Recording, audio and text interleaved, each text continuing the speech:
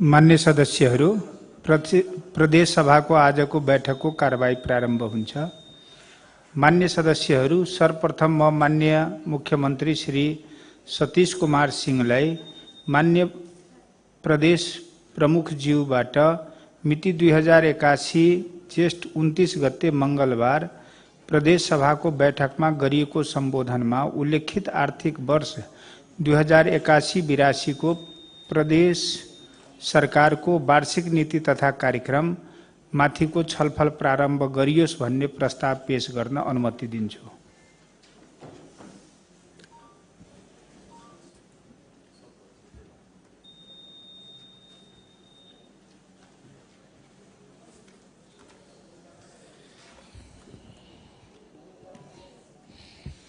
माननीय सभामुख महोदय, माननीय सभामुखज्यूको अनुमतिले प्रदेश सभा कार्य सञ्चालन नियमावली 2075 को नियम 38 बमोजिम माननीय प्रदेश प्रमुखज्यूबाट मिति 2081 जेष्ठ 29 गते मंगलबार प्रदेश सभाको बैठकमा गरिएको सम्बोधनमा उल्लेखित मध्य प्रदेश सरकारको आव 2081-82 को वार्षिक नीति तथा कार्यक्रम माथिको छलफल प्रारम्भ गरियोस् भन्ने प्रस्ताव पेश गर्दछु। धन्यवाद। मान्य सदस्यहरू, मध्य प्रदेश सरकारको आर्थिक वर्ष 2081-82 को वार्षिक नीति तथा कार्यक्रममा मान्य वीरेन्द्र प्रसाद सिंहले संशोधनको प्रस्ताव दर्ता गराउनु भएको बेहोरा जानकारी गराउँदछु। मान्य सदस्यहरू, मध्य प्रदेश सरकारको आर्थिक वर्ष 2081-82 को वार्षिक नीति तथा कार्यक्रममाथि छलफल प्रारम्भ हुन्छ। यस छलफलमा सरकारको वार्षिक नीति तथा कार्यक्रमको सीमाभित्र मात्र छलफल गर्न सकिने बेहोरा मान्य सदस्यहरूलाई जानकारी गराउँदछु।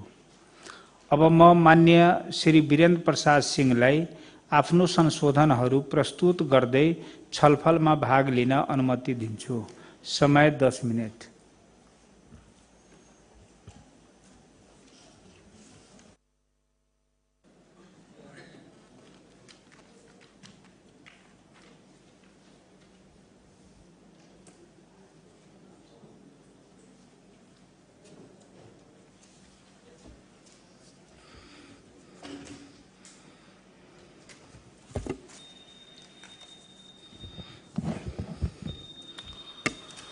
माननीय सभामुखज्यू,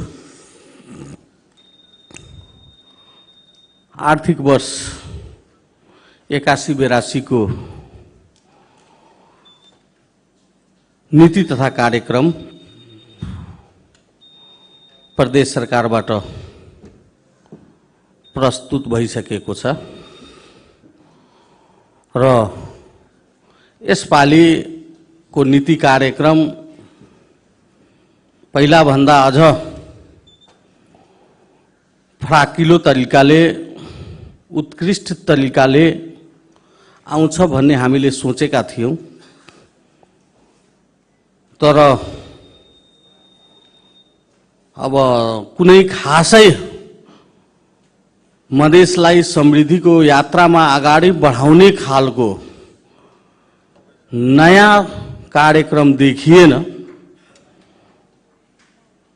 र पहिलादेखि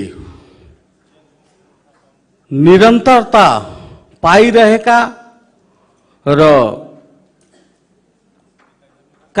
त्यो कार्यक्रमहरू कार्यान्वयनको चरणमा रहेका कार्यक्रमहरू पनि अब हतारमा आएर हो कि भूलवश छुटेको हो कि नियतवश छुटेको हो कि पहिलादेखि कार्यान्वयन प्रक्रियामा रहेका कार्यक्रमहरू पनि र त्यो एउटा यो प्रदेशको समृद्धि को यात्रामा प्रदेशलाई अगाडि बढाउने खालको कार्यक्रमहरू यसपालिको नीति कार्यक्रममा छुटेको मैले महसुस गरेँ। यस्ता कार्यक्रमहरू नछुट्नु पर्ने हो। हुन सक्छ हतारमा सरकारले ल्याएको नीति कार्यक्रममा समय अभावको कारणले पनि छुटेको होला, त्यसलाई समावेश गरेर सरकारले नीति कार्यक्रमलाई पास गरोस् भन्ने मनसायले मैले 9वटा बुन्दामा नीति कार्यक्रमको संशोधन प्रस्ताव पेश गरेको छु। बुन्दा नम्बर 101, त्यसमा के लेखिएको छ भने ज्येष्ठ नागरिकलाई प्रादेशिक जनस्वास्थ्य प्रयोगशालाबाट दिने छुटमा सहुलियत दिनेछ। 1 वर्ष पहिलादेखि 90% छुट हुँदै आएको कुरा कस्तो छुट दिनेछ, त्यसको भाषा खुलेन। 100% त 100% गरेको भए 100% छुट लेख्नुहुन्थ्यो। 90% त अलरेडी 1 वर्षदेखि मध्य प्रदेशका नागरिकले पाइरहेको छ। त्यसलाई घटाइएको हो कि त्यो अस्पष्ट हुन सकेन। र अगर घटाइएको हो भने 1 वर्षदेखि यो प्रदेशका नागरिकले पाइरहेका सेवा सुविधाबाट वञ्चित नहोस्। म त भन्छु एकदम युवा नेतृत्व अहिले हाम्रो प्रदेशमा आएको छ। उहाँहरूले 90 लाई 100 गर्नुहुन्छ, 100% छुट गर्नुहुन्छ भने मैले आशा राखेको छु।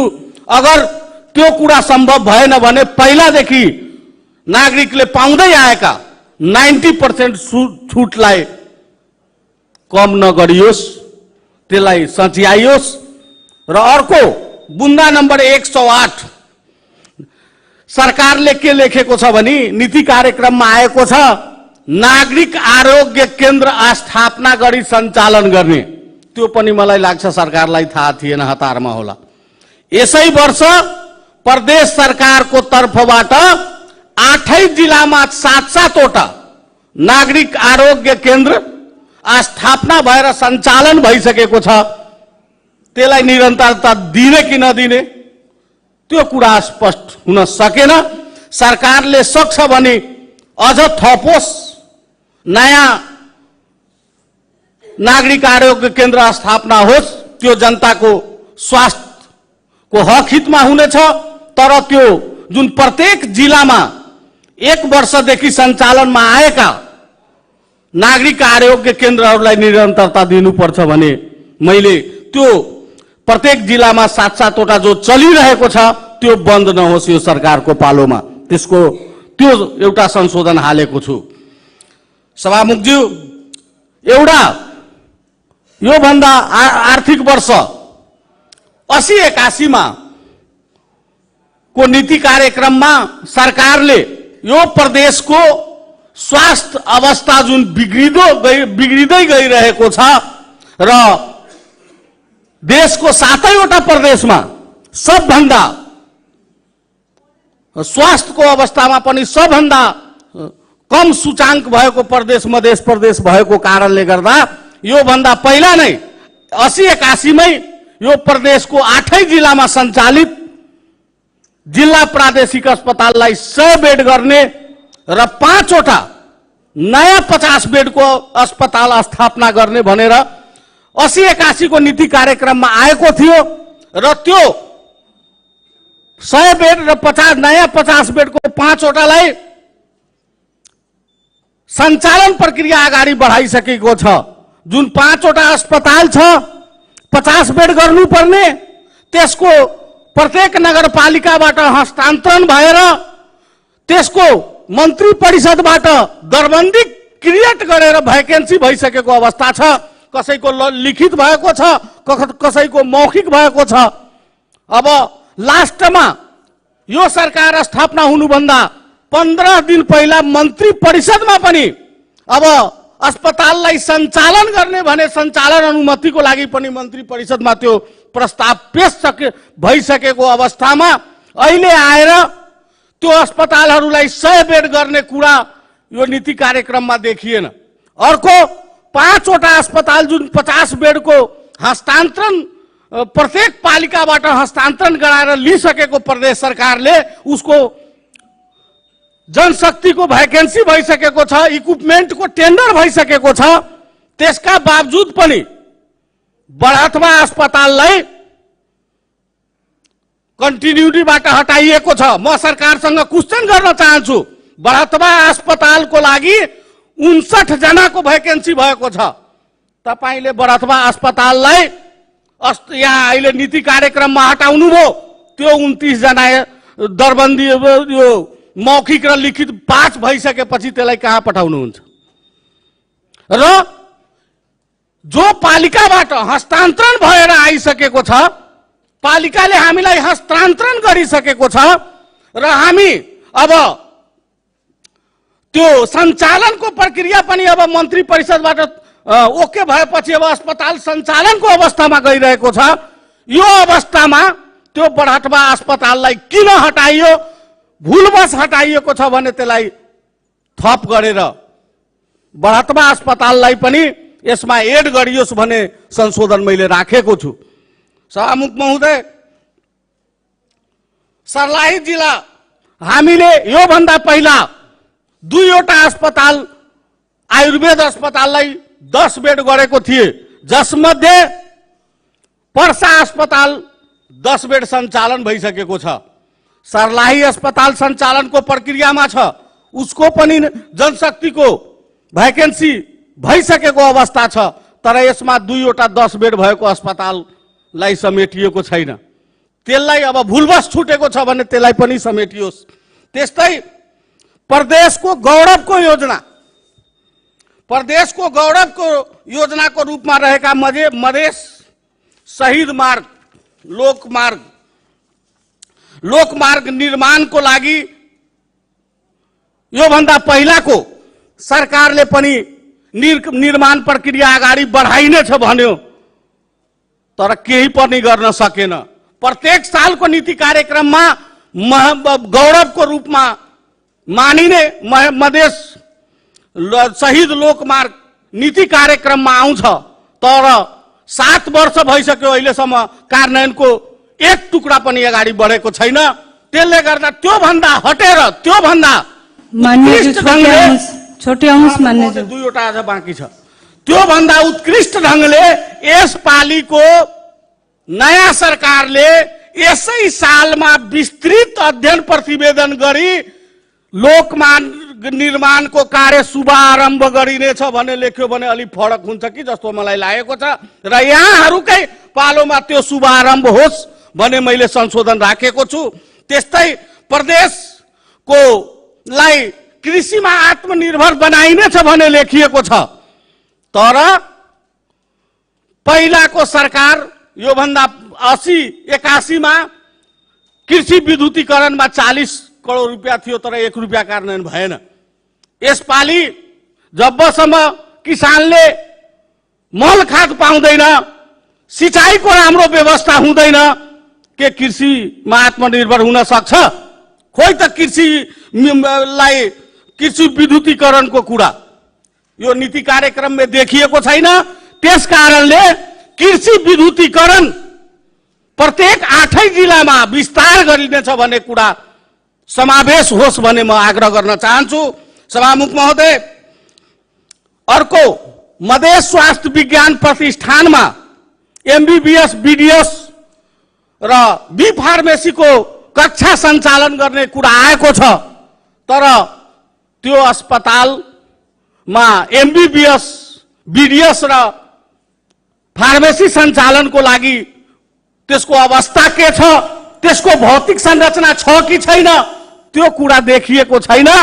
त्यस कारणले गर्दा मधेस स्वास्थ्य विज्ञान प्रतिष्ठानले अहिले मुजेलिया स्थित मणिपालको जुन भवन भाडामा लिएर सालको 25 लाख भाडामा लिएर जुन सञ्चालन गरेको छ, त्यसलाई प्रदेश सरकार माथत ल्याएर त्यसलाई यो विभिन्न कार्यक्रमहरू एमबीबीएस र बीडीएस को कार्यक्रम अगाडि बढाइयोस् भन्ने कुरा यसमा समावेश गर्न आग्रह गर्न चाहन्छु।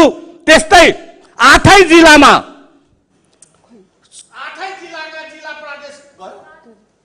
जिल्ला प्रादेशिक अस्पतालहरू बेड भइसकेको कारणले गर्दा र यहाँ अस्पतालमा जनशक्तिको अभाव भएको कारणले गर्दा 8 जिल्लाको जिल्ला प्रादेशिक अस्पतालमा मान्यज्यू तपाईँको समय सकिसकेको छ। को व्यवस्थापन गरियोस्। धन्यवाद।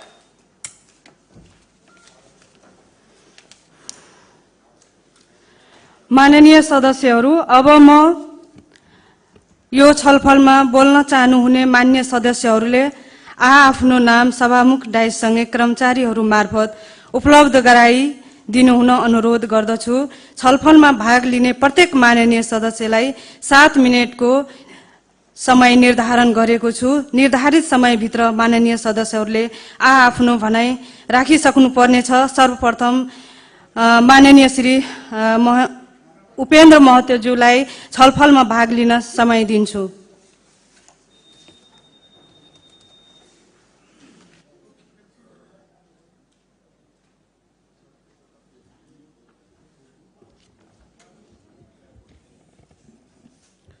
माननीय सभामुख महोदय, आर्थिक वर्ष 2081-82 को मध्य प्रदेश सरकार नीति तथा कार्यक्रम समय त थोरै छ, तर पनि म सर्टकटमा भन्न चाहन्छु। मध्य सहित लोकमार्ग निर्माण पहिला पनि मान्यजीले भनिसक्नुभयो, हरेक वर्ष आइरहेको छ तर कार्यान्वयनमा गइरहेको छैन। त्यसैले नीति कार्यक्रममा आएको चिज चाहिँ छिटो कार्यान्वयनमा जाओस्, पहिलाको सरकार भाषणमा मात्र सीमित नहोस्।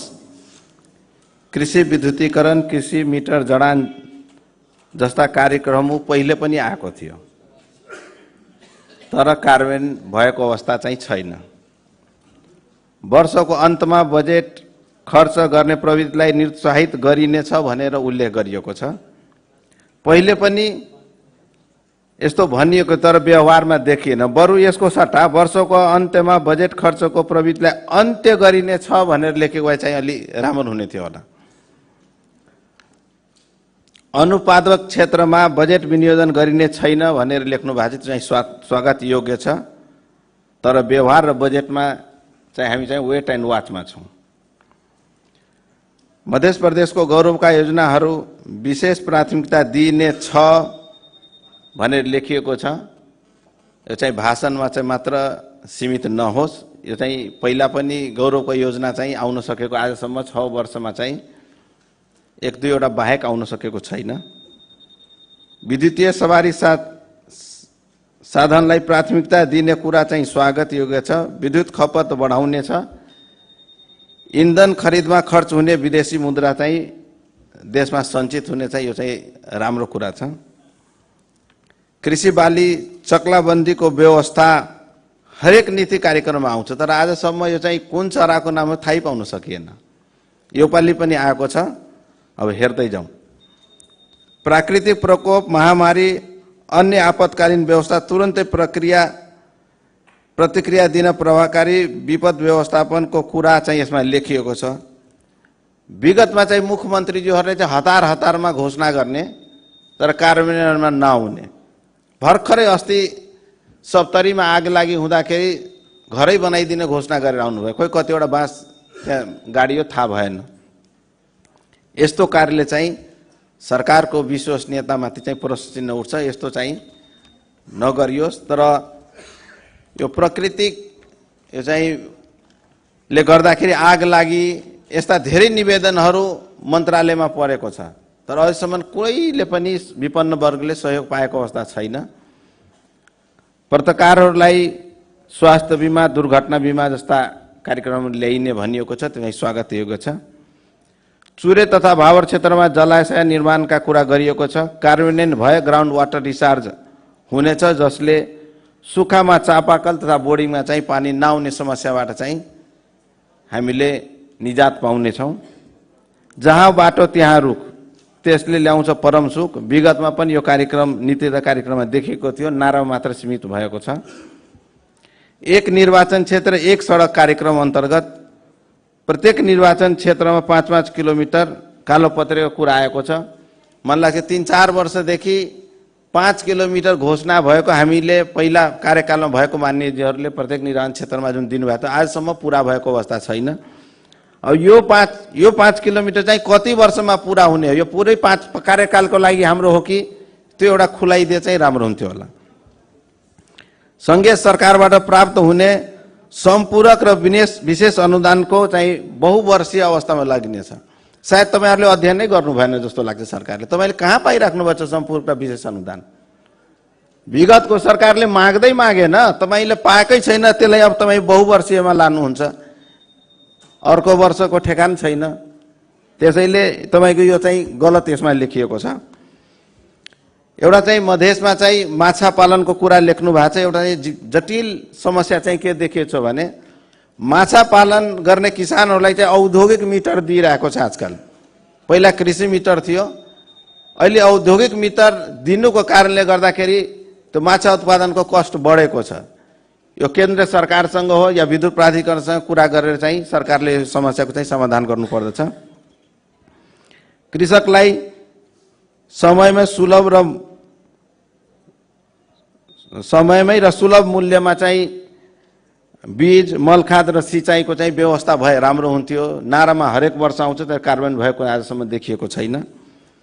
सौर्य ऊर्जाबाट सञ्चालन हुने भूमिगत सिँचाइ जडान गरिनेछ भनिएको छ। यदि यो भयो भने चाहिँ किसानहरूको उत्पादन मूल्यमा चाहिँ कमी आउनेछ, तर हुनु पर्यो। घुमौं मधेस बुझौं मधेस, यो नारा मात्र कसरी घुमाउनुहुन्छ र कसरी बुझाउनुहुन्छ यो चाहिँ समयले बताउनेछ। हात हातमा सवारी, घर घरमा रोजगारी भन्नुहुन्छ। घर घरमा तपाईले गाडी बाँड्नुहुन्छ कि के बाँड्नुहुन्छ? खोइ यो पनि कन्फ्युजनमा भयो। हात हातमा सवारी, घर घरमा रोजगारी, यो चाहिँ अलिक बुझिएन। एक निर्वाचन क्षेत्र एक नमुना विद्यालय। अस्ति हामी सभामुखको कार्यकक्षमा बस्दाखेरि हाम्रो नवनियुक्त शिक्षा मन्त्रीले बडा गौरवका साथ छाती फुलाएर भन्नुभएको थियो, तर नीति कार्यक्रममा देखिएन। सरकारमा तपाईको नचलेको हो कि खै यो चाहिँ बुझ्न अप्ठ्यारो भयो। अब म सर्टकटमा अलिकति सकाउँछु। नीति कार्यक्रममा केही छुटेका कुराहरू छ। देशमा चाहिँ खुला दिशामुक्त घोषित भइसक्यो, तर आजसम्म हाट बजारमा यो चौक चौराहामा चाहिँ शौचालय नभएको कारणले चाहिँ धेरै विकराल अवस्था छ। विद्यालयहरूमा चाहिँ एउटा संस्कृत, हामी पहिला पढ्दाखेरि पढाइ हुन्थ्यो, अहिले त बिस्तारै लोप हुँदै गएको छ। संस्कृतलाई चाहिँ अनिवार्य गर्दा चाहिँ राम्रो हुने थियो होला। विद्यालय बालबालिकाहरूलाई पनि योगको, सानै बच्चादेखि योगको अभ्यास गरायो भने त्यो राम्रो हुने थियो होला। अन्तमा यो चाहिँ तपाईको पुरा नीति कार्यक्रम, बजेट र कार्यान्वयन पक्षलाई चाहिँ मैले 3 रूपमा हेरेको छु। बच्चाहरूको इक्जाममा फर्स्ट टर्म, सेकेन्ड टर्म र फाइनल। यो चाहिँ तपाईँ 25 मार्क्सको तपाईँको इक्जाम हो। 25 मा चाहिँ 25 पाउनु भएको छ। 25 मार्क्स तपाईँको मिड टर्म, तपाईँको बजेट ल्याउँदा कति त्यसमा रिफ्लेक्ट हुन्छ त्यसमा पाउनुहुन्छ। र सबभन्दा जटिल यहाँ चाहिँ कार्यान्वयन नहुने देखिएको छ। 50 मार्क्सको चाहिँ तपाईँ कार्यान्वयन भएपछि पाउनुहुन्छ। अन्तमा यो नीति तथा कार्यक्रम बजेटमा रिफ्लेक्ट होस् भन्ने शुभकामना दिँदै बिदा हुन्छु। धन्यवाद। अब मान्य श्री सरोज कुमार यादवज्यू। राम सरोजज्यू।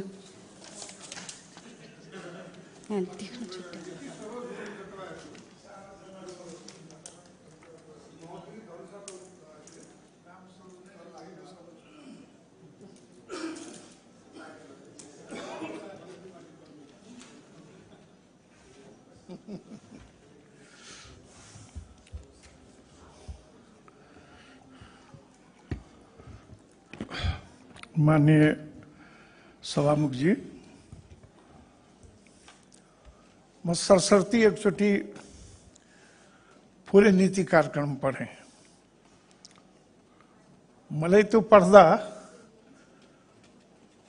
के लाग्यो भने कहीँ पनि यति राम्रो छ, केही कुराहरू छुटेको बाहेक त्यसलाई कार्यान्वयनमा लग्यो भने बजेटमा समावेश गर्यो। थोरै थोरै समावेश गर्दा पनि हाम्रो यो अहिलेको जुन विगतमा बजेट पास गर्दै आएका छौँ, 3 दोबर गर्दा पनि समावेश गर्न सकिँदैन, बजेट बनाउन सकिँदैन। धेरै महत्वाकांक्षी नीति कार्यक्रम मलाई लाग्यो। र छुटेका एउटा महत्त्वपूर्ण कुरा माननीय सभामुख मार्फत म अवगत गराउन चाहन्छु। सुरुदेखि दलित आवास योजना सञ्चालन हुँदै आइरहेको र महेन्द्र निधि विपन्न आवास योजना किन छुट्यो? यस्तो राम्रो योजना र दलितहरूको आवास बनाउन योजना धोकाले छुट्यो कि जानी जानी सोध्नुभयो कुनै महान व्यक्तित्वको नाउँमा भएकोले जानी जानी छोडेको हो कि यो समावेश गरिस् भने मेरो अनुरोध छ। मैले भनिहाले यो बजेट यो नीति कार्यक्रम सैद्धान्तिक रूपले हेर्दा बहुत राम्रो छ। मलाई खास गरी धेरै दिनपछि बोलेको पनि हुँ। A great disaster is coming in future. एउटा ठुलो डिजास्टर आउनेवाला छ यो मध्य प्रदेशमा। किनभने चुडिया संरक्षण नभएर हो, वन विनाश हुँदैछ, वनमा पिपुलको इन्क्रोचमेन्ट बढ्दैछ, जङ्गल कटानी हुँदैछ, नयाँ रुख रोप्न सकेका छैनौँ। तपाईहरुले अवगत गराउन चाहन्छु म, तपाईहरुलाई थाहा छ लास्ट इयर योभन्दा परार पनि जति ह्यान्ड पाइपहरू सुकेर गएका छन्। हाकार मच्यो मधेसमा। सबभन्दा गहिरो ठाउँ मुखियापट्टि मुसर्निया नेपालको, त्यहाँको ह्यान्ड पाइप सुक्न थाल्यो। खोलालाई हेर्नुहोस्, म केटाकेटी हुँदा राजमार्गमा हिँड्थे, स्वच्छ र सफा पानी पुल मुनि देखिन्थ्यो। अहिले हेर्नुहोस् गिट्टी बालुवा सिवा कुनै पनि खोलामा पानी छैन। एक दुईटा ठुल्ठुला खोलाहरू, बागमती जस्ता खोलाहरूमा पानी देखिन्छ। र कार्यक्रममा भनिएको छ सबै खोलालाई जोड्ने रे। यो महत्वाकांक्षी योजना जोड्ने तपाईँको क्यापेसिटी पुग्छ कि पुग्दैन? जोड्नलाई जोडेर त्यसमा पानी बग्ने हो कि गिट्टी बालुवा बग्ने हो? त्यो अवस्था छ। यसको सीधा अर्थ हो पानीको डिस्चार्ज हुँदैन, वाटर टेबल तल जाँदैछ। सरफेस इरिगेसन एक किसिमले मरिसक्यो, थोरै बाँकी छ। अब सिंचाइको लागि के प्रयोग गर्छौँ हामी? Ground water. यो पनि तपाईहरुलाई थाहा छ, यो मधेसका साथीहरूलाई गाउँघरमा डिप बोरिङ र अरू बोरिङहरू चलाउँदा सबै ह्यान्ड पाइपहरूमा पानी आउँदैन, सुकेको हुन्छ।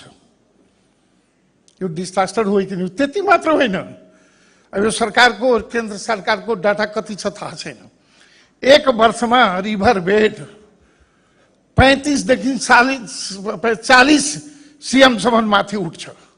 त्यो उठ्दै गयो भने बाढीको बेलामा खोलामा डिस्चार्ज हुँदैन र तटबन्ध तोडेर सैकड़ौं हजारौं बिघा जग्गाहरू बालुवाले पुरिन्छ। यो मरुभूमिकरणको उसमा जाँदैछ। खाली राम्रा कुरा लेखेर त्यसमा अमूर्त रूपमा धेरै कुराहरू छन् चुडिया संरक्षण सम्बन्धमा। म त के भन्न चाहन्छु, यो तपाईको क्यापेसिटी होइन, हाम्रो प्रदेशको क्यापेसिटी भन्दा बाहिर हो। केन्द्र, प्रदेश र स्थानीय तह को एउटा समन्वय समिति बनाएर र तीनटै पक्षले त्यहाँ लगानी गर्यो भने सम्भव हुन्छ। त्यति मात्र होइन, हाम्रो उत्तर प्रदेश र बिहारमा बाढीले त्यहाँका जनता सताउँदै गइरहेको छ, आक्रान्त छन्। बायोलेटरल कुरा गर्नुस् इन्डियन गभर्नमेन्टसँग, उसले पनि लगानी गर्छ, हामी पनि लगानी गर्छौं अनि चुडिया संरक्षण गर्छौं। किनभने अरब होइन खरबौं रुपियाँ लाग्छ चुडिया संरक्षणमा। चेक ड्याम बनाउनु पर्यो, पानीको स्टोरेसन गर्नु पर्यो, हार्भेस्ट रेन हार्भेस्टिङका कुराहरू अहिले वैज्ञानिकहरूले गर्दैछ संसारभरि। त्यो पानी भित्र रिचार्जको लागि हामी त्यस्ता कार्यक्रम ल्यायौं भने मात्रै हामी पानी खान सक्छौं। अहिले सबै पानी कृषि कार्यमा लगानी गर्यो भने भोलि पानी के खाने?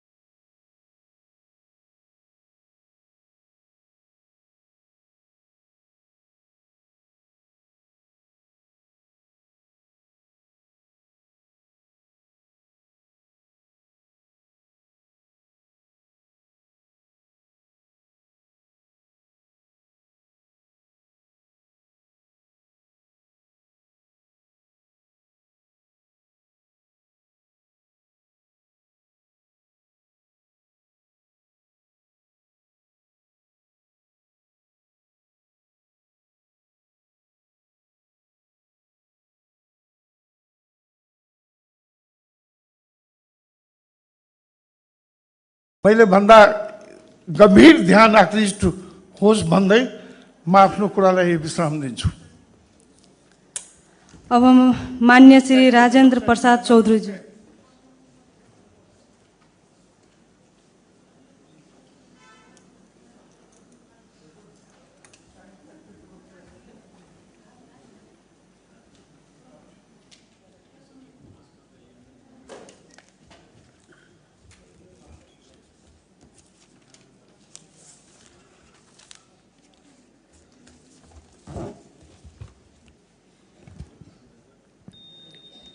मान्य सहमकज्यू, सर्वप्रथम यो नीति तथा कार्यक्रम जुन प्रस्तुत गरिएको छ त्यो मलाई लाग्छ वास्तवमा यो सरकार समय अभावले गर्दाखेरि धेरै कुरा चाहिँ समेट्न चाहँदै पनि सायद समेट्न सकेको छैन। तर जे जति कुरा समेटिएको छ त्यो चाहिँ कार्यान्वयन होस् भन्ने म चाहिँ कामना गर्दछु। अरू कुरो मैले यो नीति तथा कार्यक्रममा धेरै कुरा के अरे एउटा परम्परागत रूपमा चल्दै आएको कुरा हो, त्यो यहाँ पनि दोहोरिएको छ। र मैले चासो राखेको विषयहरूमा मैले यो पढ्दाखेरि मैले त्यो चाहिँ पाइनँ। जस्तो कि मैले पहिले पनि उठाएको थिएँ कि विगतमा यो कृषि क्षेत्रमा हामी कुरा गर्छौँ, यो कोल्ड स्टोरेज चाहिँ 5 वर्षदेखि चाहिँ परिरहेको छ, उद्घाटन भएको छ र त्यसबारेमा चाहिँ कहीँ चर्चा भएको छैन यो नीति तथा कार्यक्रममा कोल्ड स्टोरेजको बारेमा। र यो शिक्षाको क्षेत्रमा मैले सोचेको थिएँ धेरै कुराहरू नयाँ कुरा आउँछ। मैले इन्फर्मल रूपमा कुराकानी हुँदाखेरि मोडल स्कुलको बारेमा, पुस्तकालयको बारेमा सुनेको थिएँ, तर यस्ता कुराहरू कहीँ पनि मैले शिक्षाको बारेमा कहीँ पनि मैले चाहिँ मैले यो नीति तथा कार्यक्रममा मैले देखिनँ। अरू कुरो मैले यो भन्दै आएको छु पहिलेदेखि, जबसम्म दलितका बच्चाहरूलाई आवासीय विद्यालयमा राखेर पढाउँदैनौँ तबसम्म उनीहरूको बच्चा चाहिँ पढ्दैन। त्यसैले प्रत्येक निर्वाचन क्षेत्रमा एउटा दलित आवासीय विद्यालय हुनुपर्छ, त्यो नीति राख्नुपर्छ भन्ने मेरो चाहिँ मान्यता छ र त्यसअनुसार चाहिँ बजेट विनियोजन गर्नुपर्छ भन्ने म चाहन्छु। र यही पढ्दै जाँदाखेरि मैले केही कुराहरू यो उसमा चाहिँ टिपेको छु। जस्तो कि 178मा चाहिँ एउटा बाबा साहेब अम्बेडकर पार्कको चाहिँ के अरे सिराहा जिल्लामा चाहिँ पार्कको चाहिँ कुरा राखिएको छ। मेरो विचारमा बाबा अम्बेडकर साहबको सट्टामा चाहिँ सलहेसको नाम किन नराख्ने? त्यो स्थानीय सलहेस त्यहाँ फुलबारी पनि छ, त्यहाँ पार्क बनाउने ठाउँ पनि त्यो ठाउँ छ। बाबा अम्बेडकरको ठाउँमा चाहिँ सलहेस पार्क नामाकरण गरौँ, त्यो मेरो चाहिँ यहाँ चाहिँ त्यो एउटा चाहिँ ऊ छ। त्यसपछि यो 164मा चाहिँ यो भारतीय पर्यटकहरूलाई चाहिँ हामी निम्ताउन कुरा के अरे वितरण कुरा गरिरहेका छौँ।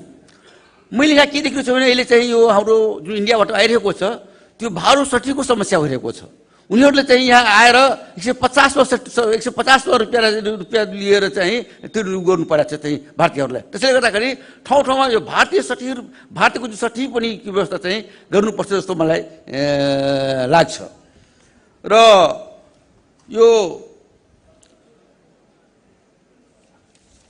मधेस सांस्कृतिक प्रतिष्ठान जुन गठन गर्ने कुरा नयाँ कुरा आएको छ जो पहिले थिएन, यो स्वागतयोग्य कुरा हो।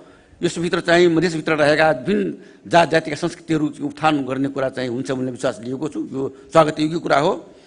र यो जहाँसम्म यो सिँचाइको कुरा छ, लाहानको खुट्टी खोलामा अलरेडी चाहिँ तपाईँको त्यो ड्याम बनिसकेको छ, त्यहाँबाट पानी निस्किन्छ, तर त्यहाँ नहरको चाहिँ व्यवस्थापन हुन सकेको छैन। त्यो नहरले गर्दाखेरि पानी निस्किन, तर यसपालि पनि पानी निस्किन सक्थ्यो, गत वर्ष तयारी छ। नगरपालिकाको त्यसमा ध्यान छैन।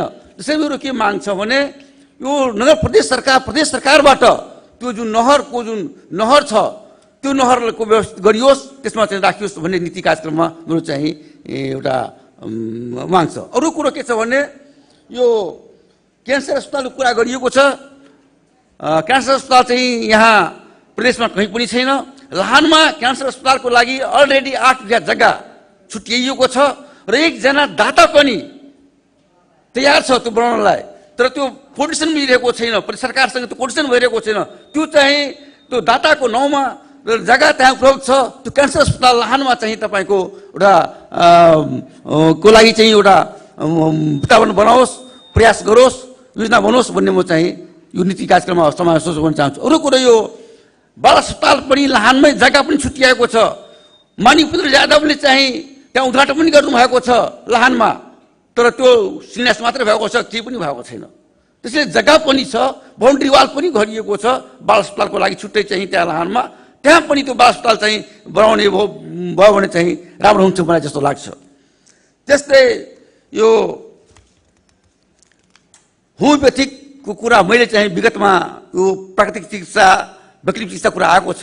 म विगत कालदेखि नै माननीय वीरेन्द्र सिंह हुँदाखेरि पनि यो कुरा उठाउँदै आएको छु। अहिलेसम्म पनि त्यो चाहिँ तपाईँको त्यो छुट्टै अलरेडी, जबकि लाग्छ मलाई मधेस प्रदेशमा छुट्टै होमियोपेथिक अस्पताल एकजना दाताले बनाइदिएको छ अब होमियोपेथिकै नाउँमा, तर त्यो विगतमा चाहिँ नगरपालिका सञ्चालन गरेको थियो, यो पनि नगरपालिका सञ्चालन गरेको छैन। प्रदेश सरकारको मातहतमा ल्याएर त्यो एउटा होमियोपेथिक अस्पताल चाहिँ जो कि न्यून खर्चमा चाहिँ तपाईँको सञ्चालन हुनसक्छ। सबभन्दा सस्तो उपचार हुने लाग्छ मलाई होमियोपेथिक पद्धति हो, जनताले गम्भीरले पाउने सुविधा होमियोपेथिक पद्धतिबाट हो, त्यतातिर पनि ध्यान दियोस् भन्ने म चाहिँ ध्यान आकर्षित गर्न चाहन्छु।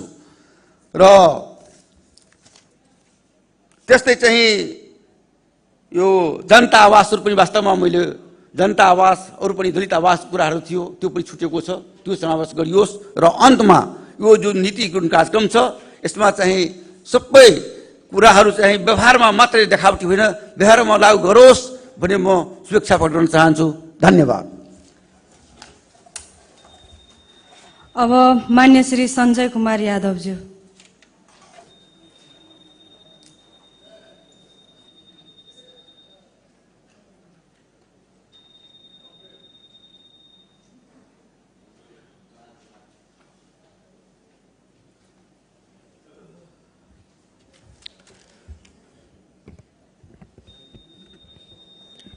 माननीय सभामुख महोदय, आर्थिक वर्ष 2081-82 के जो नीति तथा कार्यक्रम सरकार के पास समय कम होइतो हुए भी जब समय पर कार्यक्रम पेश कल गया तै के लागि सबसे पहले सरकार के हम धन्यवाद दिला चाहे छी। और खास कर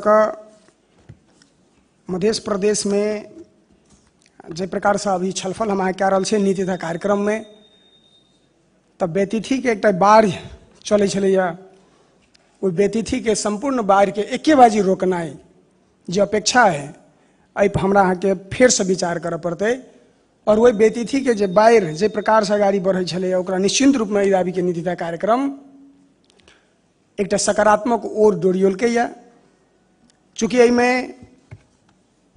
दाबी एक नया किछ बुदा सब हमरा के बीच में जे प्रकार से कृषि पर जे कार्यक्रम सब आयल, ई कार्यक्रम सबके एहि दाबी मूल रूप में सब कोई के मिलकर खास में सरकार के सहयोग कर एक कार्यान्वयन के पक्ष में सब कोई अगर सजग रहबे तो निश्चित रूप में ई नीति तथा कार्यक्रम मधेश के एक नौलो पहचान के रूप में आगाड़ी बढ़े के नीति तथा कार्यक्रम के ई दाबी के सारांश में देखल गया है।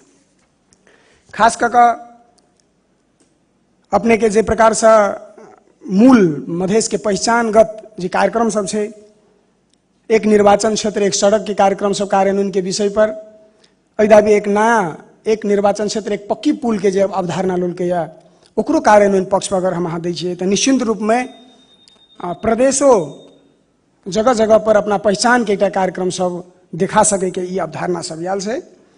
एक निर्वाचन क्षेत्र कृषि विद्युतीकरण के विषय पर जे प्रकार से अगाड़ी सरकार एक नया योजना एक नया कंसेप्ट जे लोल के या ओकरा अगर हम अहाँ निश्चित रूप में समय पर अगर कार्यान्वयन करै छियै तो किसान के बीच में एक आशा जरूर जैसे जगते कि हमरा के सिंचाई में कतो न कतो एक प्रदेश के योजना गौरव के योजना के रूप में आगाड़ी बढ़ते।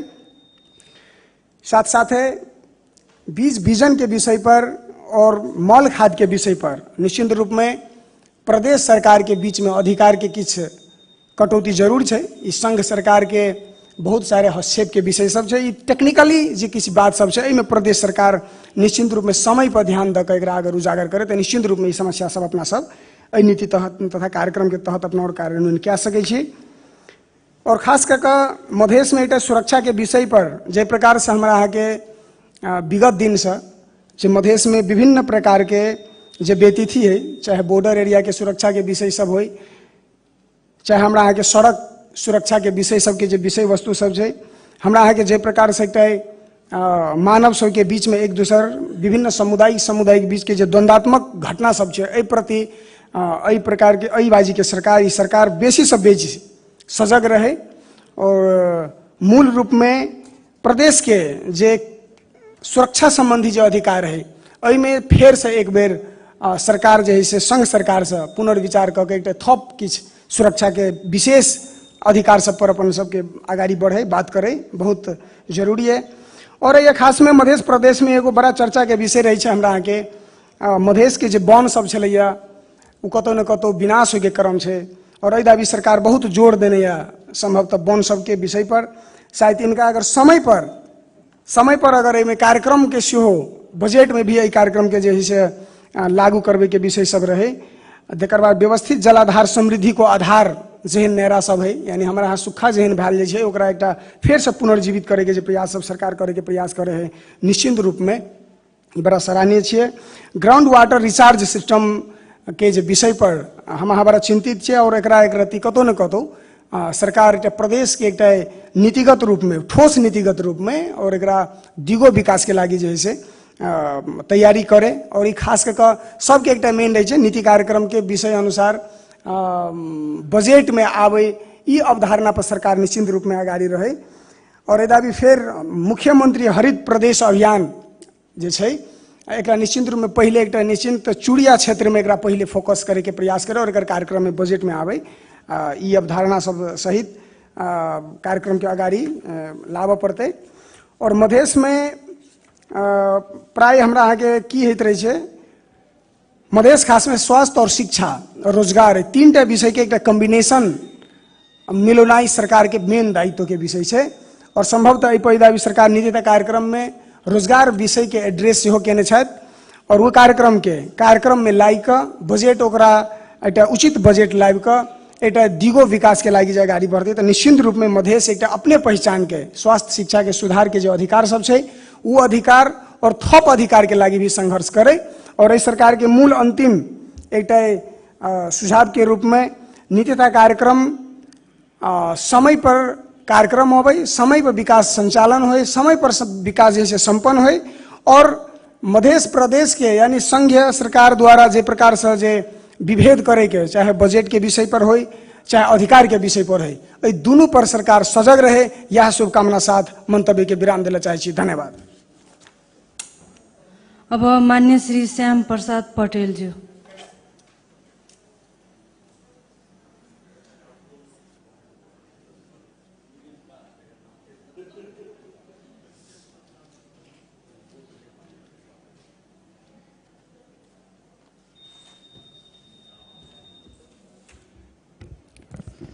माननीय सभामुख महोदय, आज हामी नीति तथा कार्यक्रममा छलफलमा उपस्थित भएका छौँ। समग्र रूपमा भन्ने हो भने अलि समयको पनि अभाव हुन सक्छ, हतारमा आएको होला। धेरै राम्रो पक्ष भए पनि केही बुन्दाहरू छुट्न गएकोमा म सरकारसँग अनुरोध गर्दछु। जसरी विगतको वर्षहरूमा मध्य प्रदेश सरकारको गौरवको योजनाको रूपमा रहेको दलितहरूको भवन निर्माण गर्ने जनता आवास कार्यक्रम नीति तथा कार्यक्रममा छुटेको छ र विपन्नको जुनसुकै जातिको समुदायको भए पनि विपन्न गरिबहरूको लागि महेन्द्र नारायण निधि विपन्न आवास योजना जुन विगतको सरकारहरूले निरन्तरता दिइरहेको थियो अहिलेको नीति तथा कार्यक्रममा छुटेको छ। हामी यो सरकारमा उपस्थित नभए पनि हाम्रो के चाहना भने यो सरकारलाई मधेसको साथीहरूले दलित विरोधी सरकारको रूपमा नहेरोस् र गरिब विरोधी सरकारको रूपमा नहेरोस्। त्यसकारणले यो जनता आवास र निधि विपन्न आवास योजनालाई निरन्तरता यो सरकारले देओस् भन्ने माग गर्न चाहन्छु।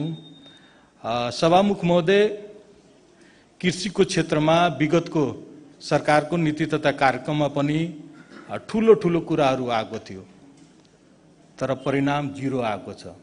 हामी सबै मान्य सदस्यहरूलाई थाहा छ, हाम्रो मध्य प्रदेश सरकारले, विगतको मध्य प्रदेश सरकारले कृषि क्षेत्रमा भन्ने हो भने केही काम गरेको छैन। नीति तथा कार्यक्रममा पनि पन्ना पन्ना भरेर आएको थियो, बजेटमा पनि थुप्रै कृषिका योजनाहरू आएको थियो। अरू जिल्लाको के हाल होला, अहिले माननीय उपेन्द्र महतोजीले भन्नुभयो पर्सामा मात्रै सीमित नहुनु होला, तर अरू जिल्लाको के हाल होला थाहा छैन। तर पर्सामा कृषिको क्षेत्रमा 0 काम भएको छ अहिलेसम्म, परिणाम 0 छ। मेरो आग्रह छ, युवा साथीहरू यो सरकारमा हुनुहुन्छ, होनहार कार्यक्षमता भएका मेहनती साथीहरू यो सरकारमा हुनुहुन्छ, तपाईहरुको सरकारको परिणाम 0 नआओस् भन्ने मेरो शुभकामना छ। त्यही पनि मधेसलाई सबल र सक्षम बनाउनलाई, जुन आर्थिक रूपले सबल बनाउनलाई जुन पर्यटन बोर्ड गठन गर्ने मनसा यो सरकारले ल्याएको छ त्यो अति सराहनीय छ। हाम्रो प्रदेश कृषिमा आश्रित प्रदेश, हाम्रो देशमा झन मधेस प्रदेश कृषिले सम्पन्न देश, कृषिमा आश्रित देश, आश्रित प्रदेशमा कृषि क्षेत्रमा खासै काम भएको छैन। कम से कम पर्यटन क्षेत्रमा काम गरेर यो प्रदेशलाई आर्थिक रूपले सफल बनाउन सकिन्छ। त्यसको लागि पर्यटन बोर्ड गर्ने जुन नीति यो सरकारले लिएको छ त्यसको लागि यो सरकारलाई धेरै धेरै धन्यवाद दिन चाहन्छु। सरकारले सकभर छोटो अवधिमा नीति तथा कार्यक्रममा धेरै कुराहरू समेटेको छ। गौरवको आयोजनाको रूपमा रंगशाला निर्माण गर्ने योजना ल्याएको छ। सबभन्दा राम्रो मध्य प्रदेशमा दर्ता भएका मिडिया हाउसहरूमा कार्यरत पत्रकार साथीहरूको दुर्घटना बीमा जुन ल्याएको छ त्यो अति नै सराहनीय छ। तपाईहरुको नीति तथा कार्यक्रममा धेरै राम्रो पक्षहरू आएको छ। त्यसमा पनि झन् यो एक निर्वाचन क्षेत्रमा एउटा पक्की पुल निर्माण गर्ने जुन अवधारणा आएको छ त्यो पनि सकारात्मक रूपले मैले लिएको छु। झन् अरू समग्र रूपमा नीति तथा कार्यक्रम जुन हिसाबले आएको छ मेरो शुभकामना छ त्यही हिसाबले बजेट पनि निर्माण होस् र कार्यान्वयन पनि त्यही हिसाबले होस्। यो भएपछि लाग्छ हामी पनि यो संघीयताको जननी मध्य प्रदेशको हामी पनि जनप्रतिनिधि हो, प्रदेश मान्यहरू हो, हामीलाई पनि अनुभूति हुन्छ हाम्रो प्रदेशमा पनि सरकार छ। विशेष गरी मैले कृषि क्षेत्रमा किन भनेको हो भने अहिले पनि नीति तथा कार्यक्रममा कृषि क्षेत्रमा थुप्रै कुराहरू राखेको छ। हाम्रो मध्य प्रदेशको किसानहरूलाई समयमा बिउ बिजन उपलब्ध हुँदैन। हाम्रो मध्य प्रदेशको किसानहरूलाई सिंचाईको पानी उपलब्ध हुँदैन। हाम्रो मध्य प्रदेशको किसानहरूलाई खाद उपलब्ध हुँदैन। थुप्रै मान्यजीहरू हुनुहुन्छ यहाँ उपस्थित सम्पूर्ण मान्यजीहरूलाई तपाईहरुलाई थाहा छ आफ्नो आफ्नो क्षेत्रको निर्वाचन क्षेत्रको साथीहरू किसान साथीहरूको पीडा कति दुखदायी स्थितिमा हाम्रो किसानहरू गुजिरहेका छन्। तैपनि हामी कृषि क्षेत्रमा खासै ध्यान दिएका छैनौं। विगतको सरकारको शिक्षा तथा संस्कृति मन्त्री माननीय प्रमोद जायसवालजीले आफ्नो मन्त्रालयबाट केही शैक्षिक क्षेत्रहरूको कुरा गर्नुभयो, अधुरै विद्यालय निर्माण गर्ने कुरा गर्नुभयो। मध्य प्रदेशमा पर्यटन क्षेत्रको बारेमा सांस्कृतिक र धार्मिक पर्यटन क्षेत्रको बारेमा संकलन गर्नुभयो। मेरो आग्रह छ अहिलेको शिक्षा मन्त्रीले त्यो योजनालाई कार्यान्वयन गर्नुहोला। नीति तथा कार्यक्रममा नआए पनि बजेटमा समावेश गर्नुहोला। विशेष गरी मेरो फेरि आग्रह छ यो सरकारलाई सभामुखजीको मार्फतले कि कृषि क्षेत्रमा विशेष गरी ध्यान दियोस्। हाम्रो गाउँ घरको स्थिति यस्तो छ सभामुख महोदय, सबै ह्यान्ड पाइपहरू सुक्न गएको छ। विगतको सरकारलाई पनि हामी जिल्लामा मिटिङ गर्यौं, आएर डेली पर्सा जिल्लाको साथीहरूले आएर डेलिगेसन दियौं, ज्ञापन पत्र बुझायौं, जिल्लाबाट निर्णय गरेर बुझायौं। त्यो सरकारले खासै त्यसप्रति ध्यान दिएको देखिएन। माटोको स्तर पानीको मात्रा सुक्दै गएको छ। माटोलाई पानीको स्तर रिचार्ज गर्न अति आवश्यक भइसक्यो सभामुख महोदय। जबसम्म हामी कृषिको कुरा गर्दैछौं, हामी विद्यालय शिक्षाको कुरा गर्दैछौं, हामी स्वास्थ्यको कुरा गर्दैछौं, हाल यो भइसक्यो कि हाम्रो साथीहरूलाई खाने पानी पुग्न सकिरहेको छैन। थुप्रै गाउँको अहिले हामी विगतको दिनमा पहाडमा हेर्थ्यौं साथीहरू डोको लिएर अन्त अन्त गाउँबाट पानी लिएर आउँथे। त्यो स्थिति अहिले हाम्रो मधेसमा देख्न थालेको छ। सबै ह्यान्ड पम्पहरू सुक्न थालेको छ। सरकारलाई खासै त्यतातिर ध्यान छैन। त्यसैले सभामुख महोदय, म यो सरकारलाई आग्रह गर्न चाहन्छु, नीति तथा कार्यक्रममा जेसुकै आए पनि माटो रिचार्ज गर्ने व्यवस्था सरकारबाट होस्। बजेटमा ल्याउँदाखेरि कसरी खाने पानीको सुगम रूपले खाने पानीको व्यवस्थापन गर्न सकिन्छ त्यतातिर सरकारको ध्यान जाओस्। यतिकै बजेट समग्र रूपमा 100% नदिए पनि 99% यो नीति तथा कार्यक्रमलाई मेरो समर्थन रहँदै यो कार्यान्वयन होस्, बजेट यसै हिसाबले आओस् र कार्यान्वयन होस् भन्ने शुभकामनाका साथ बिदा हुन्छु। धन्यवाद। जय नेपाल। अब मान्य श्री जनार्दन सिंह छेत्रीज्यू।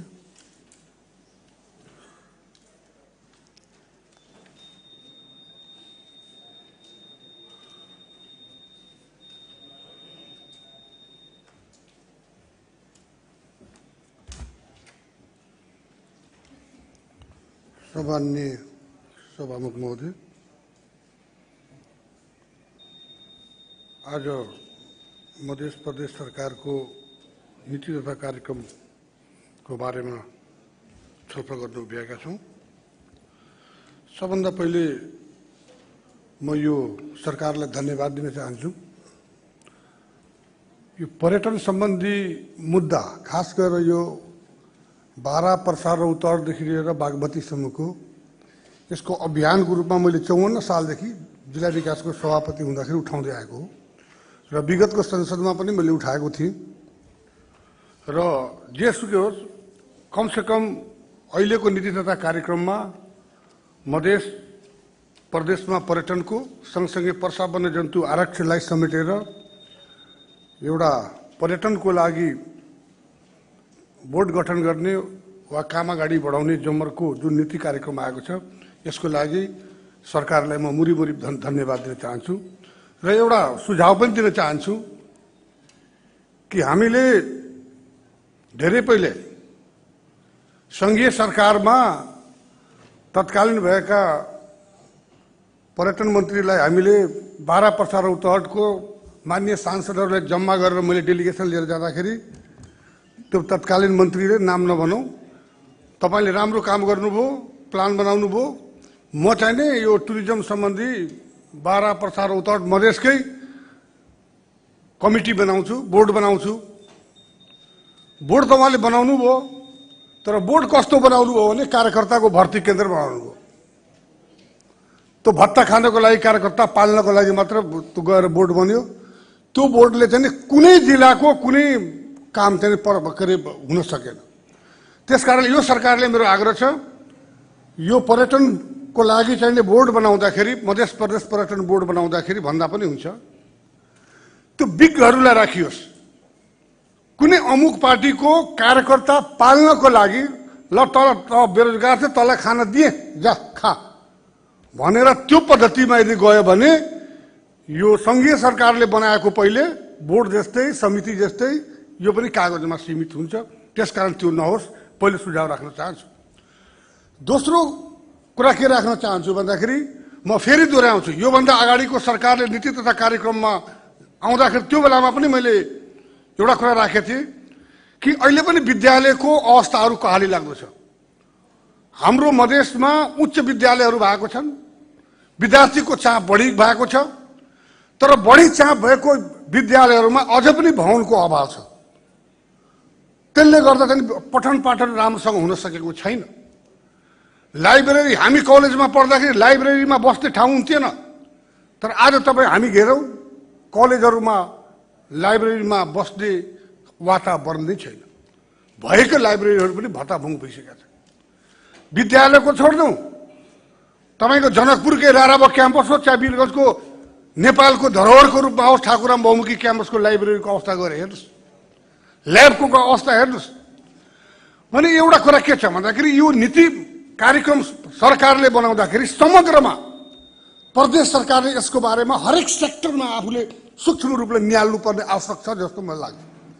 त्यसको लागि कुनै पनि पार्टीको सांसदले आएर यहाँ बोल्नुपर्ने कुनै चाहिँ प्रदेश स्तरीय धरोहरको कुरामा, चाहे एजुकेसनको सेक्टरमा होस्, चाहे टुरिज्मको सेक्टरमा, चाहे भौतिक निर्माणको सेक्टरमा होस्, त्यो चाहिँ हुनु हुँदैन।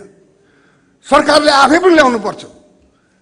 मैले सुन्छु जनकपुरको मेरो कलिग साथीहरू, विद्यार्थी राजनीति गरेका साथीहरू, उहाँहरूबाट हामी सुन्छौँ राराबा क्याम्पसको अवस्था कसो छ, कहाली लाग्दो अवस्था छ।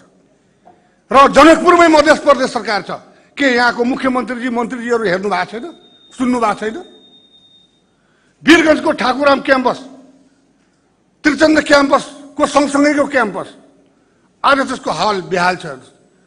विद्यार्थीको चाप बढेको छ, इक्जामिनेसन दिने हल नभएको हुनाले त्यहाँबाट अन्य जिल्लामा, कलैयामा, सिमरामा लगेर विद्यार्थीहरूलाई पठाइन्छ, जसको कारण गत वर्षमा वीरगञ्जबाट विद्यार्थी चाहिँ सिमरा इक्जामिनेसन दिन जाँदाखेरि मोटरसाइकल दुर्घटना भएर एउटा विद्यार्थीको ज्यान गएको छ। के हामी यो प्रति गम्भीर हुनु पर्दैन? मध्य सरकार गम्भीर हुनु पर्दैन? त्यसको लागि वीरगञ्जको सांसद वा बाराको वा कुनै जनकपुरको सांसदले बोल्नै पर्छ। अनि सरकारको चाहिँ आफ्नो सूक्ष्म नीति खोइ त। त्यस कारण चाहिँ यो कलेजहरू जुन मधेसको धरोहरको रूपमा रहेको छन्, सबै जिल्लाबाट पढ्न जान्छन्, त्यसको लागि चाहिँ सरकारले यथेष्ट बजेट छुट्याउनु पर्यो। र विगतमा हामीले उठाएको नमुना विद्यालय, अघि पनि कुरा उठाएको छ, मैले योभन्दा पहिले नीति कार्यक्रमको गएको सरकारको बेलामा पनि उठाएको थिएँ, कमसेकम मिनिमम एउटा प्रदेशमा एउटा नमुना विद्यालय तपाईँहरू चाहिँ नीति कार्यक्रममा ल्याउनुहोस् कि त्यहाँबाट पनि एउटा सूत्रपात होस्। त्यस्तै गरेर तपाईँको म यो सरकार भनेको चाहे अहिलेको नेतृत्व गर्ने मुख्यमन्त्रीजी हुन्, चाहे यो भन्दा पछि आउने मुख्यमन्त्री हुन्, चाहे यो भन्दा पहिलेका मुख्यमन्त्री हुन्, सरकारले गरेको कमिटमेन्ट भनेको कमिटमेन्ट इज कमिटमेन्ट। यो भन्दा अगाडिको सरकारले ठोरीमा र रामभवी भट्टामा गएर क्याबिनेटको मिटिङ राखेर र त्यहाँको विकासको लागि मैले सुने अनुसार 3-3 करोड हो कि 4-4 करोड मुख्यमन्त्री सहितको मन्त्रीमण्डलले घोषणा गरेको, तर अहिले सुको पाएनन्। हामी जाँदाखेरि हामी त्यहाँको मान्छेले गाली गर्छन्, लाज लाग्दैन? कुनै सरकारले घोषणा गरेको होस्, सरकार त सरकार हो नि, व्यक्ति फेरिन्छ।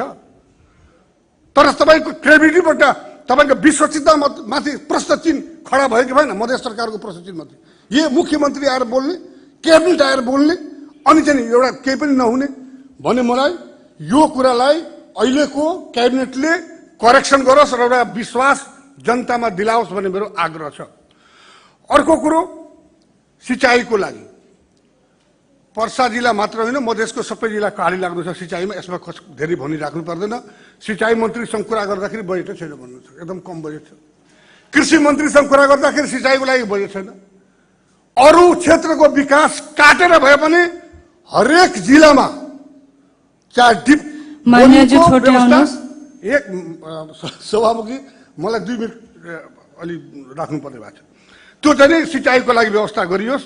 त्यो अरू शीर्षक काटेर भए पनि हाम्रै विकास बजेट काटेर भए पनि गर्ने चाहिँ अनि खानेपानीको बारेमा मलाई एउटा के भन्छ भने यो चापाकल हालेर मात्र खानेपानीको समस्या समाधान हुनुलाई छैन। भएको चापाकल पनि सुकिसक्यो, सुक्ने अवस्थामा छ। त्यसकारण सरकारले मझ्याउला खानेपानी व्यवस्था ल्याउनु पर्यो। कस्तो भन्दाखेरि 25 घर 30 घरको बिचमा एउटा ट्याङ्की राख्ने, 10,000 लिटरको ट्याङ्की राख्ने, तीबाट चाहिँ 50 घरमा खानेपानीको सप्लाई गर्ने। यो धारा गाड्नुभन्दा त्यो फ्रुटफुल हुन्छ, त्यो लाभदायक हुन्छ। र जलस्तर तल जानबाट रोक्नको लागि हरेक गाउँपालिका, हरेक वार्डमा एलानी जग्गा पर्तीहरू छ, त्यसमा सिमसार क्षेत्रको बनाउने व्यवस्था होस् कि पानी रिजर्भ पानी राखोस्, ताकि रिचार्ज जमिन रिचार्ज भए पनि खानेपानी आउँछ। त्यो गरे भने यो सिँचाइको समस्या समाधान हुन्छ, खानेपानीको पनि। र अर्को लास्टमा भन्छु, अब धेरै थियो, अब प्रविधि हस्तान्तरण। हामी सरकारले नीति कार्यक्रम ल्याएको छ, गाउँ गाउँमा रोजगारको कुरा ल्याएको छ, तर भएको जस्तै कुम्हालेले माटाको भाँडा बनाउँछन्, हातले बनाउँदाखेरि धेरै प्रब्लम छ। आजकल लेटेस्ट टेक्नोलोजी आइसकेको छ, तपाईँको हरेक भाँडा बनाउनको लागि चाहिँ मसिनबाट टक बनाउँछ। त्यस कारणले त्यो कुम्हालेहरूलाई प्रविधि हस्तान्तरण गर्ने कार्यक्रम मध्य प्रदेश सरकारले ल्याओस्। त्यो माटाको भाँडा बनाउने र सकेसम्म संसदबाटै सचिवालयबाट चिया खाँदाखेरि माटाको भाँडा प्रयोग गर्ने चाहिँ हामीले घोषणा गरौँ कि यहीँबाट सुरुवात गरौँ कि रोजगारको एउटा व्यवस्था होस्। त्यस्तै गरेर अरू हुन्छ तपाईँको बाँसको टोकरी बनाउने, पहिले हाम्रो मुज भन्थ्यो, मधेसमा मुज भन्छ, अरू नेपालीमा त्यसले मलाई आएन एप्रोप्रिएट वर्ड त्यसको। त्यसबाट ढक्की बनाउने, इत्यादि बनाउने, त्यसको पनि नयाँ प्रवृत्ति आइसकेको छ। विदेशमा सप्लाई हुन्छ। अहिले हाम्रो केही गाउँपालिकाले गरेका छन्, सप्लाई दिन सकिरहेको छैनन्। त्यस कारणले र अन्तमा अब समय सकिएको छ मान्यज्यू। धन्यवाद। अन्तमा चाहिँ यो पुलको कार्यक्रम र पिचको कार्यक्रम तपाईँहरूको कार्यक्रममा यथाशीघ्र कार्यान्वयन होस्। अहिलेसम्म 5 किलोमिटर बनेको छैन, यो पुलको पनि कथा त्यही नहोस्। धन्यवाद। जय नेपाल। अब मान्य श्री लखन दास तत्माज्यू।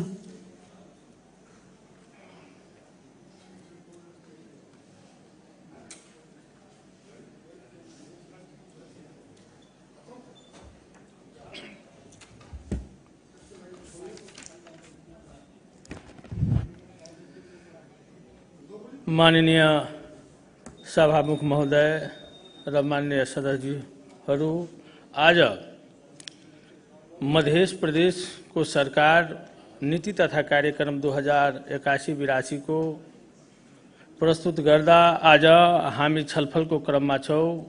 वास्तवमा यो सरकारले ल्याएको नीति तथा कार्यक्रम सानो समयमा बड़ा मेहनत के साथ धेरै कुराहरू यहाँ ल्याइएको छ, जसको कारणले आज मध्य प्रदेशको जनता उत्साहित भएको अवस्था छन्। जस्तै विगतमा हामी एकचोटि नीति तथा कार्यक्रम हेर्यौं, त्यसमा फोटोकपी जस्तो हाम्रो पाइयो, त्यो भन्दा पहिलाको जस्तो फोटोकपी गरेको पाइयो। तर यो सरकारले थोरै समयमा जनतालाई उत्साहित उच्च मनोबलको साथ आउने दिनमा राम्रो यो सरकार गर्छ भन्ने त्यस्तो तपाईको नीति तथा कार्यक्रम छ। र नीति तथा कार्यक्रम भनेको वास्तवमा मध्य प्रदेशको चौतर्फी विकास गर्नको लागि ल्याइएको एउटा डायग्राम हो, एउटा योजना हो भन्ने हामीलाई बुझ्नुपर्छ भन्ने मेरो बुझाइ हो।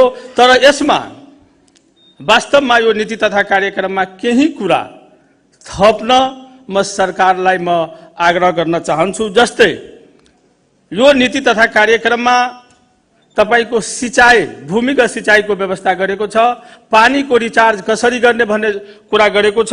त मेरो बुझाइ के छ भन्दाखेरि तराईका मधेसमा दिन प्रतिदिन वर्षा नपरेको कारणले, यो प्रचण्ड गर्मीको कारणले वा प्राकृतिक अनुकूलताको कारणले दिन प्रतिदिन पानीको लेभल घट्दै गएको अवस्था छ सभामुख महोदय।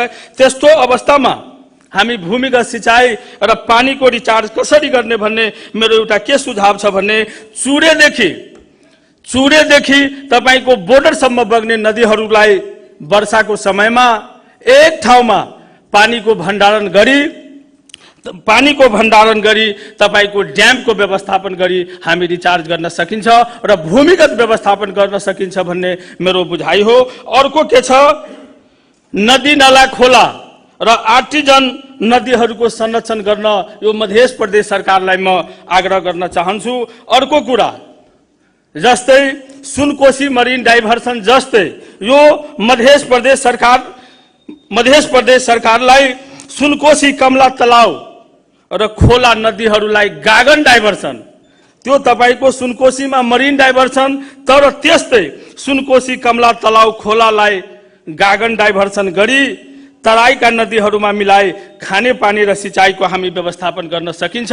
त्यसको लागि मध्य प्रदेश सरकारले केन्द्र सरकारसँग आग्रह र पहल गर्नुपर्छ भन्ने मेरो बुझाइ हो। अर्को कुरा, तपाईको यो नीति तथा कार्यक्रममा उद्योग र व्यवसायीकरणको कुरा गरेको छ सभामुख महोदय कि विदेश गएका हाम्रा युवाहरूलाई यदि विदेशबाट फर्कियो भने विभिन्न किसिमको सिप र स्किलको आधारमा हामी रोजगारी सृजना हाम्रै देशमा गर्ने भन्ने कुरा गरेको छ।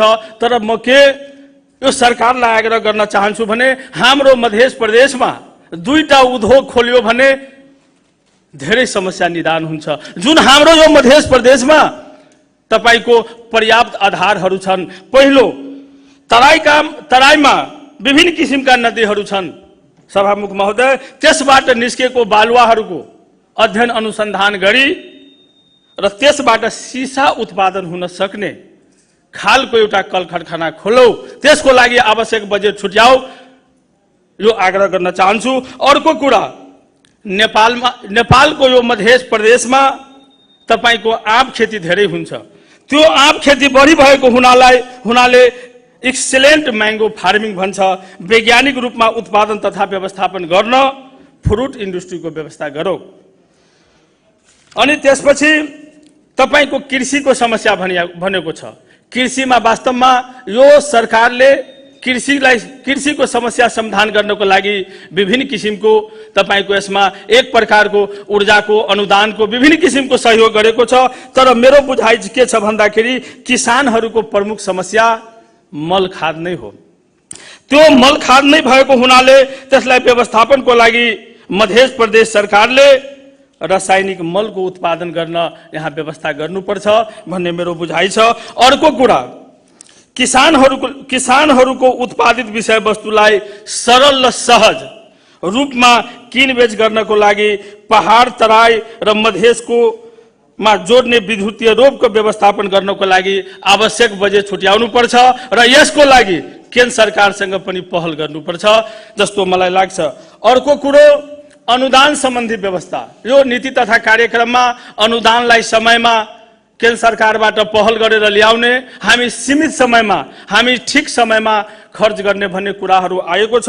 तर म त्यसमा के सरकारसँग आग्रह गर्न चाहन्छु कि यो सशस्त्र अनुदान बजेटको वितरण गर्दाखेरि सम्बन्धित निर्वाचित क्षेत्रको प्रदेश सांसद र समानुपातिक सांसद र अन्य सरकारवाला निकायहरूसँग छलफल विचार विमर्श गरी र योजनाको आधारमा छनौट गर्नुपर्छ भन्ने सरकारलाई म आग्रह गरे। अर्को कुरो, यहाँ पर्यटनको बारेमा, पर्यटनको व्यवस्थापन कसरी गर्ने भन्ने कुरा यसमा आएको छ। तर पर्यटनको वास्तवमा यो जानकी मन्दिरलाई विशेष धार्मिकको रूपमा स्थापित गरेर यहाँ जनकपुरमा भारतको अन्य देशको आउँछ सभामुख महोदय, तर एक दिन जनकपुरमा बस्न चाहदैन। त्यो किन बस्न चाहदैन? यहाँ शौचालय राम्रो छैन, त्यसको व्यवस्थापन राम्रो छैन। त्यो अलावा यो सरकारलाई म आग्रह गर्न चाहन्छु कि त्यो अलावा त्यो पर्यटकहरूको बसाइको लम्ब्याउनको लागि हुन्छ एउटा हेल्थ टुरिज्म हुन्छ। हेल्थ टुरिज्म रिफ्रेश सेन्टरको व्यवस्था गरौँ। त्यो पर्यटकहरूलाई अनिवार्य 5 दिन 7 दिन यहाँ बस्नै पर्छ। त्यसलाई के भनिन्छ भने हेल्थ टुरिज्म हुन्छ नि, ट्रिटमेन्ट औषधि उपचार, त्यस्तो गर्नुपर्छ। यो सम्पूर्ण कुराहरूको म यो सदनमा, सम्मानित सदनमा आग्रह गर्दै यो सरकारलाई यो छिटोभन्दा छिटो होस् भनेर म आफ्नो भनाइ यही समाप्त गर्न चाहन्छु। धन्यवाद, नमस्कार, लाल सलाम। अब मान्य श्री मनोज कुमार सिंहज्यू।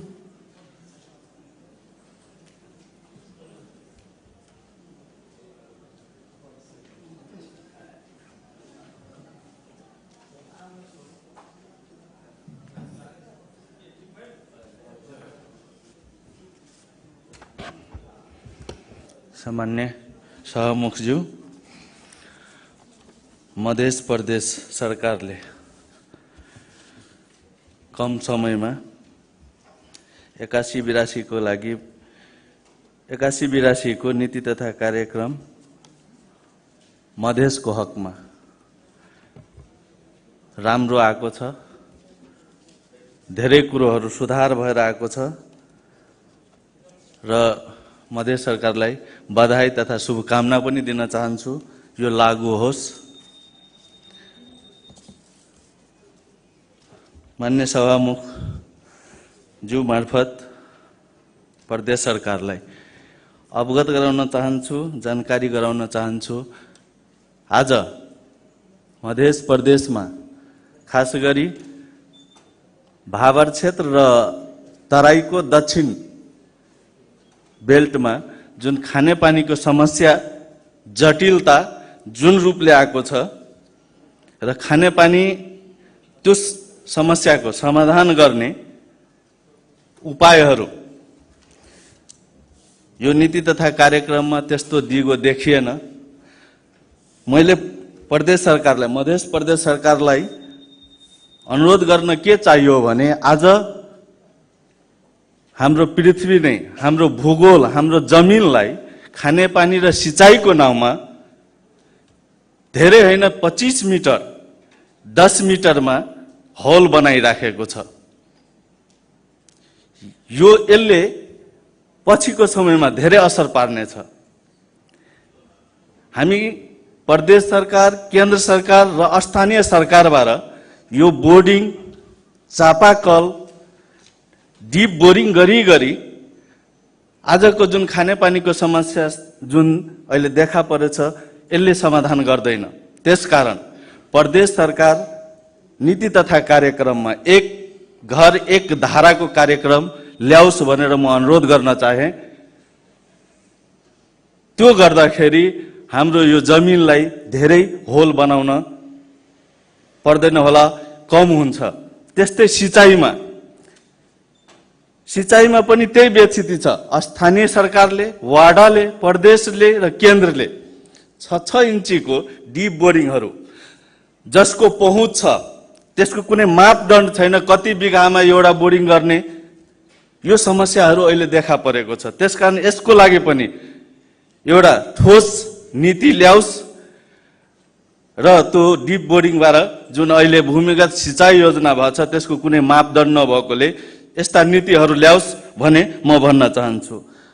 अनि सबभन्दा बिजोग र भोलिको दिनमा साह्रै नै अप्ठ्यारो यो मध्य प्रदेशलाई मरुभूमि बनाउने जुन खेल भइरहेको छ, यो षड्यन्त्रपूर्वक भइरहेको छ कि नेतबस भइरहेको छ कि यो चुडे होइन भावर, चुडे भन्दा तल भावर उत्खनन भइरहेको छ। सभामुख महोदय, यो भावर उत्खनन भएको कारणले पनि तराईमा मरुभूमिको समस्या आउने नै हो। यसमा पनि एउटा ठोस नीति आओस् प्रदेश सरकारबाट, यो भावर जोगाउने, चुडे जोगाउने त छँदैछ, हामीले नीति तथा कार्यक्रममा भावर जोगाउने कुरा मैले कतै देखिएन। यसमा पनि ध्यान जाओस् सरकारको। दोस्रो कुरो, वर्षेनी हाम्रो लाखौं बिघा मध्य प्रदेशको जमिन मरुभूमि भइरहेको छ खोला नालाले। त्यसमा पनि जग्गै भएन भने हामी कृषिको सपना कहाँबाट हेर्ने? त्यसकारण यो नदी नियन्त्रणमा विशेष जोड जाओस्, यो बजेटमा विशेष बजेट छुट्याओस् भनेर मैले सरकारसँग अनुरोध गरेँ। र खास गरी कृषिको कुरा आउँदाखेरि हामीले पहिला पनि मैले धेरै कुरा गरेको थियो। हामीसँग कृषि मन्त्रालय छ, कृषिमा हामीले सबैले कृषिको विषय उठाइरहेको छु, तर हामीले पहिचान के गर्यो त आजसम्म? मध्य सरकारले कुन भूभागमा के लगाउने, त्यसको ठोस योजनाहरू के ल्याइयो त? कमसे कम यो सरकारले पोकेट एरिया कुन ठाउँमा, कुन भूगोलमा के गर्दाखेरि कृषिमा बढी फन्डको हामी हान्न सक्छौँ, कृषि उत्पादन बढी लिन सक्छौँ, त्यस्तो पोकेट एरियाहरू बनाओस्। यो प्रदेश सरकारसँग मेरो यो पनि अनुरोध छ। साथै अहिलेको नीति तथा कार्यक्रम स्वागत योग्य छ। म धन्यवादको साथसाथ शुभकामना पनि दिन चाहन्छु। यो सफल होस् र हुने नै छ। तपाईहरूले ल्याउनु भएको, हाम्रो यो विगतमा ल्याउनु भएको सरकारहरूले नीति तथा कार्यक्रम ल्याउनुहुन्छ, पढ्ने बेलामा नीति तथा कार्यक्रम प्रस्तुत हुने बेलामा बडो मजा आउँछ, तर त्यसको कति % काम भएको छ विगतमा? यो सरकारसँग मैले थोरै अनुरोध गरेँ। त्यो विगतका कुराहरूलाई पनि स्मरण गर्दै तपाईहरूले ल्याउनु भएको नीति तथा कार्यक्रममा केही फरक होस्, पर्सेन्टेज बढोस्, यति भन्दै तपाईहरूलाई फेरि यो मध्य प्रदेश सरकारलाई सभामुख मार्फत शुभकामना बधाई दिँदै आफ्ना शब्दलाई यही विराम दिन्छु। धन्यवाद। मान्य श्री माला कुमारी कर्णजू।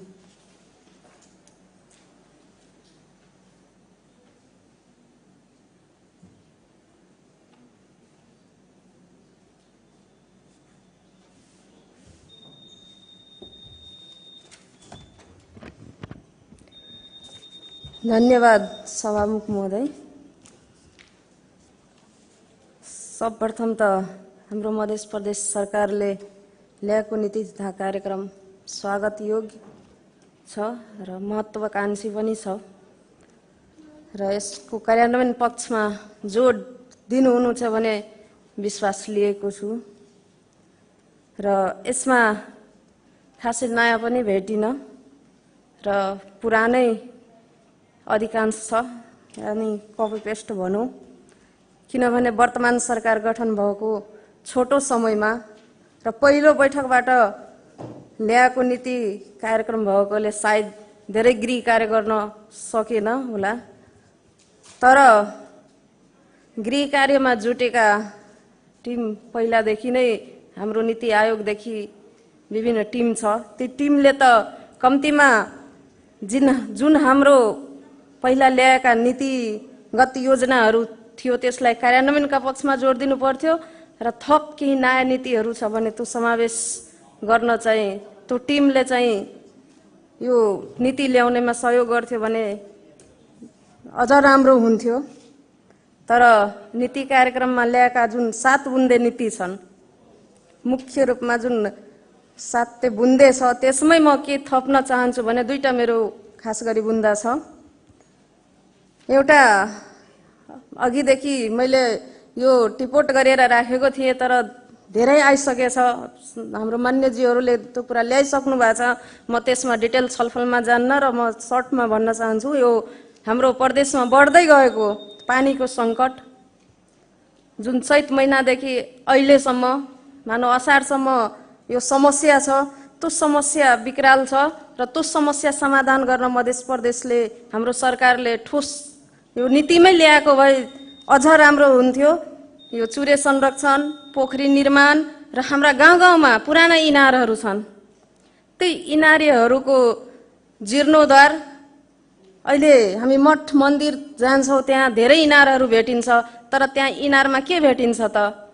त्यो पानीको बोतल, चप्पल, पन्नीको प्लास्टिकको टुक्राहरू, त्यो त्यस्ता इनारहरूलाई अलिक सफा गर्न सक्यो, जीर्णोद्धार गर्न सक्यो भने सायद हामीले पानीको संरक्षण गर्न सक्छौँ र यो आकाशे पानी जुन छ जो हाम्रो घर आँगनमा आउँछ त्यसलाई सञ्चितीकरण गरेर त्यसलाई व्यवस्थापन गर्न सक्यो भने केही हदसम्म हामी पानीको समस्याबाट चाहिँ मुक्त हुन्छौँ कि र यसका ठोस नीति ल्याउन म आग्रह गर्दछु सरकारसँग।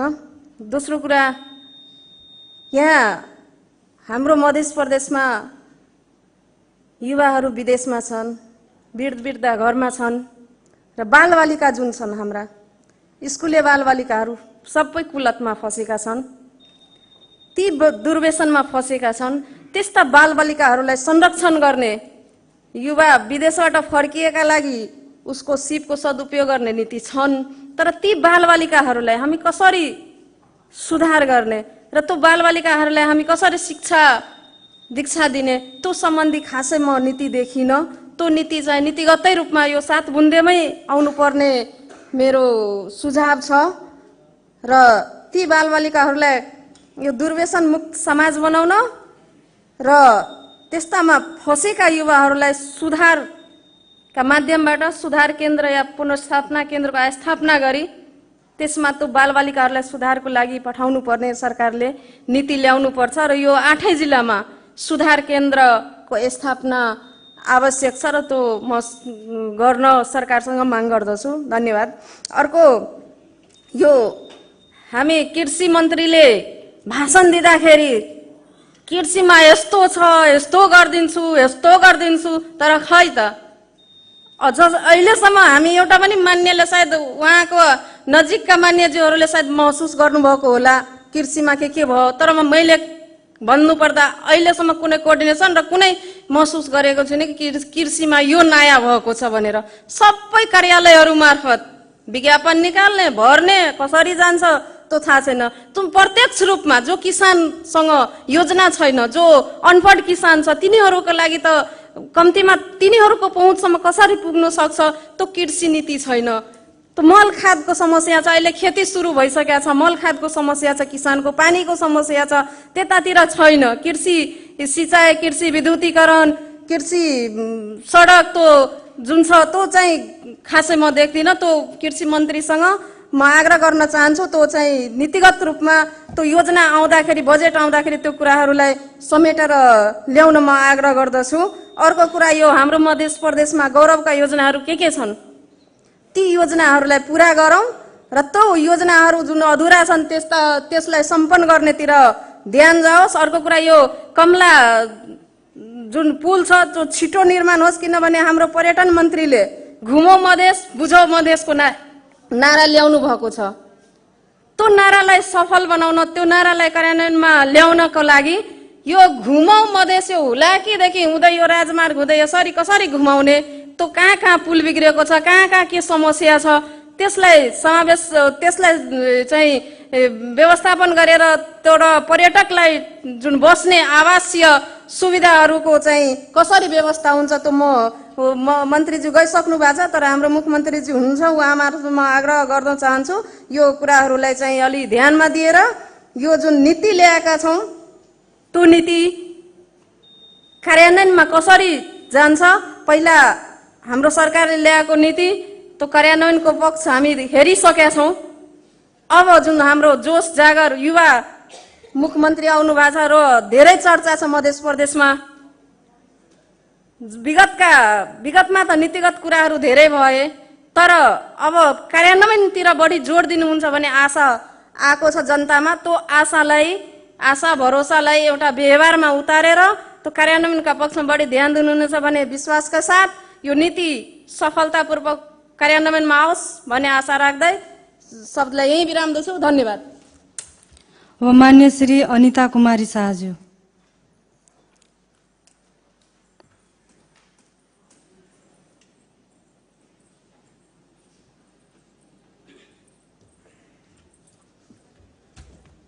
मान्य सभामुख महोदय, आज यो नीति कार्यक्रममा छलफल गर्दाखेरि यो नीति कार्यक्रमको बुक हेर्दाखेरि सब मलाई नयाँ पनि धेरै नै लागेको छ र पुरानो पनि दोहोरिएको छ र त्यो लागू मात्रै भयो भने पनि धेरै नै राम्रो हुन्थ्यो होला जस्तो मलाई लाग्छ। र एउटा मलाई छुटेको के लाग्यो कि अहिले हरेक जिल्ला र हरेक पालिकामा श्मशान घाटको धेरै नै खाँचो भयो जस्तो मलाई लागेको छ। त्यो एउटा श्मशान घाट पनि थपियोस् जस्तो मलाई लाग्छ। र अर्को चाहिँ स्कुलहरूमा चाहिँ एउटा लाइब्रेरीको हरेक 10+2 स्कुलहरूमा लाइब्रेरीको पनि व्यवस्था होस्। त्यहाँ अहिले के भइरहेछ कि स्कुल मात्रै चल्ने र लाइब्रेरी नभएर बच्चाहरूले कुन टाइममा हामी कहाँबाट किताब उपलब्ध गराउँ भन्ने पनि उनीहरूलाई पनि गाह्रो भइरहेको हुन्छ। त्यही भएर लाइब्रेरीमा उनीहरूलाई किताब भयो भने उनीहरूले आफैले पनि एकछिन गएर पढ्न सकिन्छ होला। र हरेक स्कुलमा त्यो कम्प्युटर अपरेटर र कम्प्युटर टिचर पनि राखियोस्, त्यो पनि एउटा मलाई लाग्छ यसमा थपियो भने राम्रो हुन्थ्यो होला। र अर्को कुरा अहिले नै मान्यजीले भनेर जानुभएको छ हरेक ठाउँमा कल सुकिरहेको छ र त्यो अहिले मलाई लाग्छ अहिले हामी तुरुन्तै त्यसलाई नियन्त्रण पनि गर्न सकिँदैन र हरेक घरमा हामी पानी पनि पुर्याउन सक्दैन होला। त्यही भएर कमसेकम त्यो पहिला चलिरहेको इनारहरूलाई पनि हामी सफाई गर्नमा तुरुन्तै नै मलाई लाग्छ त्यो काममा चाहिँ जोड दिउँ भने राम्रो हुन्थ्यो होला। र पोखरीहरू पनि सफाईमा कसरी जाने र पोखरीहरूलाई पनि हामी सफाईमा लगेर तिनीहरूलाई पनि सफा गरेर कमसेकम हाम्रो सबभन्दा त्यहाँ मधेसमा पानीको अहिले धेरै समस्या छ। चैते महिनादेखि पानी सुकेको कारणले त्यो पोखरीहरूले गर्दा पनि मान्छेहरूलाई अलिकति पानीले सहज हुन्थ्यो होला। र खाने पानी अब कल हरेक घरमा हामी दिन सकिँदैन होला। त्यही भएर खाने पानीको धारण नै हरेक घरमा दिन पाए अलि सजिलो हुन्थ्यो होला जस्तो मलाई लाग्छ। अर्को कुरा हामी यो मन्त्रीजीले ल्याउनु भएको नीति तथा कार्यक्रममा यो जुन ल्याउनु भएको छ जुन योजनाहरू त्यो नै अलि लागू तुरुन्तै भइदियो भने हामी चाहिँ यो वर्षमा आग्रह पनि र उहाँहरूसँग हाम्रो अपेक्षा पनि छ कि यो हुन्छ होला जस्तो लाग्छ। यो मैले 24 नम्बर बुन्दामा देखाएको थिएँ मध्य प्रदेश स्वास्थ्य सरसफाई शिक्षा र पानीको उद्योग व्यवस्था सुधार गर्न विशेष लक्षित गरी लगानी खाका तयार गरी कार्यान्वयन ल्याइने छ भन्ने शब्द हटाइएर यसलाई चाहिँ ल्याइयोस् भन्न चाहन्छु। म ल्याइयोस् भन्न शब्द हटाएर यसलाई भन्ने शब्द त्यो शब्दलाई हटाइएर तुरुन्तै नै ल्याइयोस् भन्ने म भन्न चाहन्छु। अर्को कुरा हामी यो मधेस जनकपुर राजधानी हो र यसलाई राजधानीलाई एउटा पर्यटक क्षेत्र पनि भनिन्छ र जनकपुरमा एउटा जानकी मन्दिर मात्रै होइन, राम मन्दिर पनि छ र उता मणिपाल पनि छ। तिनीहरूलाई पनि सुधारको लागि राम मन्दिर आज धेरै भइसक्यो, हाम्रो जर्जर स्थितिमा छ। त्यो राम मन्दिरलाई पनि छिटोभन्दा छिटो त्यसलाई कार्यान्वयनमा ल्याइयोस् भन्ने पनि म आफ्नो त्यही दुई शब्द यही भन्दै म आफ्नो शब्द यही विश्राम दिन्छु। धन्यवाद। अब मान्य श्री शंकर प्रसाद चौधरी ज्यू।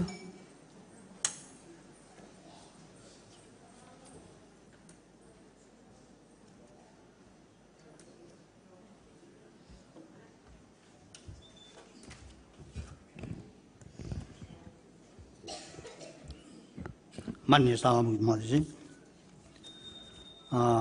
आर्थिक वर्ष 81-82 को सरकारको नीति तथा कार्यक्रमको हामी छलफलमा छौँ र सर्वप्रथम यो सरकारलाई धन्यवाद दिन चाहन्छु कि कम समय छोटो समयमा जुन नीति तथा कार्यक्रम ल्याउनु भयो सराहनीय छ र बनाउँदै केही कुराहरू छुटिएको पनि छ र त्यो छुटिएको कुराहरूलाई हामी स्मरण तपाईहरूलाई गराउँदैछौँ। त्यो कुराहरू समेटियोस्, बजेट बनाउने कार्यक्रममा समेटिएर जाओस् भनेर म सभामुख मार्फत यो सरकारलाई, मुख्यमन्त्रीजीलाई ध्यान आकर्षण गर्छु।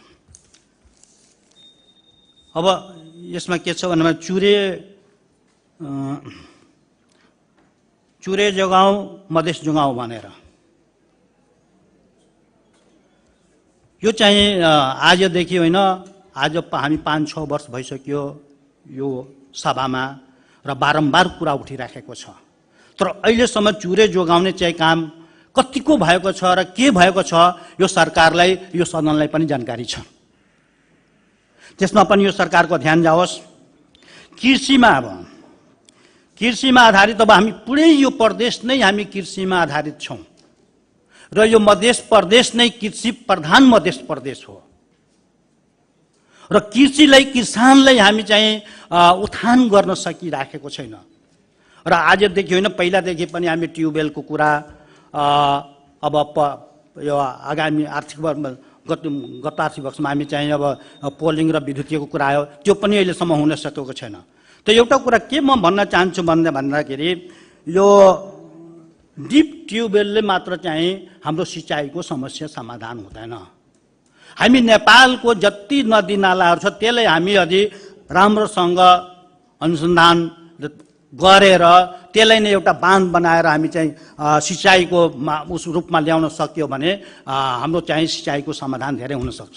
जस्तै कि मेरो ठोरी गाउँपालिकाको ठुटे खोला छ, हाम्रो पानी चाहिँ इन्डियामा लगेर सिँचाइ गरिराखेको छ, तर हामी नेपालमा त्यही बाँध बानेर हामी नेपालमा ल्याएर सिँचाइ गर्न सकिरहेको छ। त्यो यदि बाँध बानेर ल्यायो भने ठोरी गाउँपालिका लगायत हाम्रो चाहिँ जिरा भवानी जगन्नाथपुर गाउँसम्म चाहिँ हामी पालिकासम्म चाहिँ हामी सिँचाइ गर्न सक्छौँ। त्यसलाई हामी उपयोग गर्न सक्यो भने त्यही एउटा चिसा पानी भन्ने सिँचाइ योजना छ, त्यसमा पनि म प्रत्येक वर्ष चाहिँ त्यसमा काम गरिराखेको छौँ। त्यो पनि गर्न सकियो भने हाम्रो 2टा गाउँपालिकाले प्रशस्त हाम्रो ट्युबवेल र यो कुनै आवश्यकता छैन, मैले जहाँसम्म लाग्छ मात्रै।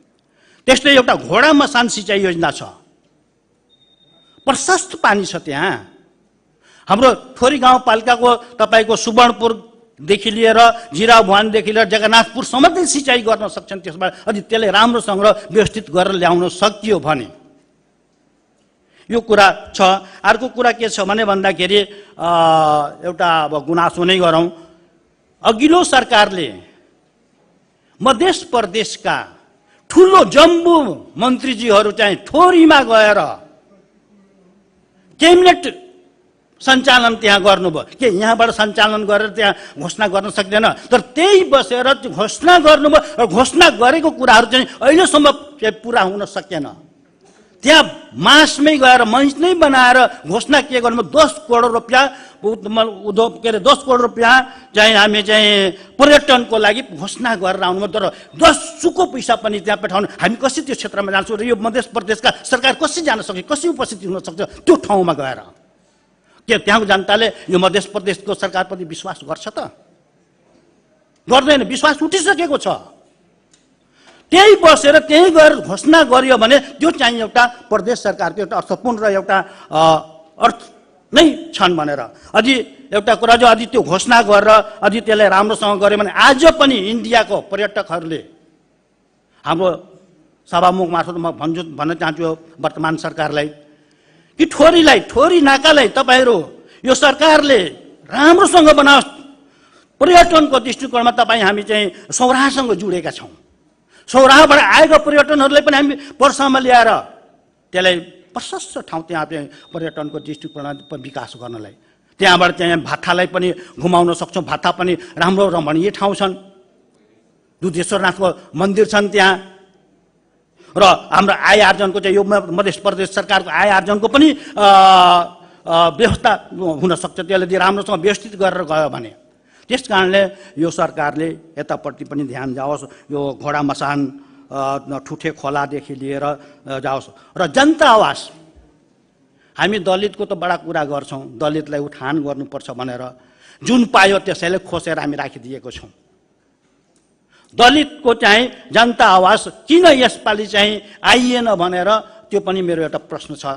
साथै साथै महेन्द्र निधिको पनि कुरा छ र दलित र यो मात्रको कुरा होइन, विपन्न वर्गलाई, असहाय व्यक्तिलाई, अपाङ्ग व्यक्तिलाई हामी चाहिँ त्यो भवन निर्माण गर्नको लागि त्यो चाहिँ हामी अवसर देऊ न भने खालि दलितै मात्र चाहिँ एउटा मतलब कि एकदमै विपन्न वर्ग त होइन। अर्को कुरो के छ भने भन्दाखेरि यो हाम्रो मैले बुझ्न सकिएन, हात हातमा सवारी घर घरमा रोजगारी भनेर यो सरकार एउटा नारा लिएर आएको छ। कस्तो सवारी ल्याइने, कस्तो घर घरमा रोजगारी दिन सकिन्छ हामी त? मलाई लाग्छ कि यो नारा नराइमा रहन्छन् कि हाम्रो मतलब कि कार्यान्वयनमा जान्छ भनेर। अर्को कुरो के भने यो गतको मतलब कि विगतको चाहिँ सरकारले एउटा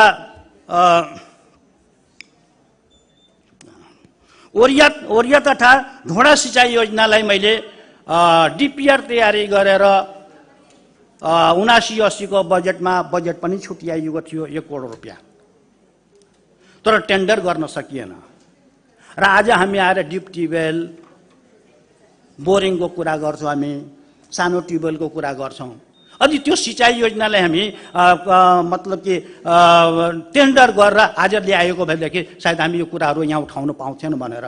त्यस कारणले यो कुरालाई पनि यो सरकारले अलिकति यो सिँचाइको बारेमा टेन्डर हुन सकेन। 1 करोड रुपियाँ छुट्याएको थियो, त्यो पनि आउने 81-82 मा यसलाई व्यवस्था गरियोस् भनेर म भन्दै आफ्नो 2 शब्द यहीँ टुङ्गाउँछु।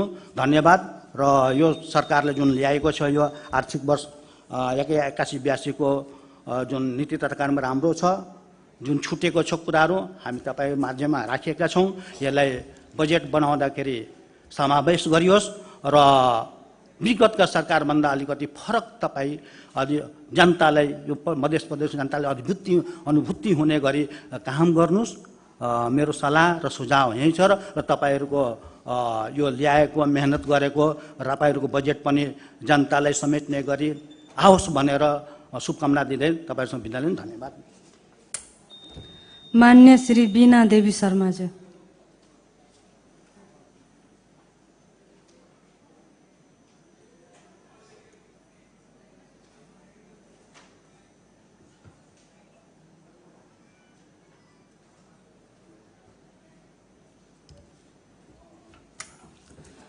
सभामुख महोदय, इस हलबाट सबभन्दा पहिलामा मुख्यमन्त्री र सम्पूर्ण नवनियुक्त मन्त्रीहरूलाई म आफ्नो तर्फबाट अभिवादन टक्राउन चाहन्छु। अब सभामुख महोदय, मेरो एउटा कुरा, धेरै कुरा आइसक्यो, तर भन्छ कृषि प्रधान देश हो। कृषि प्रधान देश मात्रै हल्ला छ, कुनै कसैको पनि ध्यान कृषितिर गइरहेको छैन। जसलाई प्याजको अभाव पडिरहेछ, छिमेकी राष्ट्र भारतबाट जान्छ 10 किलो तोलाएर लिएर आउँछ। कसैले लहसुनको जरुरी पर्छ, एकैचोटि 5 किलो पसेरी नि लिएर आउँछ। अदुवा 400 रुपियाँ किलो भइसकेको छ। मान्छेले 1 पाउ किन्यो भने 100 रुपियाँ, 1 किलो किन्यो भने 400 रुपियाँ तिर्नु पडिरहेछ। के हामी मार्कामा छैन? धेरै मार्कामा छौँ। हामी सम्पूर्ण मान्य सबैको जिम्मेवारी बन्छ कि कृषि प्रधान देश हो तर कृषितिर एकदम ध्यान छैन। हाम्रो युवाहरू विदेश पलायन त भइरहेछ, किन गइरहेछ? पैसाको लागि। तिनीहरू पन्जाब गएर के गरिरहेछ? खेती त गरिरहेछ, गहुँको बिया रोप्दैछ। म आफ्नो आँखाले हेरिरहेको छु। त्यो खेती हाम्रै देशमा हुनुपर्छ। हाम्रो सम्पूर्णको जिम्मेवारी छ कि युवा महिला उनीहरूलाई कसरी समेट्नु पर्यो। गाउँ घरमा एउटा योजना यसरी आइदिनु पर्यो कि तिनीहरू बन्जर भूमि जुन छ त्यो भूमिलाई उब्जाउ बनाउनु, त्यो भूमिको लागि हामी उपलब्ध गराउँ बिया, खाद, पानी। अहिले त सबभन्दा पहिला पानी एकदम जरुरी छ। मेरो भनाइ यही छ कि पानी सबभन्दा एकदम जरुरी छ। अहिले गाउँमा पानीको उपलब्ध कसरी गराउनु पर्ने त्यतातिर ध्यान जाओस्। तर म एउटा कुरा फेरि भन्न चाहन्छु कि सभामुख महोदय, हाम्रो महिला, हाम्रो युवा, हाम्रो बच्चाहरू जुन समस्यामा छ, आज भारतबाट झोरा बोक्दै आउँछ, मलाई लाज पनि लाग्छ। अर्काको सामान पनि बोक्दै आउँछ उनीहरू। म आफ्नै आँखाले हेर्छु। किन? हामी एउटा स्वाभिमान देशको इन्सान छौँ। म त्यस्तो भएर पनि अर्काको बोकेको राम्रो सुहाउँदैन। हामी आफ्नै भूमिमा उब्जाउँ न। किन हामी दिन सक्दैन? हाम्रो देशमा यदि बढी भयो भने उनीहरू लगोस् न। हाम्रो फाइदा हुन्छ कि हुँदैन? त्यतातिर सभामुख महोदय ध्यान जानु पर्यो। अनि दोस्रो कुरा मेरो सभामुख महोदय यो छ कि जुन आज स्वास्थ्यको बारेमा कुरा आइरह्यो, यो औषधि ब्यान्ड, त्यो औषधि ब्यान्ड, त्यो औषधि पसलमा जानु भन्छ, नेपाल गभर्नमेन्ट बन्द कर दिया है।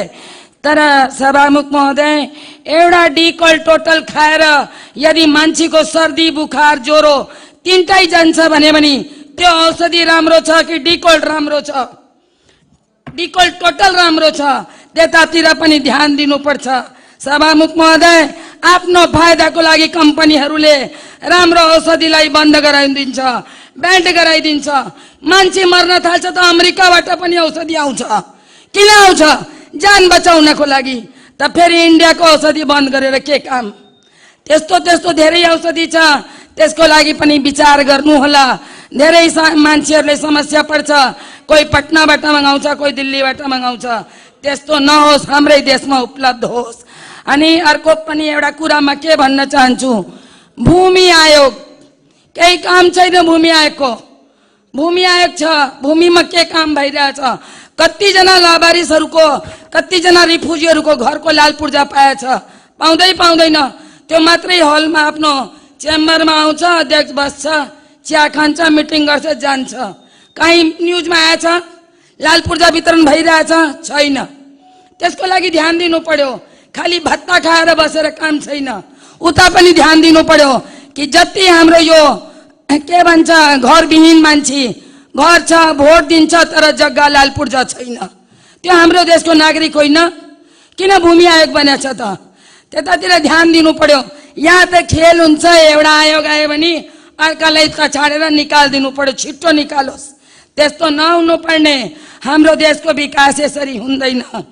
अब सभामुख महोदयमा तेस्रो कुरामा के गर्छु, पर्यटन। जनकपुर धाममा धेरै मान्छे आउँछ, बस लिएर आउँछ, गाडी भरेर आउँछ, तर तिनीहरू बस्दैन। आज आउँछ, भोलि फर्किन्छ। किन? यहाँ होटलहरू धेरै महँगो छ।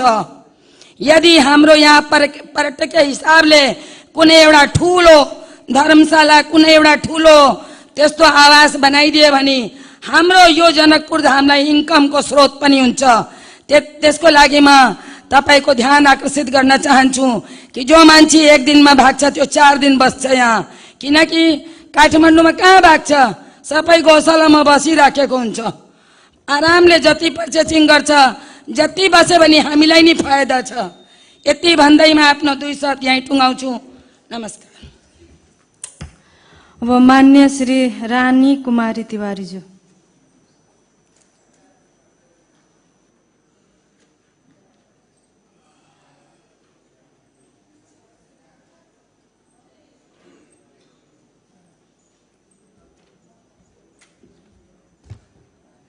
सभामुख महोदय,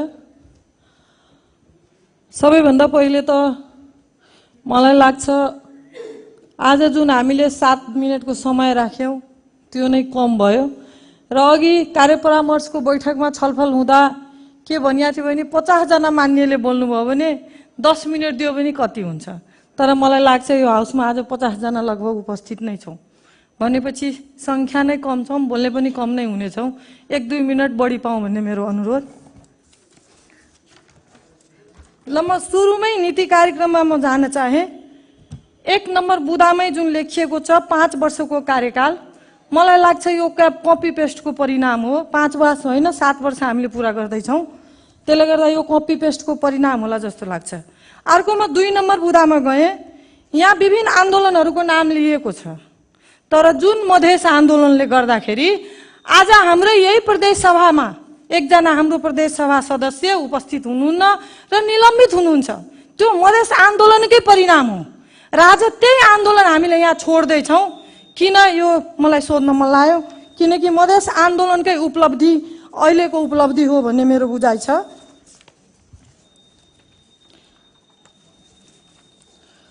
त्यसपछि म 40 नम्बरमा गएँ एकैचोटि। द्वन्द्व पीडितहरू र शहीदहरूको लागि यसमा बोलिएको छ। मलाई के लाग्छ भने यसमा एउटा हामीले सकिन्छ भने जसरी निधि आवास कार्यक्रम हामीले सञ्चालन गरेका थियौँ त्यसरी नै शहीद परिवारहरूको अवस्था हेरिकन उहाँहरूलाई घाँस बाँसको व्यवस्था गर्न पाए अझ बेहतर हुन्थ्यो कि भन्ने मेरो बुझाइ। त्यसपछि म 52 नम्बरमा गएँ। यहाँ विभिन्न नदीहरूको नाम छ, यसमा एउटा जङ्घा नदी छुटिएको जस्तो मैले फिल गरेँ, यो समेटियोस् भन्ने मेरो अनुरोध। त्यसपछि म 61 नम्बरमा गएँ। हरित सहरवाला जुन योजना छ, हरित सहर स्वच्छ सहर, यसमा चाहिँ मलाई के लाग्छ भने 8वटा जिल्लाको सदरमुकामलाई पनि लक्षित गर्नुपर्छ भन्ने मेरो बुझाइ हो। र त्यसपछि 67 नम्बरमा म जाँदाखेरि जुन यो 5 किलोमिटर पक्की सडकको अवधारणा छ, यो आज होइन, मलाई लाग्छ जति बेला राजपा र त्यति बेला हामी पनि त्यही पार्टीको सदस्य थियौँ, त्यति बेलाकै यो योजना हो र यसलाई कन्टिन्युटी दिँदै गर्नुभएको छ, यसको लागि म धन्यवाद दिन चाहन्छु। तर साथै म के भन्न चाहन्छु भने एकचोटि यो कार्यक्रमको अवस्था के छ, 64वटै क्षेत्रको अवस्था के छ, त्यो परिणाम पनि एकचोटि राज्यले हेर्नुपर्छ भन्ने मेरो अनुरोध हो। त्यसपछि म एकैचोटि 75 नम्बर बुदामा गएँ। यहाँ भर्खरै हाम्रो काङ्ग्रेसका मान्य साथीहरूले भन्नुभएको थियो निधि कार्यक्रम किन रोकियो। मलाई के लाग्दैछ, के आभास हुँदैछ भने जसको सरकारमा जोर भयो उहाँको नेताको नाम यो बुकमा आउनुपर्छ भन्ने जस्तो लाग्यो। किनभने विगतमा निधि कार्यक्रम थियो, अहिले यहाँ हामीले मनमोहन कार्यक्रम देख्यौँ।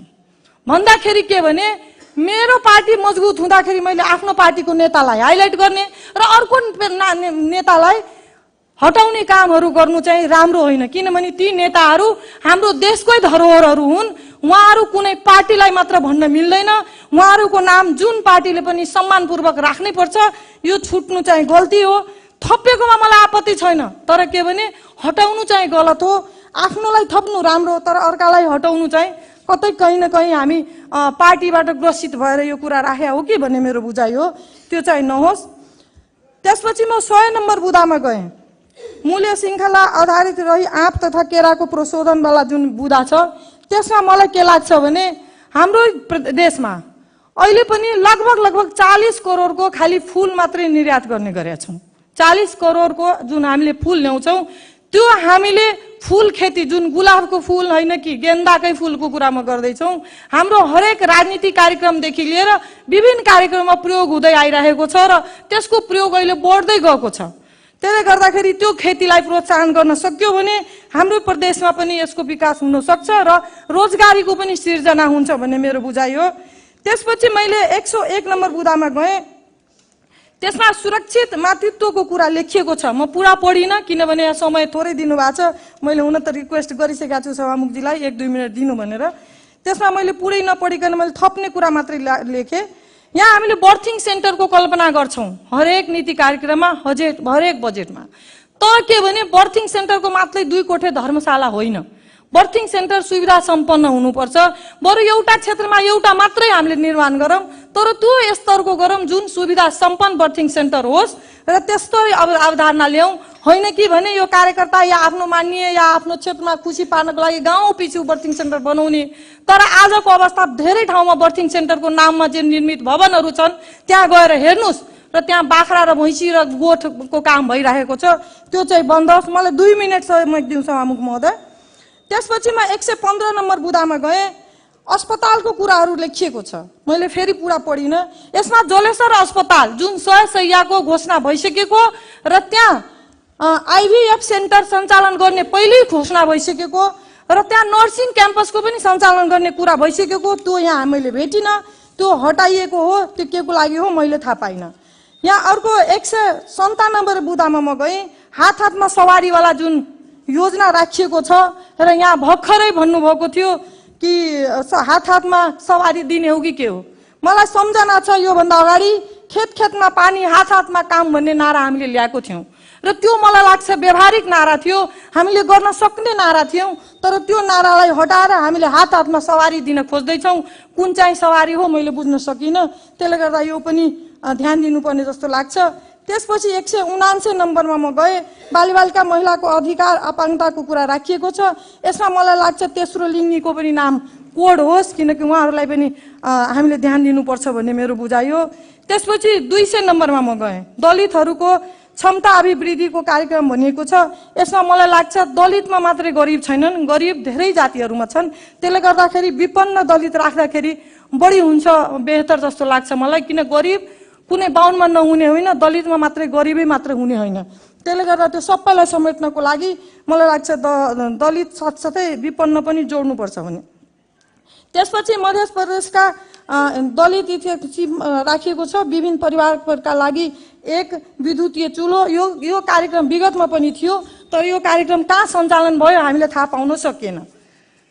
त्यसपछि शिक्षा स्कुलको मार्फतको कुरा हामीले गर्दैछौँ। योभन्दा पहिले पनि शिक्षामा प्राविधिक शिक्षा सञ्चालन गरिएको थियो, त्यो सञ्चालनलाई कन्टिन्युटी दिउँ।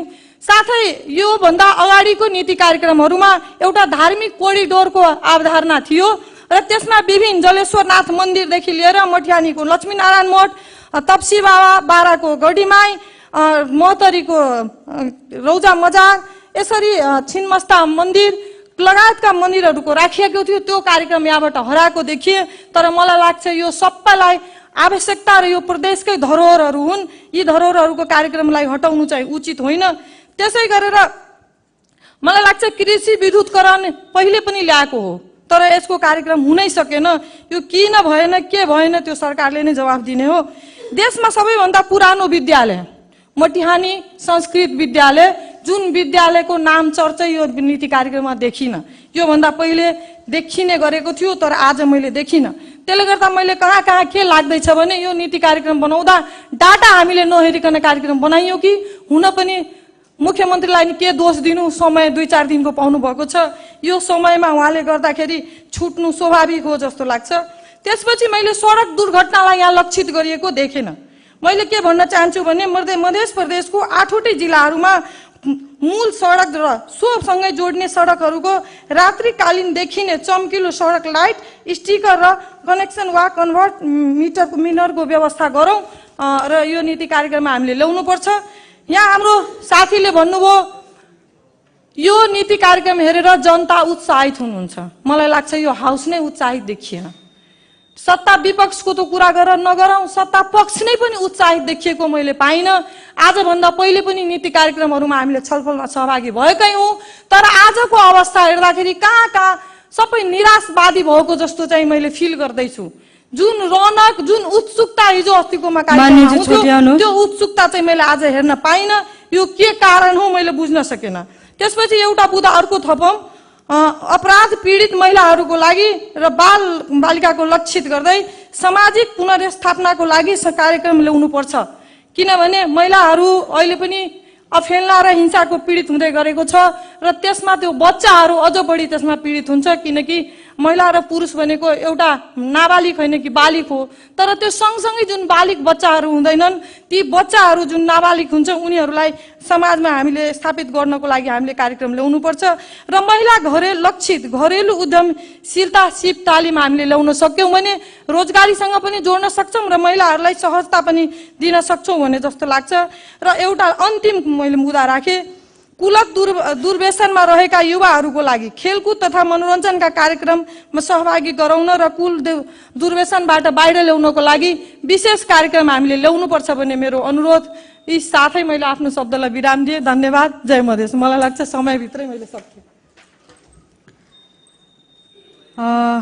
मान्य श्री जैनुल राइनजी ज्यू।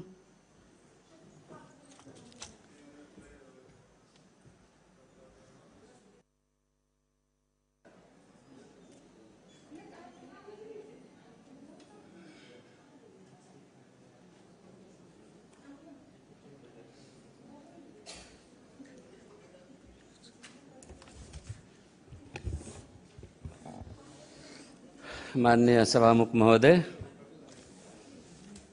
आज हम सब 81-82 आर्थिक वर्ष के नीति तथा कार्यक्रम के छलफल में उपस्थित छी। जे नीति तथा कार्यक्रम हमरा सबके लागी बहुत ही जरूरी चीज है। वास्तव में आई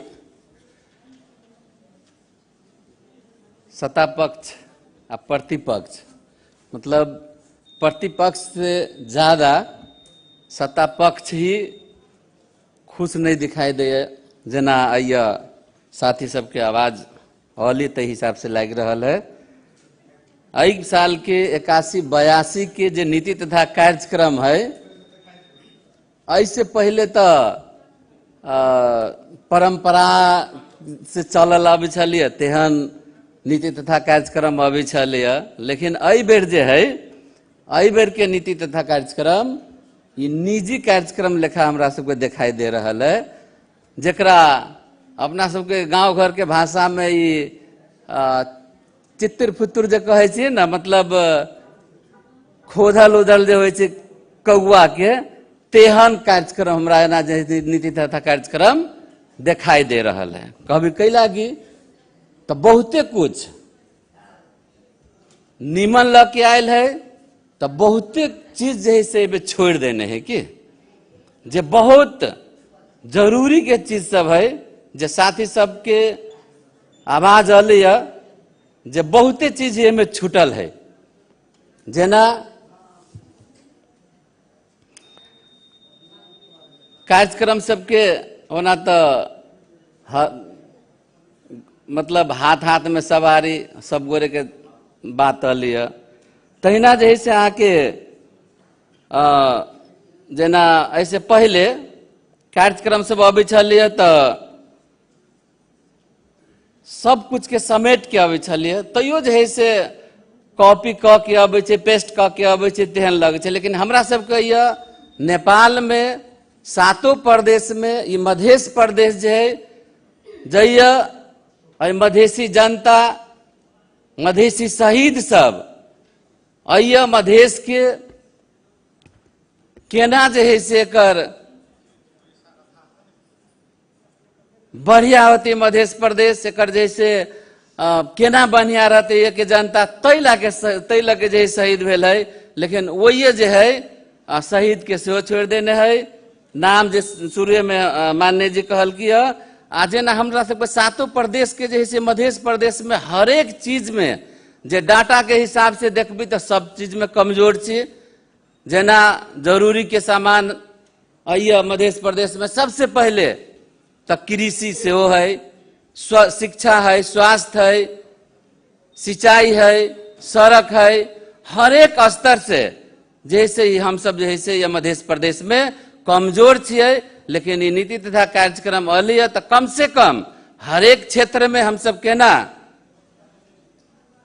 विकसित होबे, ये मधेश केना विकास करते, तई तरफ जाए के चाहिए से चीज आई नीति तथा कार्यक्रम में नहीं देखल है। जना रोजगार के बात करबे, रोजगारों के बात जैसे में नहीं आयल है। शिक्षा के बात करबे, शिक्षो में जो है से सबके समेट के लके जाए के चाहिए, वो नहीं दिखाई दे रहा है।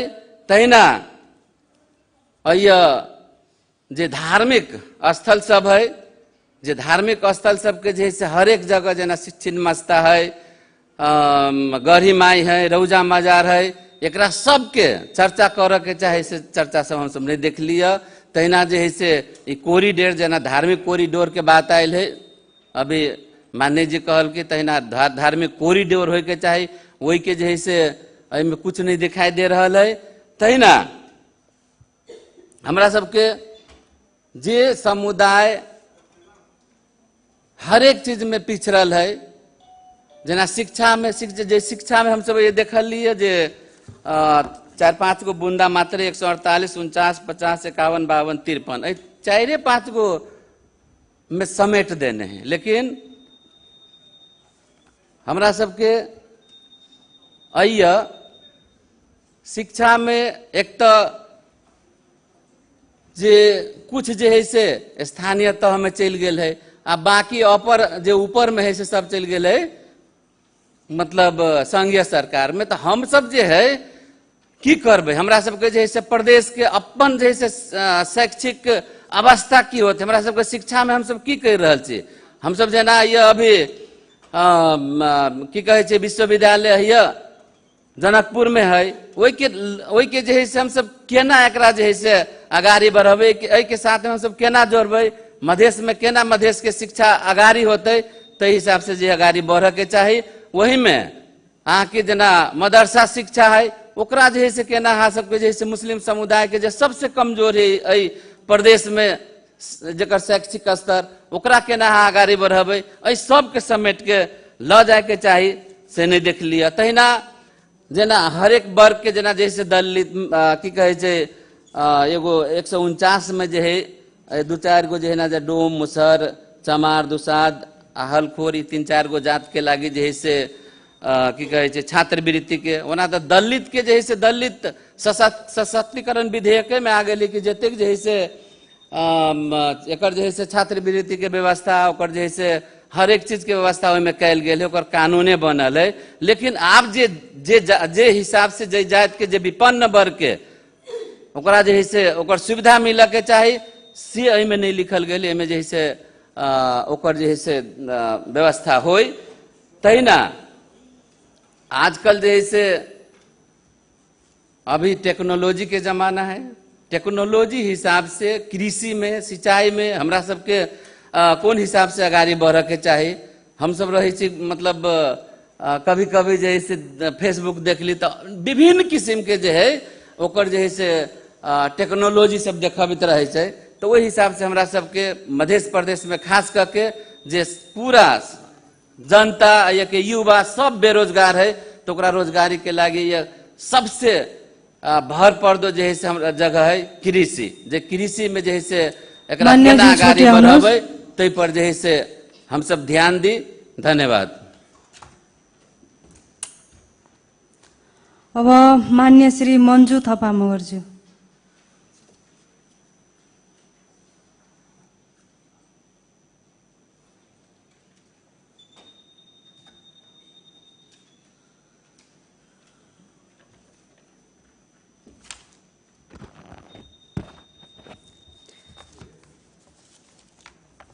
सभामुख महोदय, मैले यो नीति तथा कार्यक्रममा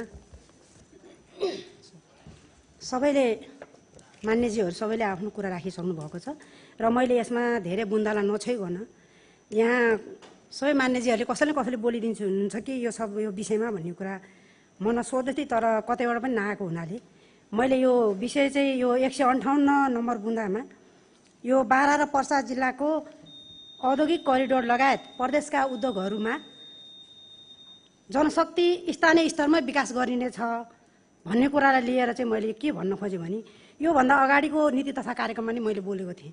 त्यति बेला पनि मैले श्रमिक पञ्जीकरणका कुराहरू उठाएको थिएँ। त्यो श्रमिक पञ्जीकरण अहिले पनि म यो के कुरा उठाउँछु भने यो नीति तथा कार्यक्रममा त्यो श्रमिक पञ्जीकरण हुनुपर्छ हरेक पालिकाले।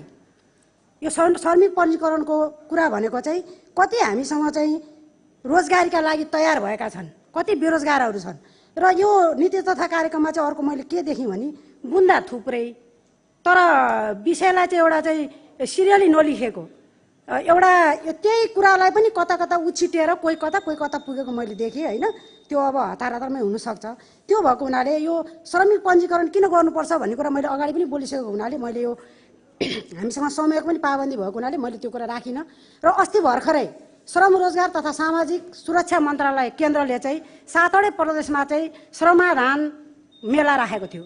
त्यो मेलाको उद्देश्य पनि कति बेरोजगारहरू छन् त, रोजगारीका लागि कति तयार भएका छन् त, ती सबैलाई चाहिँ त्यो त्यसमा चाहिँ पञ्जीकरण गर्ने अर्थात् चाहिँ अभिलेख गर्ने र उहाँहरूलाई कहाँ कहाँ चाहिँ व्यवस्थापन गर्न सकिन्छ भनेर भर्खरै हाम्रो जनकपुर पनि सकिएको छ। मैले चाहिँ पहिलेको हाम्रो चाहिँ श्रम मन्त्रीसँग पनि सोधेँ, हाम्रो चाहिँ यहाँ कति चाहिँ युवाहरूले चाहिँ त्यो मेलामा गएर आफ्नो नाम दर्ता गराए त भन्दाखेरि खोइ त्यति यकिन हुन सकेन भन्ने कुरा गर्यो। भर्खरै हाम्रो श्रम मन्त्री हुनुहुन्छ, उहाँले चाहिँ यो कुरालाई पनि ध्यानमा राखेर हाम्रो मेला श्रम यो अहिले 7वटै प्रदेशमा भएको यो श्रमाधान मेलाले चाहिँ कति चाहिँ बेरोजगारहरूलाई चाहिँ रोजगारीका लागि तयारी गरेको छ, त्यो फर्म भर्नु भएको छ। र फेरि पनि केन्द्रले त्यो कुरामा चित्त नबुझिकन अब हरेक पालिकामा चाहिँ यो श्रमाधान चाहिँ मेला चाहिँ गर्ने भन्ने कुराहरू पनि उठाइएको छ। अर्को मैले राखेँ यो वैदेशिक रोजगारबाट आउनेहरूलाई चाहिँ उहाँहरूलाई चाहिँ तालिम दिएर अथवा चाहिँ विभिन्न उहाँहरूको चाहिँ त्यो उहाँहरूले गर्ने चाहिँ क्षमता अनुसार काम दिने भनेको छ। त्यसको लागि पनि पञ्जीकरण जरुरी छ। त्यो बेरोजगार त्यो विदेशबाट आएका जुन श्रमिकहरू छन् उनीहरूलाई पनि त्यो पञ्जीकरण गरेर उहाँहरूको चाहिँ श्रम क्षमताका आधारमा उहाँहरूलाई अगाडि हामी बढाउन सक्छौँ।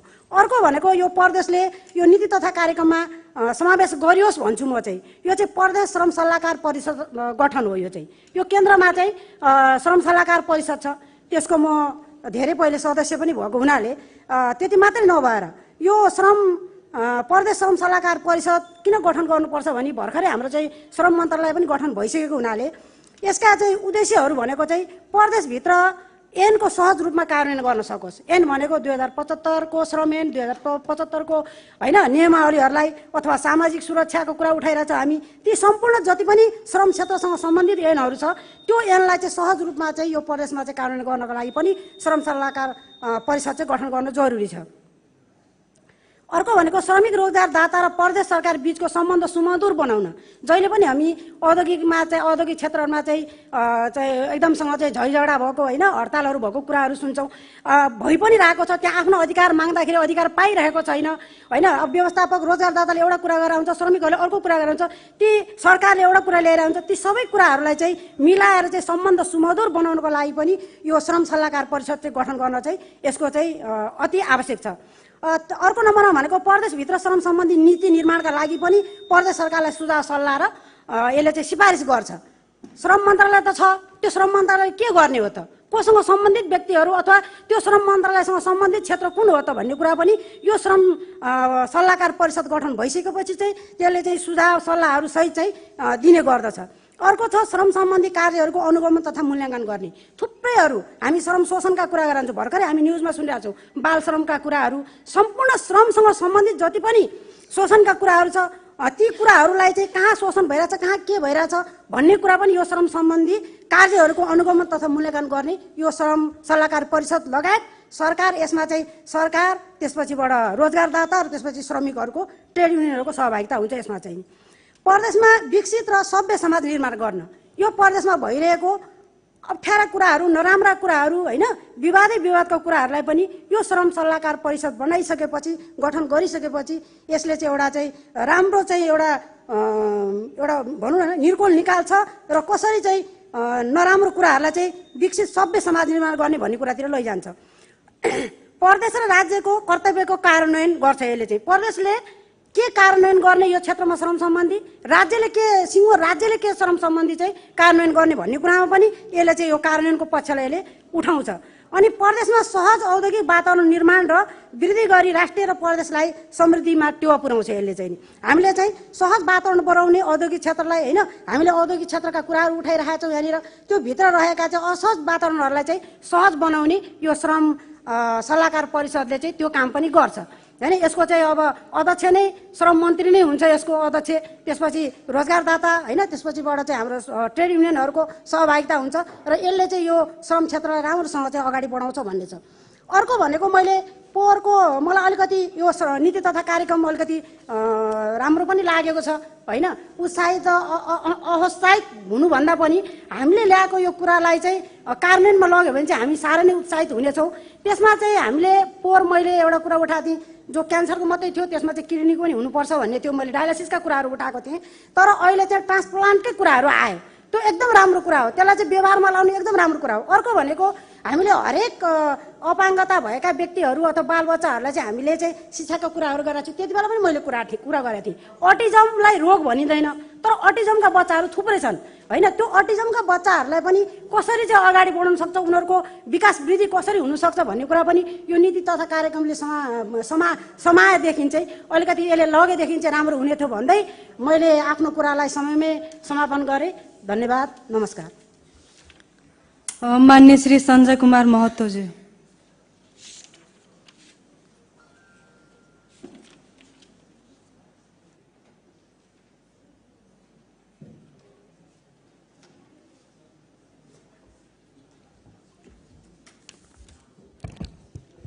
माननीय सभामुख ज्यू, माननीयहरू, यो 81-82 को नीति तथा कार्यक्रम करिब आइसकेको छ र त्यसमा अलिकति सम्पूर्ण मान्यज्यूहरूमा मलाई के लागेको छ भने निराशा छाएको जस्तो मलाई पनि अनुभूति भएको छ। किनभने गत वर्ष पनि नीति तथा कार्यक्रम आउँदा त्यति बेला पनि करिब हुबहु जस्तो नै थियो र सबै कुरा समावेश भए तापनि त्यति बेलाको कार्यान्वयन फितलो जस्तो नै देखियो भन्दाखेरि मैले अनुभूति गरे अनुसार 0% नै जस्तो लाग्यो र आउँदो सरकारलाई म चाहिँ अनुरोध गर्न चाहे कि कम से कम समयमा बजेट सञ्चालन भयो भने केही प्रगति उन्नति हुन सक्छ भने जस्तो मलाई लागेको छ र नीति तथा कार्यक्रममा केही कुरा छुटेको जस्तो पनि मलाई लाग्यो। जस्तै जनता आवास महिना निधि भनेर जुन कार्यक्रम थियो त्यो गत वर्ष पनि आएको थियो र हालसम्म सञ्चालन नै हुन नसकेको अवस्था छ र यसपालि यो कार्यक्रममा छुटेको छ कि या छुटाइएको छ भन्ने कुरा मैले सरकार पक्षलाई अनुरोध गरे। यदि छुटेको छ भने समावेश होस् र अहिलेको अवस्थामा खानेपानी सम्बन्धी खास गरी धेरै समस्या आइसकेको छ र करिब मलाई लाग्छ 21औं शताब्दीको युगमा खानेपानीको अभाव हुनु भनेको धेरै दुखदायी हुन्छ। त्यसकारण मैले चाहिँ यो पनि अभियानकै रूपमा नीति तथा कार्यक्रममा समावेश गर्नुपर्ने जस्तो मलाई लागेको छ। सुखा क्षेत्र यकिन गरी त्यहाँ अभियानको रूपमा चाहिँ सञ्चालन गर्नुपर्ने आवश्यकता मलाई चाहिँ महसुस भएको छ र त्यस्तै चुरे संरक्षण सम्बन्धी नीति तथा कार्यक्रममा रहेको छ र मान्यज्यूहरूले पनि कुरो उठाएको हो। भाबर र नदी नाला उत्खनन विनाश कुरा पनि यसपालिको नीति तथा कार्यक्रममा ल्याउनु पर्ने देखियो। किनभने स्थानीय निकायको मनोपरि तन्त्रले करिब मलाई लाग्छ आउँदो केही वर्षमा खोला नालामा ढुङ्गा बालुवा भेट्ला जस्तो मलाई लाग्दैन। किनभने यो टिप्पर क्रसरहरूले चाहिँ एकदमै ज्यादती नै गरिसक्यो र त्यसको कारणले पनि केही पानीको मुहानहरू सुकेर गइसकेको छ। त्यसकारण यो पनि समेट्नुपर्ने जस्तो मलाई लाग्छ। संघीय सरकार मौन रहेको अवस्था र स्थानीय सरकारको ज्यादतीको कारणले पनि यो सुखा क्षेत्र घोषणा करिब भइसकेको जस्तो मलाई लाग्छ र हाम्रो केही राष्ट्रिय गौरवको आयोजना गत नीति तथा कार्यक्रममा पनि उठेको थियो। जस्तै यसपालि गत वर्षमा नै हाम्रो सुनकोशी र बागमती डाइभर्सन मरिन बागमती डाइभर्सनको कुरा सञ्चालन भइसकेर ट्र्याक पनि खुलिसक्यो सुरुङ मार्ग। त्यस्तै यसपालि चाहिँ संघीय सरकारको भनाइ अनुसार चाहिँ यसपालि कमला मरिन सुनकोशी डाइभर्सन पनि लागू ल्याउने भन्ने कुरा थियो। त्यो भएन। यो कुरा पनि प्रदेश सरकार मार्फत संघीय सरकारमा दबाव सिर्जना होस् भन्ने मलाई लागेको छ र हामी जति पनि मान्यज्यू हुनुहुन्छ सदन होस् या क्षेत्र या गाउँतिर जाँदा करिब करिब हामी 2-4 शब्द राख्दा हामीले कृषि, स्वास्थ्य र शिक्षाको कुरा उठाउँछौँ र त्यसमा बजेट हाम्रो एकदम थोरै मात्रामा चाहिँ गएको अवस्था हुन्छ र पठाएको बजेट पनि कार्यान्वयन अवस्था फितलो अवस्था देखियो। हाम्रो यो करिब करिब 2 वर्षको 16-17 महिनाको अनुभव जस्तो लागेको छ। त्यसमा सबभन्दा एउटा चाहिँ कृषि विद्युतीकरण भनेर एउटा एन्टिबायोटिक सरह नै थियो। त्यो कुरा हामीले पटक पटक व्यक्तिगत वा सामूहिक रूपमै कृषि मन्त्रीज्यूलाई अनुरोध गरे कि प्रदेश सरकारले पहिलो पटक 40 करोड रुपियाँ मध्य प्रदेशलाई कृषि विद्युतीकरण भनेर चाहिँ दिएको छ। यो कुरालाई चाहिँ तपाईँ लागू गर्नुहोस्। लागू गर्नुभयो भने कृषकहरूले कमसे कम यो मध्य प्रदेश सरकार पनि छ र उहाँले पनि केही गर्नुहुन्छ हाम्रो कृषकहरू दाजुभाइहरूलाई भनेर अनुभूति गर्नुहुन्छ र त्यसमा हामीले प्रयास गर्दा गर्दै फ्रिज गर्नुभयो। यो दुर्भाग्यको कुरा हो र यस्तै स्वास्थ्य र शिक्षामा पनि हामी शिक्षाका कुरा गरौँ भने कुनै विद्यालय नमुना विद्यालयको रूपमा छैन र प्रदेश सरकारलाई नमुना विद्यालयमा पनि अलिकति ध्यान दिन चाहिँ मैले अनुरोध गरेँ र आउँदो बजेटमा चाहिँ यहाँहरूले करिब करिब समयमै बजेट ल्याएर 100% खर्च गर्नु हो भने प्रदेशवासीहरूले कमसे कम अनुभूति गर्छन् भन्ने आशा विश्वास राख्दै म आफ्नो 2 शब्द यहीँ टुङ्ग्याउँछु। धन्यवाद, नमस्कार। अब मान्य श्री रत्नेश्वर गोइते यादवज्यू।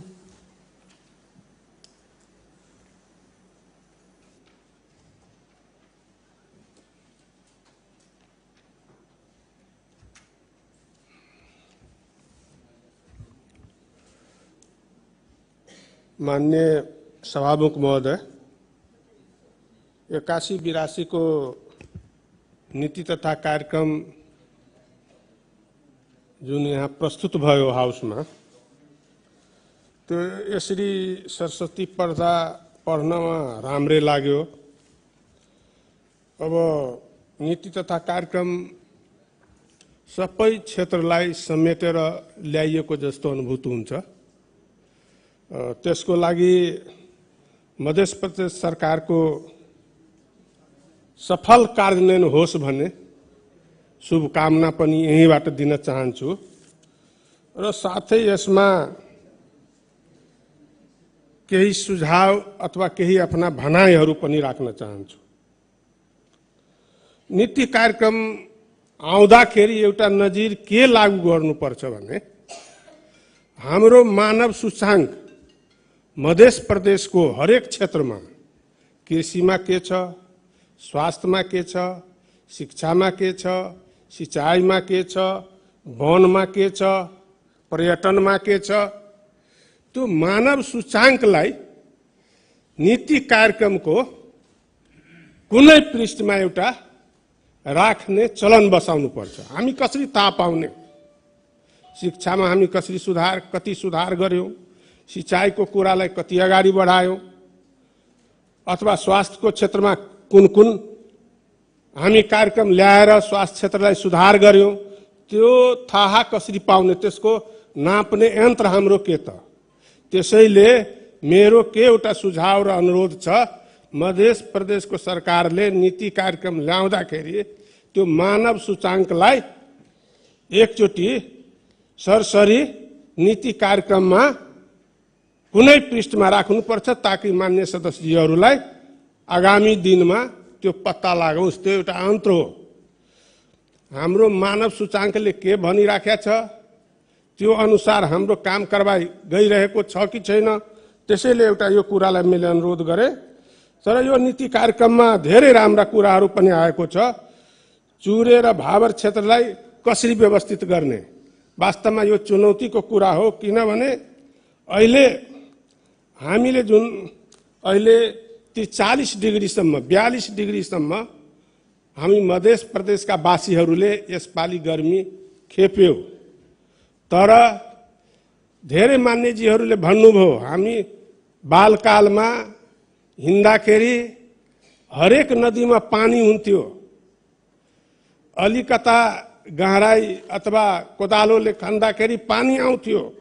तर आजको अवस्था जुन विकराल अवस्था छ, यसमा मैले के भन्न खोजेको हो, पहिला जति बेला खाद थिएन, जति बेला वैज्ञानिक प्रणालीको सिंचाई थिएन, जति बेला यति प्रविधि थिएन, त्यति बेला हाम्रो देश कृषिमा धेरै अगाडि थियो। कृषिमा धेरै अगाडि थियो। जति जति हामी प्रविधि भित्र आयौं, मल खाद भित्र आयौं, विभिन्न किसिमको ऐन कानूनहरू निर्माण गर्यो, तर कृषि क्षेत्र दिन प्रतिदिन कमजोर हुनु मलाई के लाग्छ भने मन्त्री परिषदको अथवा मध्य प्रदेशको मुख्य भनेको मुख्यमन्त्री हो। कुन मन्त्रालयले नीति कार्यक्रम मार्फत बजेट मार्फत के कार्यक्रम ल्याएको छ, त्यो कार्यान्वयन भइरहेको छ कि छैन, त्यसलाई कसरी कार्यान्वयनमा लग्ने, त्यसलाई कसरी प्रभावकारी बनाउने, त्यो जिम्मेवारी मलाई लाग्छ मुख्यमन्त्री र मुख्य सचिवको मुख्य कुरा हो। यसलाई आगामी दिनमा अहिले जुन कार्यान्वयनको अवस्था छ, वास्तवमा निराशाको कुरा किन आइरहेको छ? जनतामा पनि त्यतिकै निराशा छन्। नीति कार्यक्रम त राम्रो ल्यायो, तर विश्वासको संकट छ। विगतको सरकार जुन सञ्चालनको र कार्यान्वयनको जुन त्रुटिहरू हो, त्यो त्रुटिको कारणले अहिले पनि विश्वासको संकट छ आम जनतामा। त्यसैले म सचेत के गराउन चाहन्छु कि नीति कार्यक्रमलाई हुबहु रूपले कार्यान्वयनको रूपमा, कार्यक्रमको रूपमा लग्दाखेरि मलाई लाग्छ अहिले कति प्रतिशतसम्म बजेट खर्च भयो, त्यो एकदम न्यून अवस्था छ। त्यसैले यो बजेटको कार्यान्वयन प्रक्रियालाई अगाडि बढाउनको लागि मलाई लाग्छ 12 महिनाको एउटा रुटिन बनाउनु पर्छ। जस्तै कि साउन भदौ असोज कार्तिकलाई एक च्याप्टर बनाउनु पर्छ र त्यो साउन भादो असोज कार्तिकसम्ममा 30% बजेट खर्च हुनै पर्छ। त्यसपछि मन्सिर पुष माघ फागुनमा यो 4 महिनामा पनि थप 30% बजेट खर्च अनिवार्य रूपले हुनै पर्छ र त्यसपछि चैत वैशाख जेठ असारसम्ममा पनि 30% जम्मा यस पालिको नीति कार्यक्रम बजेट मार्फत 90% मा पुर्यायो भने यो नीति कार्यक्रम आउने बजेट सफल हुन्छ र मध्य प्रदेशको जनता विश्वस्त रूपमा यो सरकारलाई विश्वास गर्छ। यति कुरा म भन्दै म आफ्नो 2 शब्द यसै ठाउँमा टुङ्ग्याउन चाहन्छु। धन्यवाद, नमस्कार। हो मान्य श्री जीप्सी कुमारी यादवज्यू।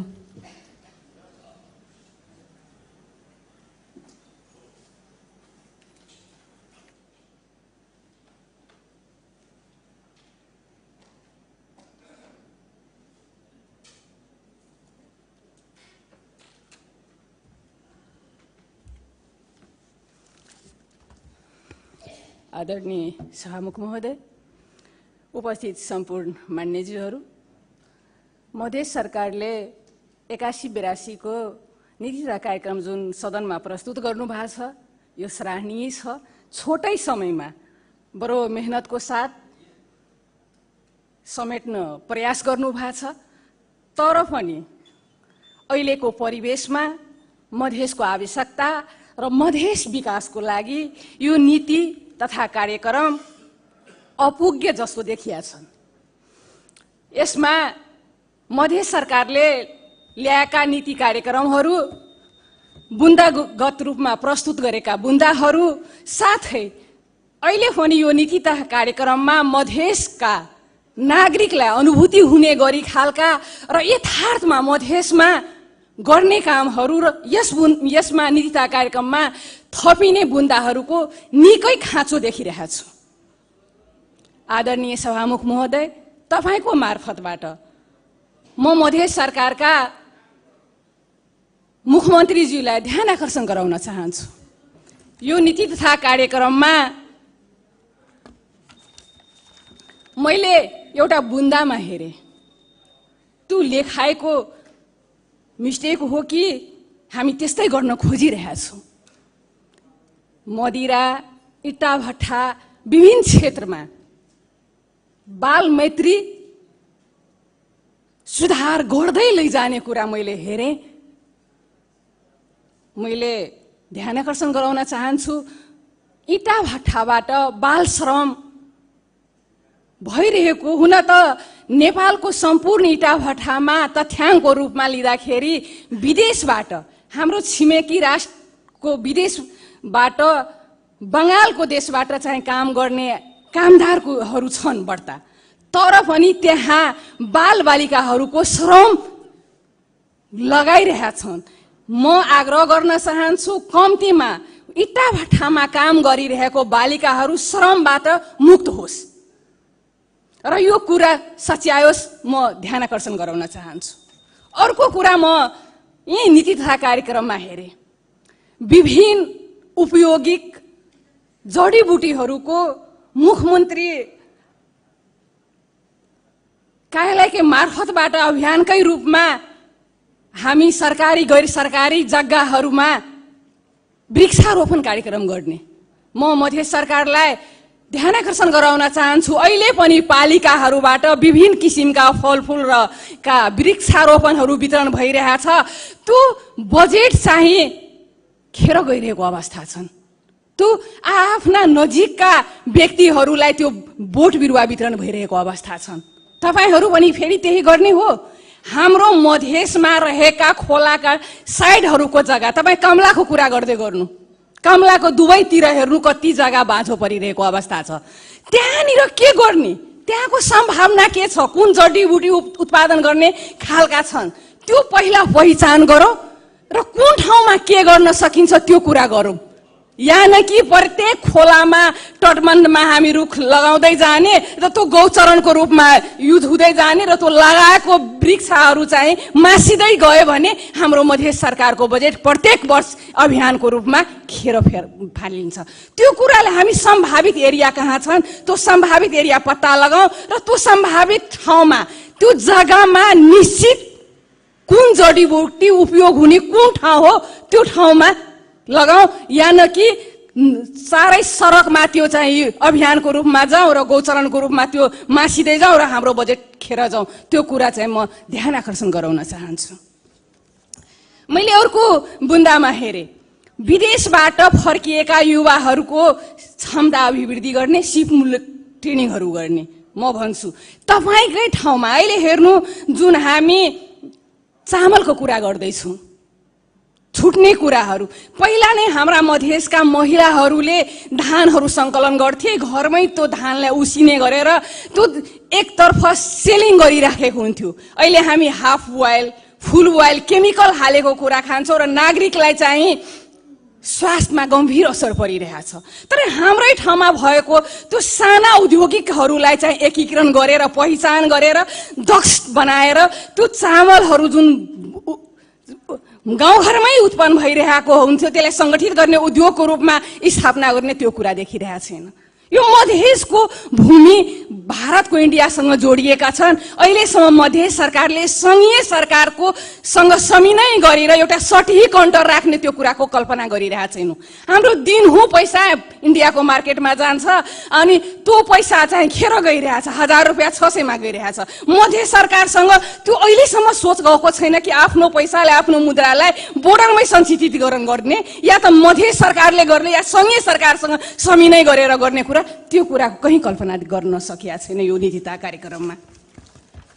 हामी सभ्य समाज निर्माण गर्ने, कानुनी कार्यान्वयन गर्ने कुराहरू नीतिहरूमा हेरौँ, तर विकराल रूपमा तथ्यमै देखिरहेका विभिन्न महिलाका घटनाहरू, महिला हिंसाको घटनाहरू देखिरहेका छौँ। त्यसलाई न्यूनीकरण गर्नका लागि सिपमूलक तालिम र समाजलाई पुनर्स्थापना गर्नको लागि सेफ हाउसको परिकल्पना कहीँ देख्न सकेका छैनौँ।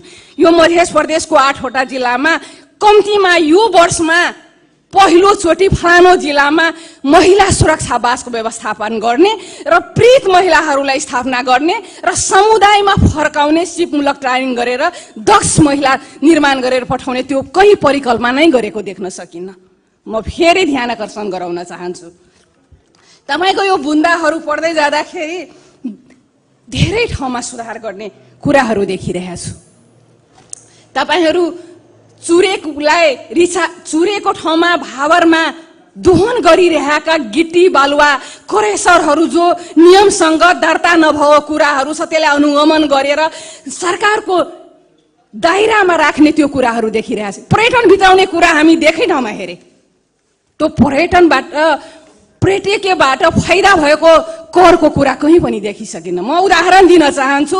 यहीँ जनकपुर जानकी मन्दिरको कुरा गर्दा यहीँ छिमेकी जिल्ला कारिक धर्मराजको स्थान जानु, परोलमा जानु, त्यहाँबाट साँझ फर्किने बेलामा त्यहाँ भक्तजनहरूलाई फर्किने जाम हुन्छ र त्यसलाई सरकार कर दायराभित्र र त्यहाँ नियमन गर्न सक्यो भने मध्य सरकारको एउटा आय आर्जनको अवस्था सुरुवात हुन्छ। त्यहाँनिर नीति ल्याउनु म मध्य सरकारलाई आग्रह गर्न चाहन्छु। मैले यहाँ खोलाको कुरा गर्दै म थोरै शाहमुखसँग यो नीतिता कार्यक्रम हो, म टाइम माग्न आग्रह गरेँ। नदीहरूको नामाकरण देखेँ मैले, गागन नदी छुटाएँ, हेर्न पाइनँ। कमलादेखि बिहुलसम्म हेरेँ। गागन नदी सिराहा जिल्लामा भएको 4 चोटि मानव सभ्यतामा आइसके पछाडि 4 चोटि बहाव परिवर्तन गरिसकेका छ। तपाईँ गागन खोला यही मान्यजी मुख्यमन्त्री हिँड्ने बाटो हो, एउटा पुल हुँदाहुँदै अर्कै पुल निर्माण भइरहेछ। त्यही बाटो हुलाकीमा त्यो नदीको परिकल्पना गरेका छु। म आग्रह गर्न चाहन्छु, गत 7 वर्षको बजेटको रातो बुक ल्याउनु। त्यो गागन नदी नियन्त्रणको नाममा कति पैसा खेर गइरहेछ। गत वर्ष पनि 3 ठाउँमा 50-50 लाख जतिको पैसा थियो, 1.5 करोड खेर गयो। अहिले आउने रातो बुकमा पनि कति चोटिमा हुन्छ, तर एकैचोटि त्यो गागनलाई चुरेदेखि लिएर बोर्डरसम्म चाहिँ डटबन्द गरिदियो भने मध्य सरकारको पैसा सुनिश्चित हुन्छ। प्रत्येक वर्ष त्यो खोला दोहनको रूपमा प्रयोग भइरहेछ। जुन खोला मेरै गाउँपालिकाबाट आइरहेछ, म त्यहाँको 2 जना मान्यज्यू यहाँ उपस्थित छु, तर दुर्भाग्यपूर्ण त्यो नदीको नाम यहाँनिर छैन। त्यही भएर म फेरि तपाईँहरू छोटो समयमा मेहनतको साथ ल्याउनु भएकोमा हार्दिक धन्यवाद दिन चाहन्छु र यो नीति कार्यक्रमभन्दा फरक पनि बजेटको व्यवस्था गर्नु र यसमा सुधार गर्नु आग्रह गर्दै आफ्ना शब्दहरूलाई यही विराम दिन चाहन्छु। हस्, धन्यवाद, नमस्कार, जय नेपाल। अब मान्य श्री जवाहरलाल कुशवाहाज्यू।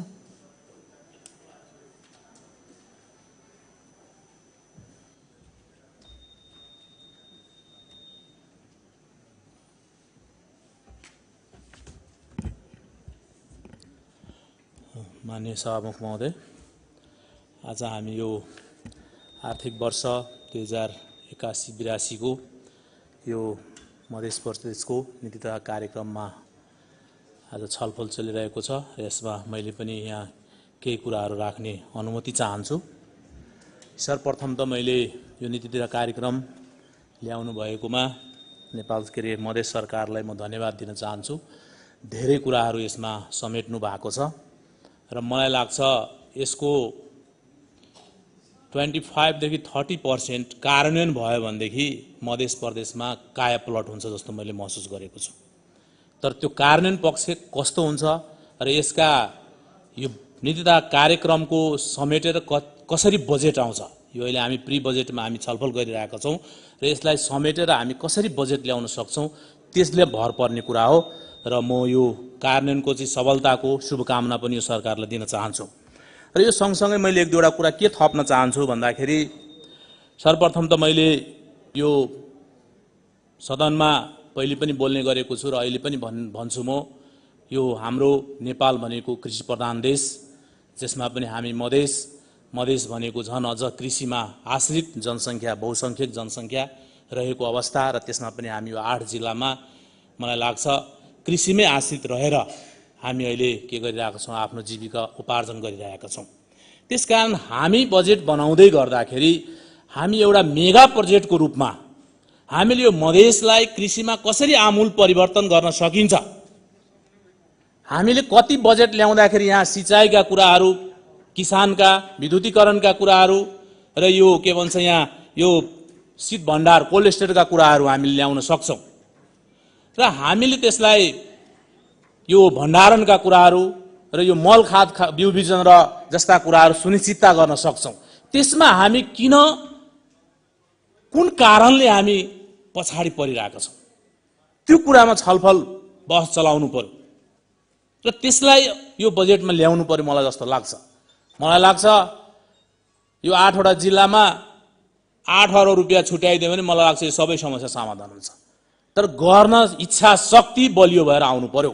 सरकारलाई म अनुरोध गर्न चाहन्छु यसैपालिको बजेटमा यो कुरालाई सम्बोधन गरियोस् र त्यसलाई चाहिँ के गरियोस् भन्दाखेरि यो किसानहरूको मूल समस्या जुन छ त्यसलाई समाधान गरियोस् भनेर म अनुरोध गर्न चाहन्छु। त्यस्तै मैले के भन्न चाहन्छु भन्दाखेरि आज हामी मलाई लाग्छ निर्वाचित भइसकेको पछि यो तेस्रो नीति तथा कार्यक्रममा हामी छलफल गरिरहेका छौँ र यो मधेस प्रदेशमा कृषि मन्त्रालय पनि छ भन्ने मलाई थाहा छैन। छ भन्ने सुनेको छु तर कार्यान्वयन काम के भएको छ भन्ने मलाई थाहा छैन। आजसम्म मैले जिल्लाबाट पनि कोही कुराहरू कृषि कार्यालयसँग ज्ञान केन्द्रहरूसँग केही कुरा राख्दाखेरि उहाँहरूले केही गर्न सकेको देखिएको अवस्थाहरू छैन। त्यसकारणले म मुख्यमन्त्रीसँग आग्रह गर्न चाहन्छु यो तपाईको नेतृत्वको सरकारले कम्तीमा ती कुराहरूको अनुभूति चाहिँ होस्, किसानहरूलाई जुन जनताहरू जुन यो कृषिमा आश्रित जनताहरू छन् किसानहरू छन् त्यसलाई त्यस्तो अनुभूति होस् भन्ने म अनुरोध गर्न चाहन्छु। त्यसैगरी यहाँ एउटा मैले के देखेँ भन्दाखेरि यो हातमा सवारी यो मैले पनि बुझिनँ यो के गाडी घोडा दिने हो कि कमाउनलाई कि के हो त्यो कुरा कि लोनमा सहज लोनमा दिने हो कि यो भन्दा चाहिँ मलाई लाग्छ त्यो पनि एउटा त्यस्तो हो भने पनि त्यो एउटा सराहनीय कुरा हो। तर के छ भन्दाखेरि सर्वप्रथम हामीले सिपमूलक भन्छौँ हामीले तालिम जनतालाई सबभन्दा पहिले हामीले पैसा दिने होइन जनतासँग हामीले व्यक्तिलाई हामीले के गर्नु पर्यो सिप दिनु पर्यो। जबसम्म सिप हुन्छ हाम्रो हातमा सिप हुन्छ भने घरमा त्यसै पनि रोजगारीको अवसरहरू सिर्जना हुन्छ जस्तो मैले महसुस गरेको छु। त्यो कुराहरूतिर ध्यान जाओस् र त्यतातिर र त्यस्तै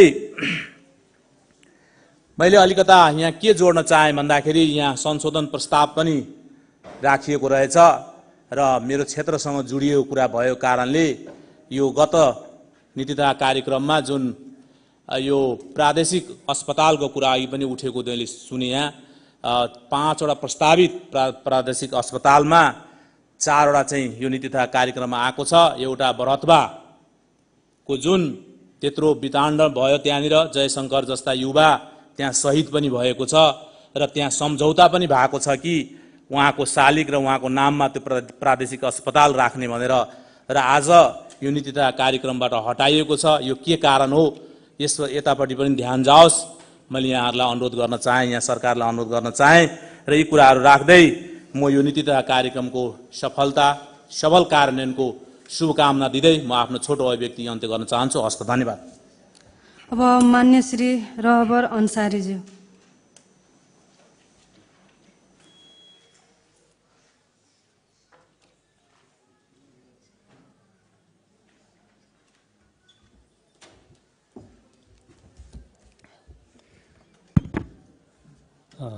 मान्य सभामुख महोदय, सदनमा उपस्थित सम्पूर्ण मान्यज्यूहरू, यो नीति तथा कार्यक्रम 2081-82 आज हामीले छलफल गरिरहेका छौँ।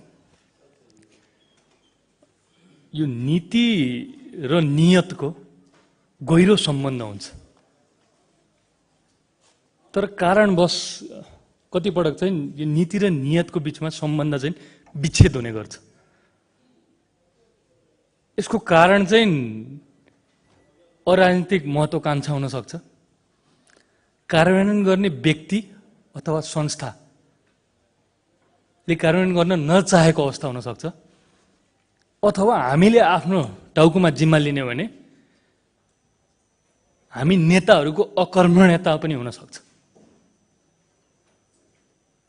धेरैजना मान्य सदस्यहरूले के भन्नुभयो भन्दाखेरि यो नीति तथा कार्यक्रम हेरेर सत्ता पक्षका सदस्यहरू पनि प्रतिपक्षका सदस्यहरू पनि उदास हुनुभएको छ भन्नुभयो। म त्यो कुरामा चाहिँ सहमत छैन। मलाई के लाग्छ भन्दाखेरि लामो समयदेखि नीति र नियतको बिचमा मध्य प्रदेशमा विशेष गरी सम्बन्ध विच्छेद भएको कारणले अहिले पनि मान्य सदस्यहरूमा एक किसिमको मनमा डर र भ्रम छ। यो ठुलो डर छ। अलिकति मैले जोड्न चाहे यो युवा अवस्थामा रहेको व्यक्तिलाई, युवालाई, युवतीलाई घरका गार्जियनले चाहिँ ल अब तिम्रो चाहिँ अरेन्ज म्यारेज गर्दैनौ, तिमी लभ म्यारेज गर, प्रेम विवाह गर भनेर छुट दिदियो भने के हुन्छ भन्दाखेरि युवा अवस्थामा रहेको महिला अथवा पुरुषको मनमा एउटा उत्साह हुन्छ, खुसी हुन्छन्, पेटमा एक किसिमको काउकुती लाग्न थाल्छ, एक्लै एक्लै मुसु मुसु हाँस्न थाल्छन्। अहिलेको नीति तथा कार्यक्रम चाहिँ मलाई यो प्रेम विवाहको प्रस्ताव जस्तै लागिरहेको छ। एक्लै पढ्दाखेरि मुसु मुसु म पनि हाँसेको छु, ममा एउटा उत्साह पनि छ, तर भित्रभित्रै मनमा डर पनि छ। कहीँ यो फेल भयो भने के हुन्छ, यो चल्यो भने त ठिक छ, चलेन भने के हुन्छ, यो प्रेम विवाह पनि त्यस्तै हुन्छ, कहीँ फेल भयो भने के हुन्छ भन्ने ठुलो डर हुन्छ उत्साह हुँदा पनि। हामी त्यो अवस्थामा छौँ जस्तो लाग्छ। म के भन्छु भन्दाखेरि यो नीतिलाई नियतवश सफल पार्न हामी सबैको योगदान हुनै पर्छ। नत्र जस्तोसुकै ठुल्ठुलो शब्द ल्याएर पनि हामीले नीति र कार्यक्रम ल्यायो भने मधेस सफल हुन सक्दैन। अब मुख्य कुरा, मैले धेरैजना मान्य सदस्यहरूले धेरै कुराहरू ल्याउनु भयो। कृषिको कुरा मैले गर्न चाहे। यो 88 नम्बर बुँदामा कृषिको मुख्य आधार माटोको स्वास्थ्य सुधार भनेर लेखिएको छ। एकछिनको लागि म यो कुरा मान्दिनँ। अहिले मध्य प्रदेशको कुरा गर्ने भने कृषिको मुख्य आधार भनेको कृषि मन्त्रालयको स्वास्थ्य सुधार गर्नु पर्यो। मुख्यमन्त्रीज्यू, पूर्व मान्य सदस्यहरूले पनि भन्नुभयो कृषि मन्त्रालय कहाँ छ। साँच्ची कहाँ छ कृषि मन्त्रालय? कहाँ छ? कृषि मन्त्रालय अस्वस्थ छ। मान्य सदस्यहरू, कृषि मन्त्रालय भेन्टिलेटरमा चलिरहेको छ। हामी जनताका जाँदाखेरि सबैभन्दा ठुलो आरोप हामीले खेप्नुपर्ने के छ भन्दाखेरि कृषकहरूको आरोप हामीले खेपिरहेका छौँ। र अब बोल्दा बोल्दा जवाब दिँदा दिँदा यति हैरान भइसक्यो कि मैले त्यो किशोर कुमारको एउटा गीत सम्झिन्छु कि तेरे बिना जिन्दगी से कोही सिकुवा तो नै भनेर। कृषि मन्त्रालय छैन, तर त्यो भन्दै गर्दा यही गीतमा अर्को लाइन पनि छ, तेरे बिना जिन्दगी लेकिन जिन्दगी तो नै। कृषि चाहिन्छ पनि मधेसलाई। मान्य मुख्यमन्त्रीज्यू, मैले तपाईँलाई पटक पटक यही कुरा रिक्वेस्ट गर्छु, कृषि मन्त्रालयलाई चलायमान बनाउनुहोस्। सन् 1971 बङ्गलादेश लिबरेट भयो, स्वतन्त्र भयो र 20 वर्षको समयमा हामीभन्दा, नेपालभन्दा 6 गुणा बढी जनसङ्ख्या भएको बङ्गलादेश आत्मनिर्भर भयो खाद्य वस्तुमा, कृषिमा। हामीभन्दा लगभग 20 करोड जनसङ्ख्या र हामी जत्तिकै क्षेत्रफल लगभग हामी जतिकै छ, लगभग मलाई लाग्छ 100 किलोमिटर वर्ग किलोमिटरको फरक होला। र मधेस यो संहितामा गएको पनि लगभग 7 वर्षमा हामी कहाँ पुग्यौँ भन्ने कुरा अलिकति मूल्याङ्कन गरौँ। र मैले केही बङ्गलादेशका समकक्षीहरूसँग कुरा गर्दाखेरि मैले सोधेँ तपाईँहरू कसरी 20 वर्षमै आत्मनिर्भर हुनुभयो भन्दाखेरि उहाँले के भन्नुभयो मलाई कि म नेपाल घुम्छु, विशेष गरी मधेस घुम्छु र म बाँझो जग्गा देख्छु। म बङ्गलादेश गएको छुइनँ। मलाई के भन्यो भन्दाखेरि तपाईँ बङ्गलादेश जानुहोस्, 1 इन्च जग्गा पनि खाली छोडिएको छैन। कहीँ उद्योग लगाइएको छ, कहीँ वन लगाइएको छ, कहीँ कृषिजन्य उत्पादन भइरहेको छ। भन्छ यो बाँझो जग्गा व्यवस्थापन गर्ने नीति चाहिँ मधेसमा आउनु पर्यो। हामीले जग्गालाई बाँझो छोडिदिनु भएन। र हामी फुड सिक्युरिटीको कुरा गरौँ न, खाद्य सुरक्षाको कुरा गरौँ अथवा आर्थिक विकासको कुरा गर्छौँ भने यो हाम्रो जग्गाको युटिलाइजेसन चाहिँ हुनै पर्यो। यसमा हामीले फोकस गरौँ। अर्को मैले अलिकति यसमा टेक्नोलोजीको कुरा गरिएको छ नीति तथा कार्यक्रममा, प्रविधिको कुरा। एउटा राम्रो कुरा हामीले के ल्याउन सक्थ्यौँ भन्दाखेरि हामीले ड्रोन टेक्नोलोजीलाई चाहिँ इन्ट्रोड्युस गर्नु पर्यो। यो कृषि ड्रोन, खाद छर्किन कुरा गरौँ अथवा बिउ बिजन छर्किन कुरा गरौँ र अर्को कुरा वनमा पनि हामीले ड्रोन प्रयोग गर्नु पर्यो। अब हामी 1 करोड रुख रोप्ने कुरा गरिरहेका छौँ, तर कसरी रोप्ने त? यसको स्रोत के? त्यो स्रोत म्यानेज गर्न एकदम गाह्रो छ। अहिले टेक्नोलोजीले के भन्छ भन्दाखेरि एरियल प्लान्टेसनको कुरा गर्छ। व्यक्ति नपुग्ने ठाउँमा पनि एक दिनमै लाखौँ रुख रोप्न सकिन्छ। ड्रोनबाट होस्, हेलिकप्टरबाट होस्, सिड बम्बिङको टेक्नोलोजी हामीले ल्याउन सक्छौँ। लाखौँ बिउ माथिबाट छरेर हामी मान्छे नपुग्ने ठाउँ, व्यक्ति नपुग्ने ठाउँमा चाहिँ हामी प्लान्टेसन गर्न सक्यौँ भने यो क्विक यसको रिजल्ट चाहिँ देख्न सकिन्छ। ग्राउन्ड वाटर रिचार्जको कुरा भनौँ न, अहिले पानी आइरहेको छैन, चारैतिर जहाँ गए पनि बोरिङ चाहिन्छ, सिँचाइ गरिदिनु पर्यो। तर हामीले यो रिचार्ज चाहिँ कसरी गर्ने त, पानी कहाँबाट ल्याउने भन्ने कुरा सोच्नु पर्यो।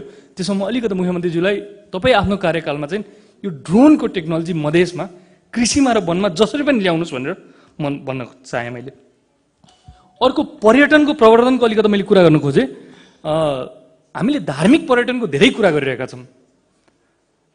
मैले अलिकति सम्झिन्छु, म धनुषा धाम गएँ, त्यहाँ धनुषा धाममा भगवान रामको धनुषको टुक्राको इतिहास सुन्दाखेरि बडो रोचक लाग्यो। मलाई बडो रोचक लाग्यो र मलाई के लाग्यो भन्दाखेरि अझ पनि यहाँ ठुलो सङ्ख्यामा पर्यटकहरू पुग्न सकेका छैनन्। र यही कुरा भारतको युपी र भारतको बिहारमा हामीले अधिकांश नेपाल आउने व्यक्तिहरूलाई सोध्यो भने हजुर थाहा हुँदैन।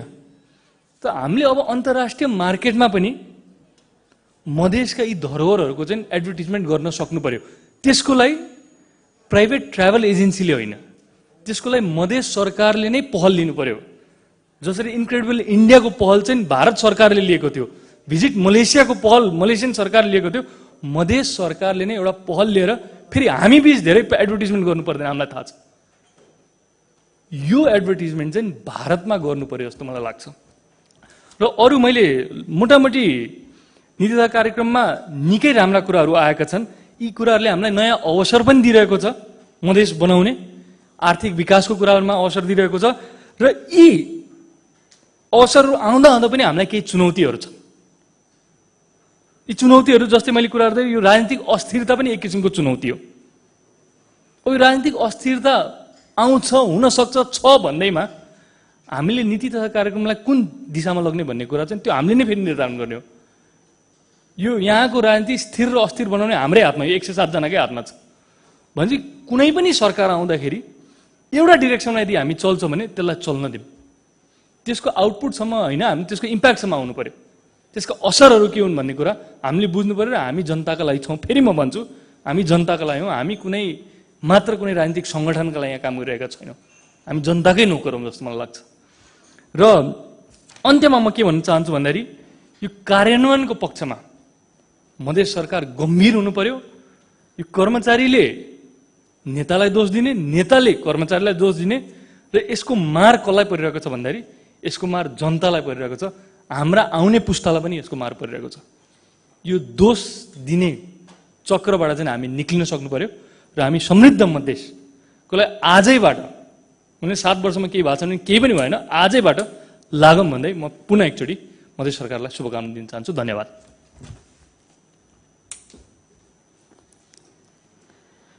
अब मान्य श्री जङ्गीलाल राई यादवज्यू।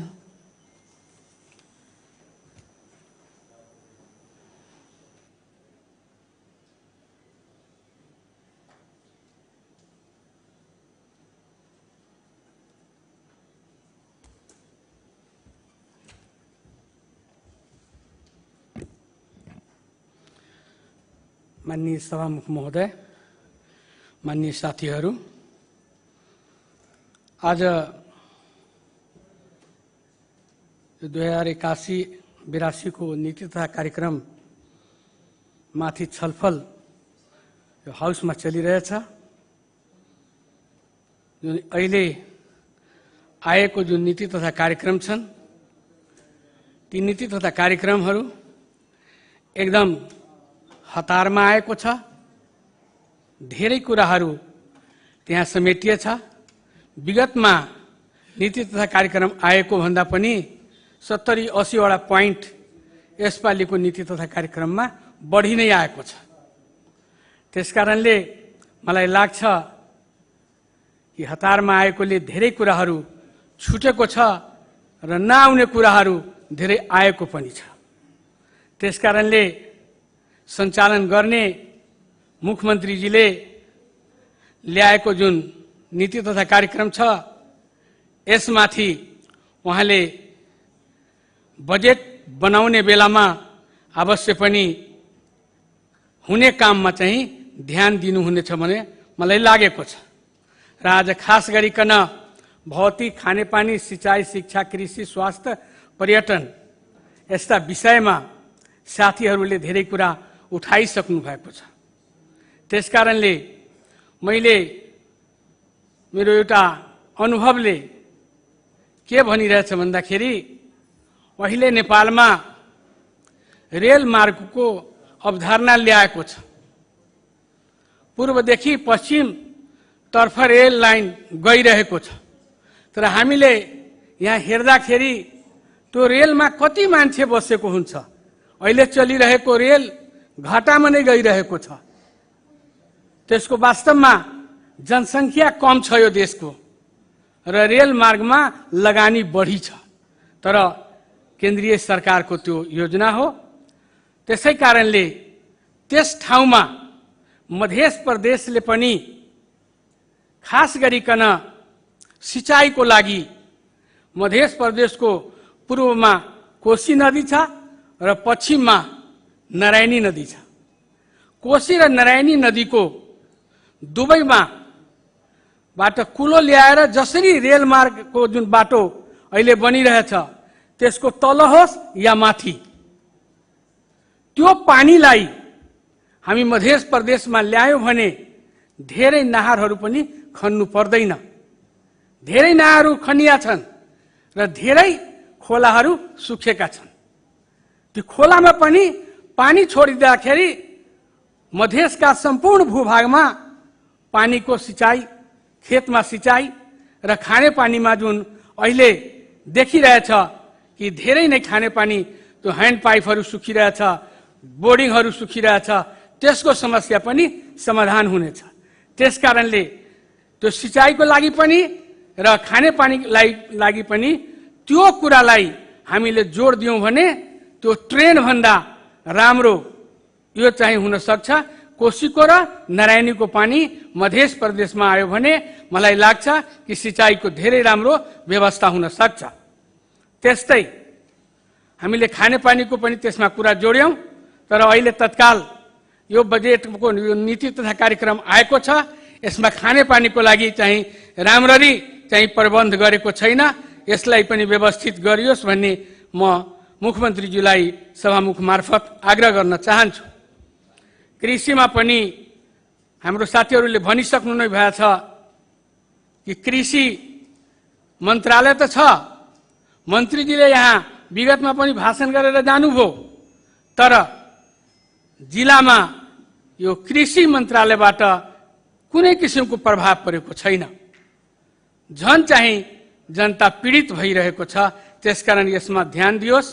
त्यस्तै स्वास्थ्यमा हस्पिटल बुनियादी ढाँचा सबै बनिरहन्छ, तर कुलतमा लागेका लागू औषधको जुन दुर्व्यसनको रूपमा दुर्व्यसनीहरू फैलिएका छन्, यसलाई कन्ट्रोल गर्नु पर्यो।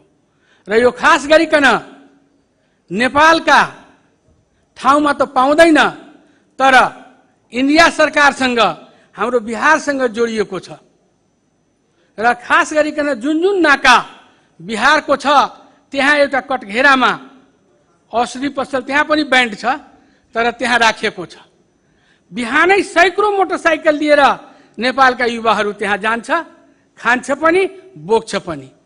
त्यसकारणले भारत सरकारका बिहार सरकारलाई कोर्डिनेसन गरेर कम्तीमा त्यस्ता पसलहरूलाई हटाइदियो भने कुल्लतबाट चाहिँ नेपालका युवाहरू धेरै नै जोगिन्छ भन्ने मलाई लागेको छ। त्यही प्रकारले पर्यटनको बारेमा यहाँ चाहिँ पर्सा वन्यजन्तु आरक्षण र कोशी टप्पूको कुरा आइसकेका छन्। मैले एउटा सानो कुरा त्यहाँ जोड्न चाहन्छु। यो जनकपुरको नजिकैमा सागरनाथ वन विकास परियोजना छ, जुन सर्लाही र महोत्तरीसँग जोडिएको छ। त्यो चाहिँ 17,000 हेक्टर जमिनमा छ। त्यहाँ ठुल्ठुलो पोखरहरू पनि खनिएका छन्।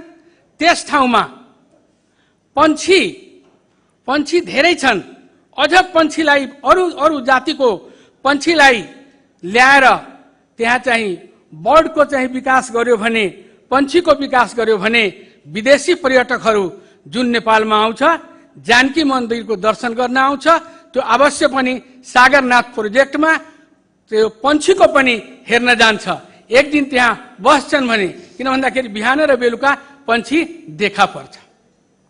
त्यसकारणले सागरनाथ वन विकास परियोजनामा एउटा चाहिँ यो चाराहरूको व्यवस्था गर्यो भने त्यहाँ पनि एउटा चाहिँ पर्यटकको रूपमा चाहिँ आउँछ।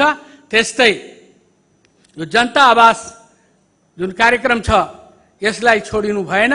किन भन्दाखेरि विगतदेखि आइरहेछ, जनताले, गरिबले, खास गरिकन दलितले र जुन चाहिँ विपन्न वर्गका छन् त्यसले चाहिँ खोजिरहेछ यसपालि आउँछ कि आउँदैन।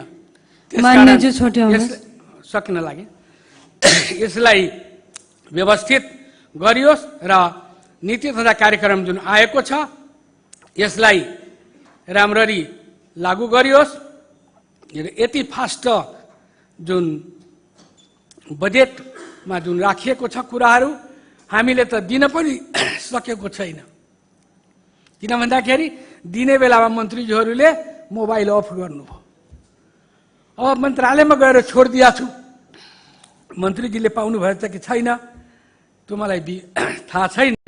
त्यसकारणले प्रत्येक निर्वाचन क्षेत्रमा एउटा पुलको जुन अवधारणा आएको छ त्यो सराहनीय छ र मैले पनि त्यहाँ पेश गरेको छु र यही कुराहरू राख्दै यसलाई चाहिँ राम्ररी लगोस् र यो देशको अहिलेको अवस्था नै राजनीतिक रूपमा अस्थिर छैन। त्यसकारणले भरोसा त छैन, तर पनि आशा गर्दै म बिदा हुन चाहन्छु। हस्त, धन्यवाद। जय नेपाल। अब मान्य श्री रूपा कुमारी यादवज्यू।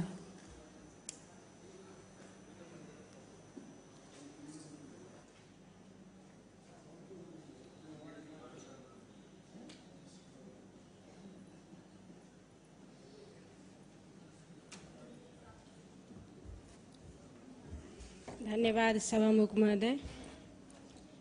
आर्थिक वर्ष 2081-82 के जे नीति तथा कार्यक्रम आयल है ये बहुत स्वागतपूर्ण है, लेकिन बहुत कुछ छूटलो है। हम खास करके पर्यटन मंत्री जी के ध्यान आकर्षण कराबे चाहबै। मध्य प्रदेश के राजधानी जनकपुर है, लेकिन जनकपुरे में ओहन किसिम के फीलिंग नहीं आ रहा है कि पर्यटन क्षेत्र घोषणा भेला। हमरा बुझाइए कि मोटा मोटी 5 साल पहले भेल छै, लेकिन वो फीलिंग नहीं आ रहा है। ते द्वारे पर्यटन मंत्री जी से ये आग्रह करबै कि नीति तथा कार्यक्रम में खास करके जे पर्यटन क्षेत्र सब है वही सब पर खास करके ध्यान दे, और जनकपुर में खास करके विशेष ध्यान ऐ लागी दे कि मध्य प्रदेश के राजधानी जनकपुर है और वही ठाम 8 जिला के संपूर्ण विषय से जुड़ल क्षेत्र है। तै द्वारे जनकपुर के कनी नमूने बनाबे के सोच रखते से हमरा सबसे पूरा आशा और अपेक्षा है। खास करके शिक्षा क्षेत्र में जाए चाहे छी। विशेष चीज तो हमरा सबके अथी में नहीं है माथम में, लेकिन जे विद्यालय सब जे हमरा सबके खास करके जे छै वही सब पर खास करके ध्यान देवा चाहे छी कि उनका सबके खास करके नीति कार्यक्रम में विद्यालय सब पर खास करके ध्यान दे, और वही चीज सब पर जे स्कूल सब में खास करके जे कहीं बिल्डिंग है तो कहीं टॉयलेट नहीं है, कहीं टॉयलेट है तो कहीं विद्यार्थी न है।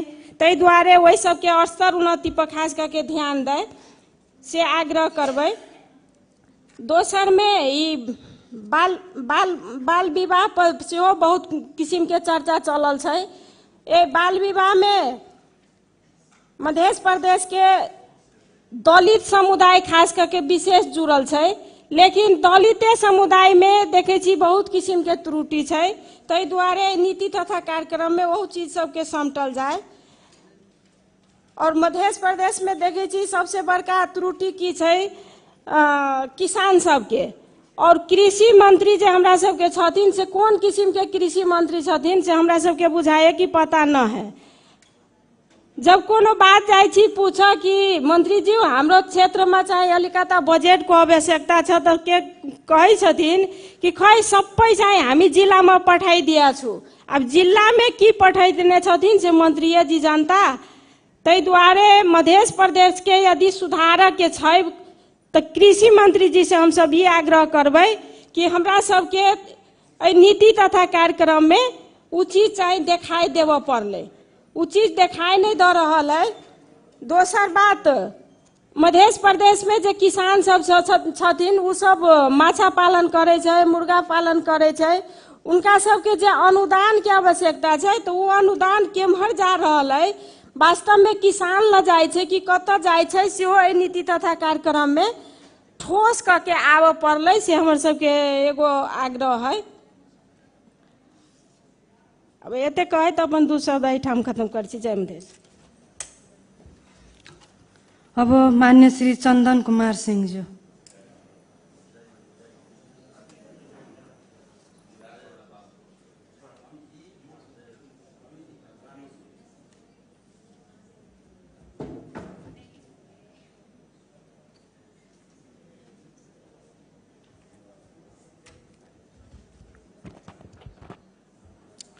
माननीय सभामुख महोदय,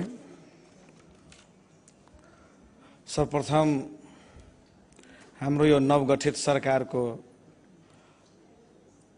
यो जम्मा 3-4 दिन भएको छ, नवगठित सरकारको यो नीति कार्यक्रम 81-82 को ल्याउनु भएकोमा उहाँलाई धेरै धेरै धन्यवाद र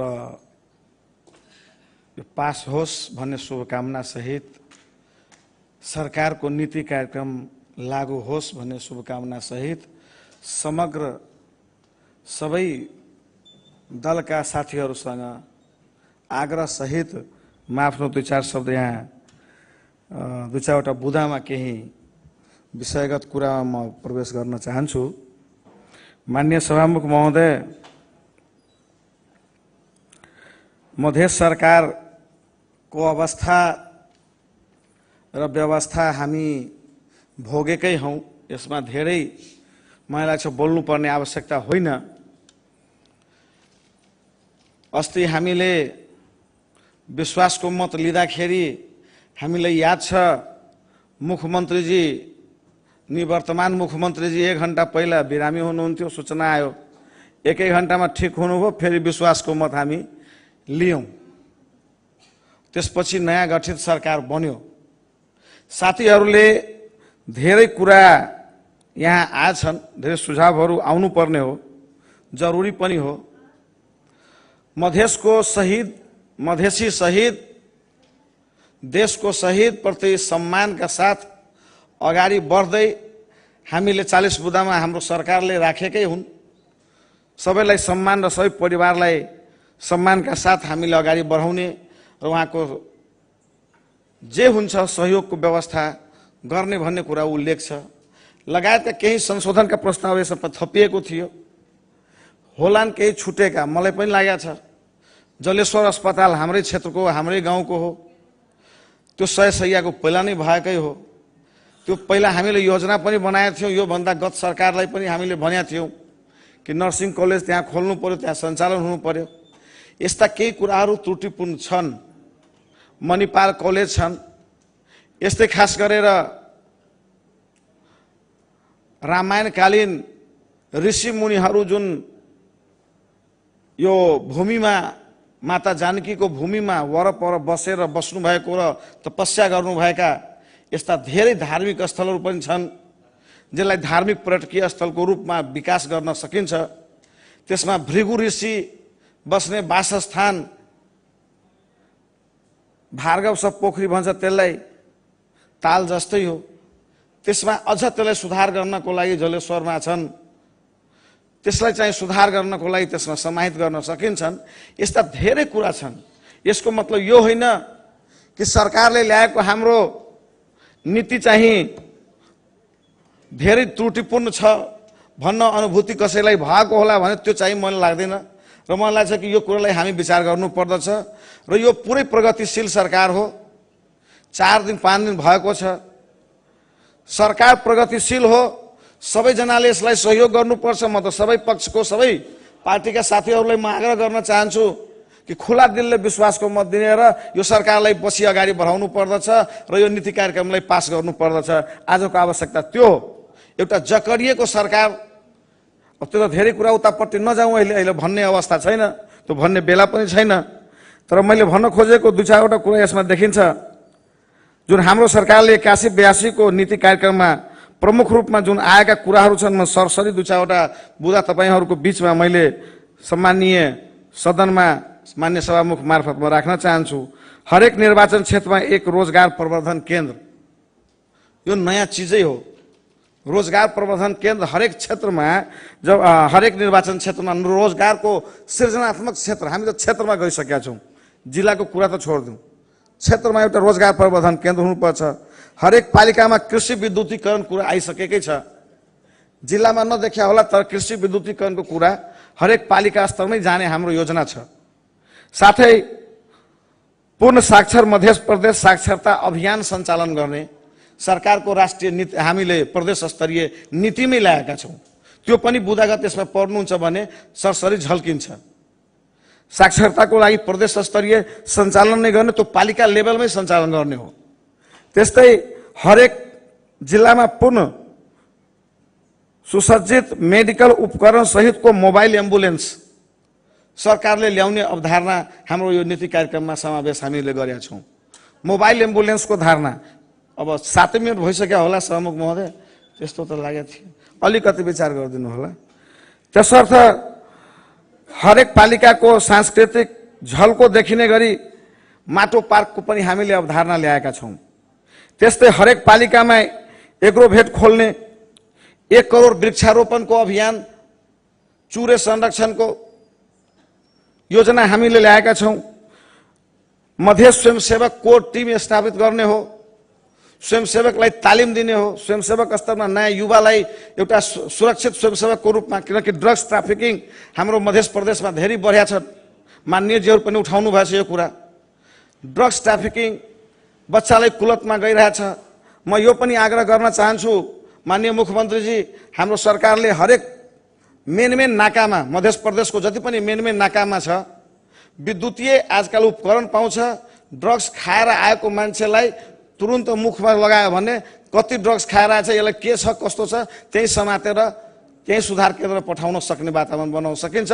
त्यसको लागि पनि हामी प्रयास गर्छौँ। त्यो प्रक्रिया हामीले, जस्तै भिट्ठामोड छ, वीरगञ्ज छ, हरेक नाका, गौरको नाका छ, हरेक जिल्लाको नाकामा मेन नाकामा एउटा मेसिन राख्न सकिन्छ।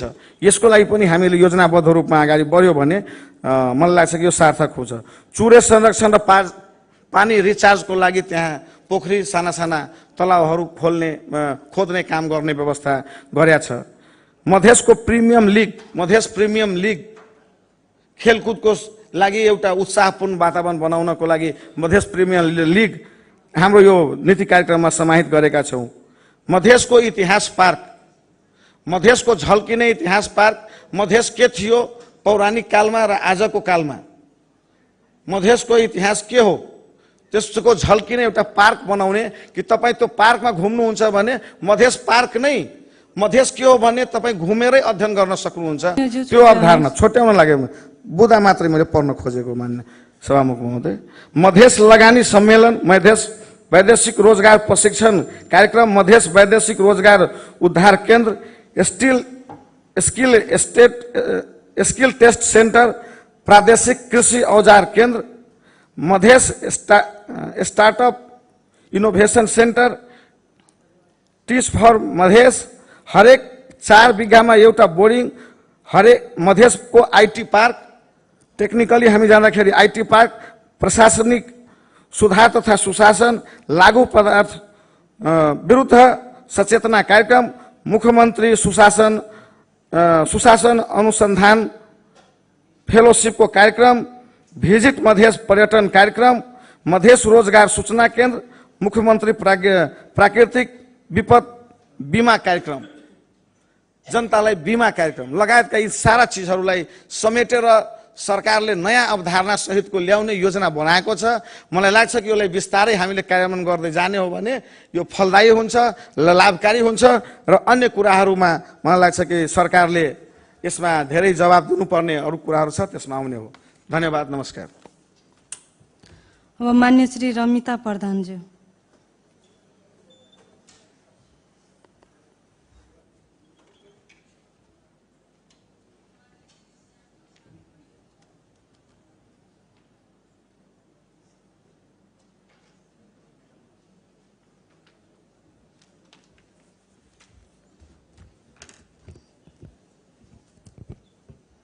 मान्य सभामुख महोदय, आर्थिक वर्ष 2081-82 को नीति तथा कार्यक्रम प्रस्तुत भएर छलफलको कार्यक्रम जारी छ र सरकारले जुन नीति कार्यक्रम प्रस्तुत गर्नुभयो त्यो छोटो समयमा धेरै मेहनतको साथ प्रस्तुत गर्नुभएको छ। त्यसैले म उहाँलाई धेरै धेरै धन्यवाद दिन चाहन्छु। र यो नीति कार्यक्रममा हामीहरूलाई एउटा पुरानो चलन नै आइसकेछ कि पुरानो चीजलाई हटाउने र नयाँ चीजलाई थप्ने जस्तो प्रक्रियाले हामीले मध्य प्रदेशमा विकासको गतिलाई महसुस गर्न पाइरहेको छैन, त्यस्तो मलाई लागिरहेछ। मलाई लागिरहेछ कि हामीले नीति कार्यक्रम बनाउँदा सबभन्दा पहिला हामीलाई के को आवश्यकता छ, आवश्यकता अनुसारको व्यवस्था। तर अहिले हाम्रो मध्य प्रदेशमा सबभन्दा आवश्यकता भनेको हाम्रो पूर्व मान्यजीहरूले पनि धेरै मान्यजीहरूले भन्नुभएछ कि अहिले खानेपानीको हाहाकार मचिसकेछ। हामीले जति जे काम गर्दा पनि पहिला हामीलाई पानी चाहिन्छ। त्यसैले मलाई लागिरहेछ यो नीति कार्यक्रममा खानेपानीको कस्तो नीति बनाउँदा हामीले छिटो र छरितो जनतालाई पानीको व्यवस्था दिन सक्छौँ त्यस्तो व्यवस्था चाहिँ समेटेको छैन, त्यस्तो मलाई लागिरहेछ। र अर्को कुरा, यो नीति कार्यक्रममा मैले हेर्दाखेरि हाम्रो मध्य प्रदेशमा सबभन्दा बढी दुर्व्यसनमा परेर हाम्रो बालबालिकाहरूले एकदम गलत तर्फ गइरहेछ। त्यसको लागि सेफ हाउस एउटा र सुधार केन्द्र मलाई लागिरहेछ यो मध्य प्रदेशमा एकदम अति आवश्यक हो। त्यो चाहिँ मैले त्यसमा हेरिन। र एउटा बुन्दामा मैले जुन दीर्घ तथा काँडा रोगीहरूको लागि प्रदान गरिँदै आइरहेको उपचार र सहायता कार्यक्रमलाई निरन्तरता दिने, त्यसलाई चाहिँ निरन्तरता दिने भनेर मैले त्यसैले भनेको अवस्था अनुसार व्यवस्था परिवर्तन। किनभने हामीले जब बिरामीहरूले उपचार गराउन जान्छ त हाम्रो मन्त्री परिषदबाट निर्णय भएर अब के प्रक्रिया लिएर उनीहरूलाई सुविधा दिने त्यस्तो व्यवस्थालाई हटाएर डाइरेक्टै हामीले जुन अस्पतालमा हामीले सेवा लिइरहेछौँ त्यहीबाट हामीले एउटा नीति कार्यक्रममा यस्तो नीति ल्याउँदा कि त्यहीबाट उनीहरूले छुट पाउँछ र त्यो हस्पिटलले हाम्रो प्रदेश सरकारसँग समन्वय गरेर केही व्यवस्था गर्थ्यो भने त्यस्तो नीति ल्याउँदा बिरामीहरूको लागि सहज हुन्थ्यो भन्ने मलाई लागिरहेछ। र यो नीति कार्यक्रममा मैले हेरेको थिएँ बाल विवाह निरुत्साहित गर्न सचेतना कार्यक्रम सञ्चालन गर्दै उमेर पुगी विवाह गर्नेलाई सम्मान गरिनेछ, अन्तर्जातीय विवाहलाई प्रोत्साहित गरिनेछ। उमेर पुगेलाई सम्मान गरिनेछ तर उमेर नपुगेपछि विवाह गरिनेलाई हामीले के गरिनेछौँ भन्ने व्यवस्था चाहिँ मैले नीति कार्यक्रममा हेरेन। किनभने हाम्रो केन्द्र सरकारले नै बिहेबारी 20 वर्ष पारी भनेर नीति जुन ल्याउनु भएछ त्यो अनुसारले सबभन्दा बढी मैले मध्य प्रदेशमा हेरिरहेछु। यो कारणले 20 वर्षको पर्खाइमा हाम्रो आजकल बाल विवाह चाहिँ भागी विवाहमा परिवर्तन भएर बढी भइरहेछ।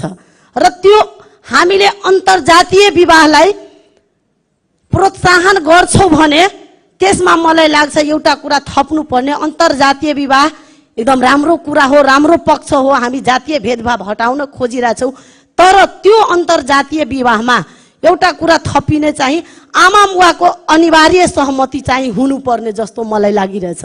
किनभने 20 वर्षसम्म वा 25 वर्षसम्म आमा बुवाले पोषण पालन गरेर अनि त्यसपछि चाहिँ आफ्नै हिसाबले बिहा गरे आमा बुवाको केही चाहिँ मतलब नगर्यो। क्यों आमा बुवाको घर के अनाथ आश्रम हो। 20-25 वर्ष पोषण पालन गरेर चाहिँ उसको चाहिँ कुनै मन्जुरी नहुने र आफ्नो हिसाबले गर्ने। त्यसैले मलाई लाग्छ त्यसमा यो कुरा आमा बुवाको सहमति हुनुपर्छ भनेर थप्नु पर्ने र एउटा जुन बाल विवाह चाहिँ अहिले बढी चाहिँ भागी विवाहमा परिवर्तन भएर बाल विवाह भइरहेछ त्यसलाई चाहिँ जुन बाल विवाह सबै हामीले करेक्सन गरेर डाटा कलेक्सन कतिजना भागी विवाह गरेर वा त आमा बुवाको सहमतिमा नै एरेन्ज गरेर बाल विवाह भन्छ त्यो सबैलाई ल्याएर हामीले डाटा कलेक्सन गरेर र त्यसपछि एउटा सेफ हाउस भने वा सुधार केन्द्रमा राखेर 20 वर्ष पुगेपछि हाम्रो सरकारले नै विवाह गराइदिनु पर्ने त्यस्तो प्रावधान ल्याएपछि मात्रै हामीले बाल विवाहलाई रोक्न सकिन्छौ त्यस्तो मलाई लागिरहेछ। हुन त यो नीति कार्यक्रममा धेरै कुराहरू आइसकेछ, राम्रो पक्ष पनि छ नराम्रो पक्ष पनि छ, तर नराम्रो पक्षलाई हामीले सुधारौँ र राम्रो पक्षलाई म त छिटो भन्दा छिटो कार्यान्वयनमा ल्याऊ। कार्यान्वयनमा हामीले जति राम्रो लेखे पनि यदि समयमा हामीले कार्यान्वयन गर्न सकेनौँ भने यो लेखाइको हामीले कुनै महत्त्व देखिन सक्दैन। र एउटा कुरा म आफ्नो मुख्यमन्त्रीलाई भन्न चाहन्छु, हाम्रो अहिलेको मुख्यमन्त्रीले साँच्चीकैमा हाम्रो मध्य प्रदेशमा केही परिवर्तन ल्याउँछ भन्ने जस्तो लागिरहेछ। त्यसको लागि मैले एउटा सानो कहानी भनेर छु। एउटा बुवाले बिचमा नदी थियो अनि स्कुल चाहिँ नदीको उतापट्टि थियो, गाउँ चाहिँ यतापट्टि थियो अनि जहिले पनि बच्चालाई पानीमा आफ्नो कान्धामा बोकेर बच्चालाई स्कुल पठाउँथ्यो। जहिले पनि उसको बुवाले नदीमा जहिले पनि पानी हुँदा पारी जाँदा कान्धामा अनि उसको बुवाले भन्नुहुन्छ बाबु तिमीले पढिसकेपछि नि यो नदीमा पुल बनाइदेऊ के कि अर्को जेनेरेसनको बुवाहरूले यस्तो कन्धामा बोकेर आफ्नो बच्चालाई त्यहाँ स्कुलमा छोड्न नपरोस् भनेर त्यो बच्चाले के भनिरहेछ बुवा पुल मात्रै किन म स्कुल नै यतातिर आफ्नै गाउँमा बनाइदिन्छु भने मलाई अहिलेको मुख्यमन्त्रीले लागिरहेछ उहाँको बोली वचन व्यवहार सबैले स्कुल नै बनाइदिन्छु तर कार्यान्वयनमा चाहिँ साँच्चीकैमा बनाइदिनुहुन्छ त्यस्तो लागिरहेछ महसुस भइरहेछ। तर एउटा कुरा म आफ्नो मुख्यमन्त्रीजीलाई के भन्न चाहन्छु कि पहिले निर्णयमा यो नीति कार्यक्रमभन्दा अलि फरक कुरा पहिलो निर्णयमा हामीले समानुपातिक प्रणाली र प्रत्यक्ष हरेक सिस्टम हामीले नै बनाएको प्रणाली हो, हामीले नै बनाएको सिस्टम हो र हामीले नै बनाएको सिस्टममा एउटा ठुलो प्रहार गरेछौँ जस्तो लागिरहेछ। निर्वाचन प्रणालीलाई यति र समानुपातिकलाई यति भनेर उहाँले आफ्नै मुखबाट सम्बोधन गर्दाखेरि यो चाहिँ समावेशी समानताको घात भएको छ जस्तो मलाई लागिरहेछ। त्यसैले मलाई फेरि म मुख्यमन्त्रीजीलाई आग्रह गर्न चाहन्छु कि हजुरले पुल मात्रै होइन स्कुल नै बनाइदिनुहुन्छ। त्यसैले समावेशीको आधारलाई र समावेशीमा मात्रै हामीले समतामूलक भनिरहेछौँ त्यो समतामूलकको र समता र समावेशी र समानताको आधारमा अगाडि बढौँ त्यो शुभकामना छ र सच्चैमा मध्य प्रदेशमा केही उज्यालो दीपक जल्छ जस्तो अनुभव भइरहेछ। यो नीति कार्यक्रम जे छ जस्तो छ हामी बीचबाट धेरै छलफलमा सुधारहरू आइसकेछ। हामी त्यो सबैलाई सुधार गर्दै गर्दा अगाडि बढ्दै र एउटा कुरा फेरि म लास्टमा के भन्न चाहन्छु कि जति जे भने पनि समयमै कार्यान्वयन होस् त्यो शुभकामनाको साथ यो नीति कार्यक्रम जस्तो छ सफल होस् भन्ने शुभकामनाका साथ म आफ्नो 2 शब्द समाप्त गर्छु। धन्यवाद, नमस्कार। अब माननीय श्री कञ्चन कुमारी बिच्छाज्यू।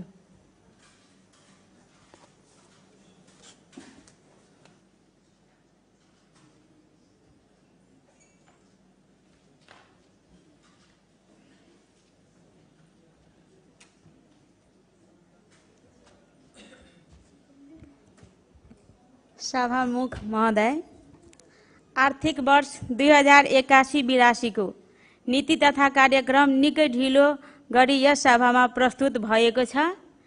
नीति तथा कार्यक्रम उपर धारणा राख्न अवसर दिनुभएकोमा म देश सरकारलाई हार्दिक धन्यवाद व्यक्त गर्दछु। नीति तथा कार्यक्रम ल्याउने मुख्यमा सरकार परिवर्तन हुनु आफैमा स्वस्थ कार्य होइन। सरकारमा सहभागी दलका मुख्यमन्त्री र अर्थमन्त्री फेरिएको अवस्थामा निकै ढिलो गरी आएको नीति तथा कार्यक्रम स्वामित्व कसले लिने भन्ने मुख्य प्रश्न हो। सरकारले अघिल्लो वर्ष घोषणा गरेको नीति तथा कार्यक्रमको प्रगतिमा एक शब्द पनि नबोलेर सरकारले अघिल्लो सरकारको स्वामित्व लिने छैन भन्ने त प्रष्ट भएको छ। आगामी वर्षको नीति तथा कार्यक्रमको कार्यान्वयन हालत पनि यस्तै हुनेछ भन्ने हामीलाई लागेको छ। हामी यस्तो नहोस् भन्न चाहन्छौँ। नीति तथा कार्यक्रम, नीति कम र कार्यक्रम बढी रूपमा आएको छ। हामीलाई के लाग्दछ भने अब अर्थमन्त्रीले बजेट तथा कार्यक्रम, बजेट मात्र पढ्नुहुन्छ कि छुट्टै बजेट तथा कार्यक्रम पढ्नुहुन्छ भन्ने हामी असार 1 गतेको प्रतीक्षामा छौँ। नयाँ सरकारले नीति तथा कार्यक्रम धेरै कुराको प्रतिबद्धता गर्नुभएको छ। जनताका लागि शब्द खर्चिन कुनै कन्जुसाई गर्नुभएको छैन। सरकारलाई धन्यवाद भन्न चाहन्छु। तर नीति तथा कार्यक्रम संहिता नबुझेको जस्तो लागेको छ। ठाउँ ठाउँमा संघीय सरकारले गर्ने कार्य प्रदेश सरकारले गर्ने गरी उल्लेख गरेको छ भने अलग सरकारको रूपमा रहेको स्थानीय सरकारलाई माथत निकाय जस्तो गरी न्यायिक प्रशिक्षण कार्यक्रम, न्याय प्रशासनमा जवाबदेहिता र पारदर्शिता अभिवृद्धि गर्ने नीतिको बुँदा नम्बर 46 मा उल्लेख छ। त्यस्तै बुँदा नम्बर 224 मा स्थानीय तहका गाउँ नगरसभालाई प्रभावकारी बनाउन गाउँ नगरसभा सम्बन्धी कार्यक्रम गर्ने उल्लेख छ। यो त केही उदाहरण मात्र हो। ठाउँ ठाउँमा यस्ता विरोधाभास थुप्रै छन्। सरकारले एउटा टिम खडा गरेर आफ्नो कार्यक्षेत्रबाट स्पष्ट हुनुपर्ने देख्दछु। सरकारको नीति तथा कार्यक्रमले प्राथमिकता तय गर्न पनि सकेको छैन। सबै कार्य आगामी वर्ष गर्छु पनि भनेको छ अनि दीर्घकालीन प्रतिबद्धता पनि उल्लेख गरेको छ। साथै वितरणमुखी नीतिलाई पनि प्रोत्साहन गरेको छ। बुँदा नम्बर 5 मा सरकारका 15 वटा नीतिगत प्राथमिकता तोकेको छन्, तर नीति तथा कार्यक्रम प्राथमिकतासँग आबद्ध गरी प्रस्तुत गरेको सकेको छैन। फेरि 16, 17, 18 र 20 नम्बर बुँदामा उल्लेख भएका कार्यक्रमलाई पनि प्राथमिकता दिने उल्लेख छ। नाराका रूपमा अलग अलग प्राथमिकता तोकेको छ अनि मध्य प्रदेशको गौरवका आयोजनालाई पनि विशेष प्राथमिकता दिने उल्लेख छ। यसबाट सरकारको मुख्य प्राथमिकता के हो भन्ने सकेको छैन। आगामी दिनमा यो सरकार पनि प्राथमिकताको भारीले थिचिने निश्चित छ। माननीय सभामुख महोदय, बुँदा नम्बर 47 देखि 67 सम्म 10 वटा बुलेट अक्षरमा नारा सहितको कार्यक्रम छ। सबै मिलाउँदा 28 वटा बोल्ड अक्षरमा कार्यक्रम छ। बोल्ड अक्षरमा नराखिएका तर बन्द कोष्ट इन्भर्टेड कामामा राखिएका अरू 17 कार्यक्रम छन्। सरकारले आफ्नो राजस्व क्षमतालाई आकलन गरे कार्यक्रम ल्याउन जस्तो लाग्दैन। यति धेरै प्रतिबद्धताहरू कसरी पूरा हुन्छन् र बजेटको विनियोजन कसरी हुन्छ भने हामीले पनि नजिकबाट निहालिरहेका छौँ। राष्ट्रिय प्रजातन्त्र पार्टी जनतालाई झुक्याउने नारा र कार्यक्रम सशक्त प्रतिवाद गर्नेछ। यस सभामा एक्लै भए पनि जनताको मुद्दा लडिरहनेछु। हात हातमा सवारी, घर घरमा रोजगारी भन्ने कार्यक्रम फेरि ठुलो रकम वितरण गर्ने र त्यसमा भ्रष्टाचार गर्ने ठाउँ पनि खोलिएको छ। वितरणमुखी अन्य कार्यक्रम पनि नीति कार्यक्रममा थुप्रै ठाउँमा उल्लेख गरिएको छ। माननीय सभामुख महोदय, अन्तमा उल्लेखित आधार र कारणबाट केही स्पष्ट हुन्छ कि यस नीति तथा कार्यक्रम सरस्वती हेर्दा महत्वाकांक्षा जाग्ने देखिए पनि अन्तरबाट हेर्दा पूरा नहुन सक्ने प्रतिबद्धता पोको हो।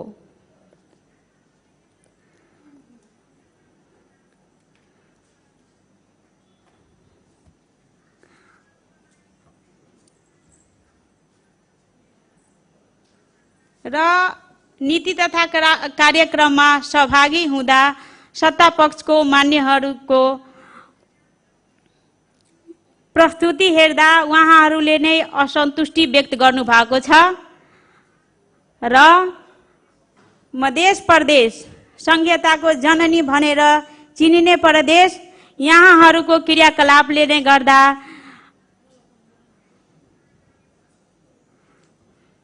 संकटमा पुगेको जस्तो लागेको छ।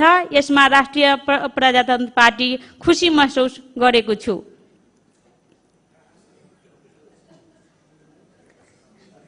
अब हेर्न के बाँकी छ, नीति तथा कार्यक्रम ल्याउनु त भयो, अब कार्यान्वयन पक्ष हेर्न बाँकी छ। हाम्रो मध्य प्रदेशको सबभन्दा कमजोरी पक्ष नै रहेको छ इम्प्लिमेन्टेसन पार्ट। त्यो अब कतिको कार्यान्वयन पक्षमा मुख्यमन्त्रीज्यूले ध्यान दिनुहुन्छ त्यो हेर्न बाँकी नै छ। यति भन्दै म आफ्नो 2 शब्द यही विराम दिन्छु। धन्यवाद। जय राष्ट्रवाद। अब मान्य श्री सरदा दास पहाडीज्यू।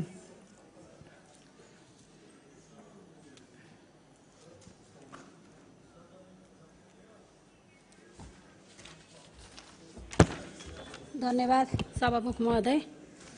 माननीय सभामुख महोदय, सर्वप्रथम त म आज नवगठित मन्त्री परिषदका माननीय मुख्यमन्त्रीज्यू, मन्त्रीज्यूहरू लगायत राज्य मन्त्रीज्यूहरूलाई शुभकामना तथा बधाई तथा शुभकामना हार्दिक बधाई व्यक्त गर्न चाहन्छु र सफल कार्यकालको शुभकामना पनि दिन चाहन्छु। र जनताको आवश्यकता र लाई मध्यनजर गरेर यो सरकारले आगामी दिनमा मध्य प्रदेशका जनतालाई जुन सेवा दिनुपर्ने हो दिन सक्नेछ भन्ने म विश्वास लिँदै यो फेरि पनि बधाई तथा शुभकामना दिन चाहन्छु। र आज हामी आर्थिक वर्ष 2081 र 82 को मध्य प्रदेश सरकारको नीति तथा कार्यक्रममा छलफलमा यहाँ उपस्थित भएका छौँ। धेरै कुरा त आइसकेको छ, तर पनि मैले आफ्ना केही शब्दहरू यहाँ राख्नै पर्ने हुन्छ। सर्वप्रथम त यो नीति कार्यक्रम छोटो समयमा यो प्रदेश सरकारले, यो नयाँ सरकारले ल्याएको नीति तथा कार्यक्रम अघिल्लो सरकारले ल्याएको भन्दा धेरै भिन्न रहेको छ र मलाई लाग्छ यो भिन्नता कायम गर्दा गर्दै यो जुन बाचा यो नीति कार्यक्रममा ल्याएको छ सरकारले त्यसलाई कार्यान्वयन गर्नेछ र पूर्ण रूपमा कार्यान्वयन गर्नेछ भन्ने मैले विश्वास पनि लिएको छु। अब धेरै कुरा त यहाँ आइसकेको छ, त्यही पनि म थोरै केही भन्न चाहन्छु। आफ्ना केही भनाइहरू पहिलोपल्ट यो प्रदेश सरकारले अघिल्लो नीति कार्यक्रम भन्दा वन क्षेत्रलाई, दिगो वन क्षेत्रलाई धेरै ठुलो प्राथमिकता दिएर यति धेरै बुँदामा वनलाई एकदम फोकस गरेको छ। म त्यसमा एकदम हर्षित पनि भएको छु र यो सरकारलाई धन्यवाद पनि दिन चाहन्छु। जुन अहिले मध्य प्रदेशका जनताले भोगिरहेका छन् यो जुन वाटर लेभलको पानीको समस्या, जुन चुरे दोहनको कारणले गर्दा भइरहेको यो जुन पानीका समस्याका लाई मध्यनजर गर्दै सरकारले ल्याएको यो चुरे संरक्षणलाई म धेरै धन्यवाद दिन चाहन्छु। विशेष त म माननीय मुख्यमन्त्रीज्यूलाई धेरै धन्यवाद दिन चाहन्छु। यो जुन नीति कार्यक्रममा ल्याइएको छ यो दिगो वनको अवधारणालाई भोलि बजेट र भोलि कार्यान्वयन पक्षलाई पनि ध्यान दिनुहुन्छ भन्ने मैले विश्वास पनि लिएको छु।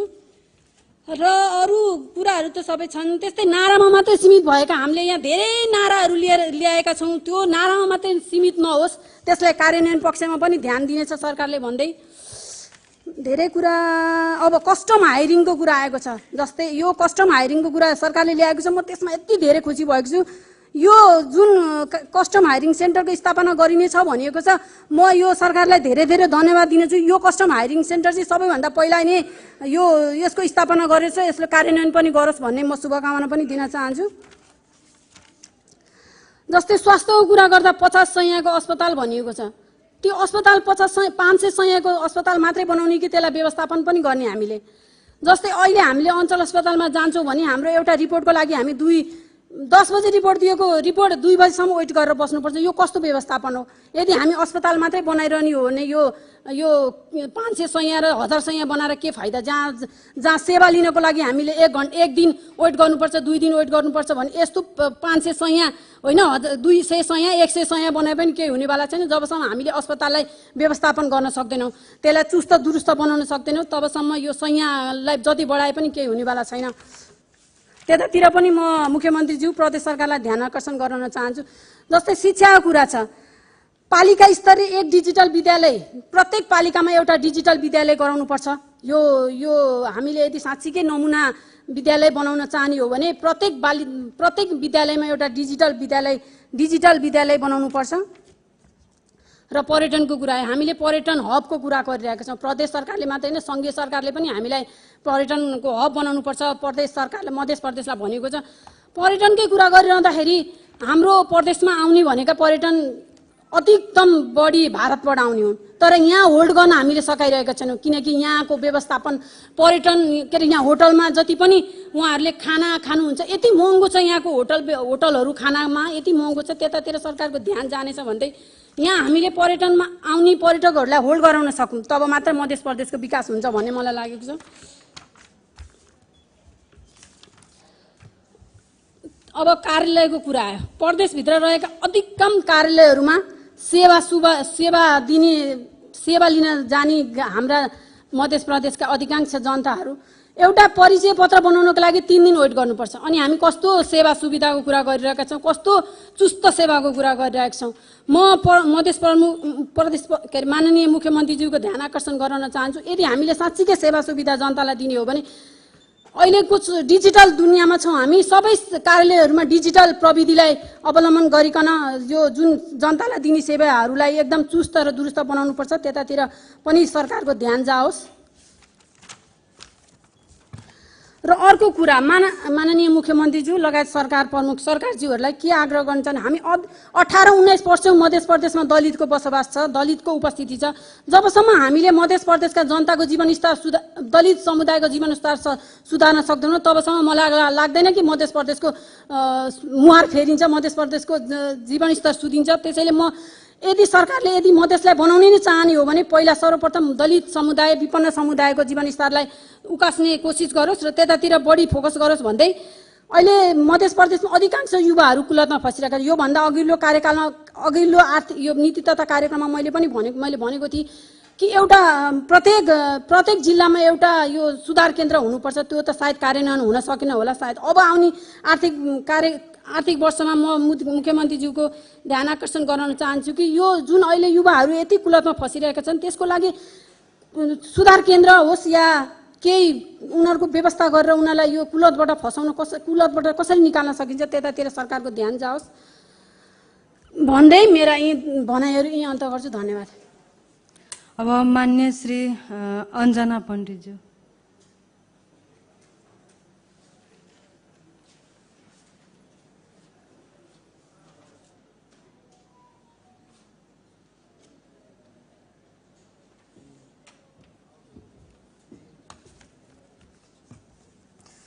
धन्यवाद माननीय सभामुख महोदय। सर्वप्रथम म नवगठित मुख्यमन्त्रीज्यू लगायत मन्त्रीज्यूहरूलाई हार्दिक बधाई, यहाँहरूको कार्यकाल सफल होस् भन्ने शुभकामना दिन चाहन्छु र साथै यसपालिको मन्त्री परिषदमा महिला सदस्यज्यूहरूको सहभागिता 33% भन्दा बढी बढेको छ, त्यसको लागि सम्पूर्णमा म आभार व्यक्त गर्न चाहन्छु। र आज हामीले मध्य प्रदेश सरकारको वार्षिक आर्थिक वर्ष 2081-82 माथि सैद्धान्तिक छलफल गर्दैछौँ। म सरकार सभामुखज्यू मार्फत मध्य सरकारलाई ध्यान आकर्षण गराउन चाहन्छु। बुन्दा नम्बर 15 मा जुन रे मधेसमा झागिदो रहेको महिला हिंसा, लैंगिक विभेद, बाल विवाह, दाइजो प्रथाको बारेमा बुन्दामा व्यक्त गर्नुभएछ। त्यसमा रे लिङ्ग परीक्षण गरेर भ्रूण हत्यालाई पूर्ण रूपले समाप्त गर्नुपर्छ, त्यो पोइन्टलाई मलाई जहाँसम्म लाग्छ यहाँले छोड्नु भएछ। यो किन आवश्यक छ? हाम्रो मध्य प्रदेशको लैंगिक अनुपात हेर्दा जनमुदाको लैंगिक अनुपात हेऱ्यो भने 7वटा प्रदेशको तुलनामा सबभन्दा मध्य प्रदेशमा 118वटा बालकको जन्म हुँदा 100वटा बालिका मात्रै जन्मिरहेको छ।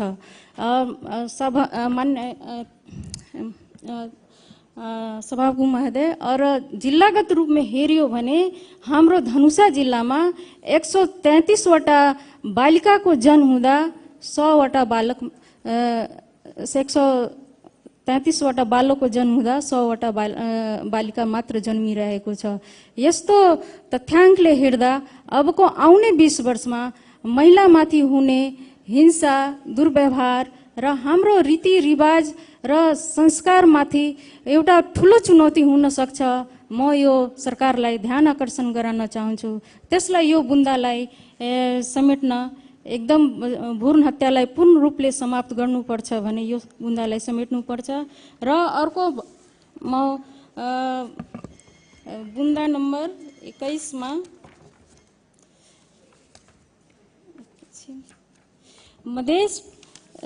प्रदेश सरकारको विकास साझेदारीहरू मार्फत हुने प्राविधिक सहयोगका रकम विषयगत मन्त्रालयको हाराहारीमा नै रहेकोले त्यसलाई पारदर्शी तथा कार्यविधि सहितको प्रणाली कार्यान्वयन गर्नुपर्ने देखिन्छ। त्यो बुन्दालाई पनि समेट्ने मैले सरकारसँग आग्रह गर्न चाहन्छु। र अर्को कुरा, हाम्रो अर्थतन्त्रको आधारको कुरा गर्दा अहिले पनि हाम्रो कृषि क्षेत्र नै हाम्रो आधारभूत क्षेत्र भनेको 60% हाम्रो कृषि क्षेत्र नै हो। र त्यसको लागि हाम्रो बुन्दा 87 देखि 100 सम्म यस कृषिको लागि राख्नु भएको छ। तर यो कार्यान्वयन छिट्टोभन्दा छिट्टो होस्, हामीले आत्मनिर्भर हुनको लागि यो पनि म सरकारसँग आग्रह गर्न चाहन्छु। र यसमा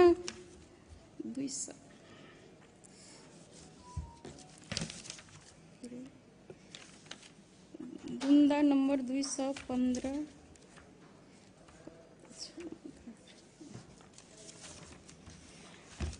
बुन्दा नम्बर 215 मा यौनिक तथा लैंगिक अल्पसंख्यकको लागि सिपमूलक तालिम, विभेद विरुद्ध सामाजिक व्यवहारमा परिवर्तन गर्ने कार्यक्रम सञ्चालन गरिनेछ। यसको लागि म सरकारलाई धेरै धेरै धन्यवाद दिन चाहन्छु। यहाँहरूले लैंगिक अल्पसंख्यकलाई सम्बोधन गर्नुभएको छ। र म अन्तमा आफ्नो मध्य प्रदेश सरकारलाई म यही नीति तथा कार्यक्रम बनाउन बेला म यही आग्रह गर्न चाहन्छु, हाम्रो नीति तथा कार्यक्रम संविधानले निर्दिष्ट गरे बमोजिम समाजवाद उन्मुख, सुशासन रहित, सामाजिक आर्थिक रूपान्तरणको लागि सामाजिक न्याय सहितका र गुणस्तरीय सामाजिक विकास सुरक्षा, संहिताको सबलीकरण र सुशासन रहित र राष्ट्रिय आकांक्षा लिएको पूरा हुनुपर्छ। र साथै समावेशी आर्थिक वृद्धि हासिल गर्ने, शिक्षा, स्वास्थ्य लगायत सुशासन प्रवर्धन तथा सार्वजनिक सेवा प्रवाहलाई प्राथमिकतामा समेट्नुपर्छ। र म यति बोल्दै म यो नीति तथा कार्यक्रममा यो सबै पक्षहरूलाई ध्यान दिनुहुन्छ भने म आग्रह गर्न चाहन्छु मध्य प्रदेश सरकारलाई। यति बोल्दै म आफ्नो कुरालाई यहीँ टुङ्ग्याउन चाहन्छु। धन्यवाद। जय नेपाल। अब म माननीय मुख्यमन्त्री श्री सतीश कुमार सिंहलाई छलफलमा उठेका प्रश्नहरूको जवाफ दिन अनुमति दिन्छु।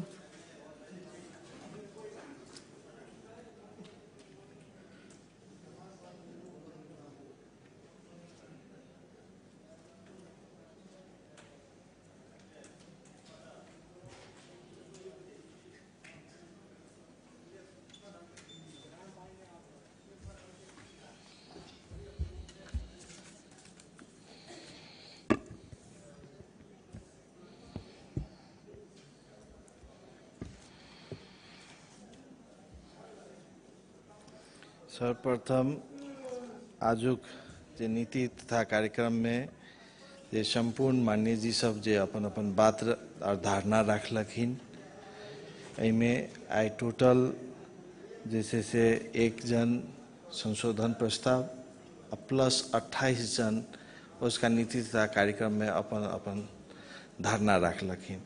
सबसे पहले उस संपूर्ण माननीय जी सबके हमरा तरफ से और हमार संपूर्ण टीम के तरफ से अपने सबके बहुत बहुत धन्यवाद दै छी।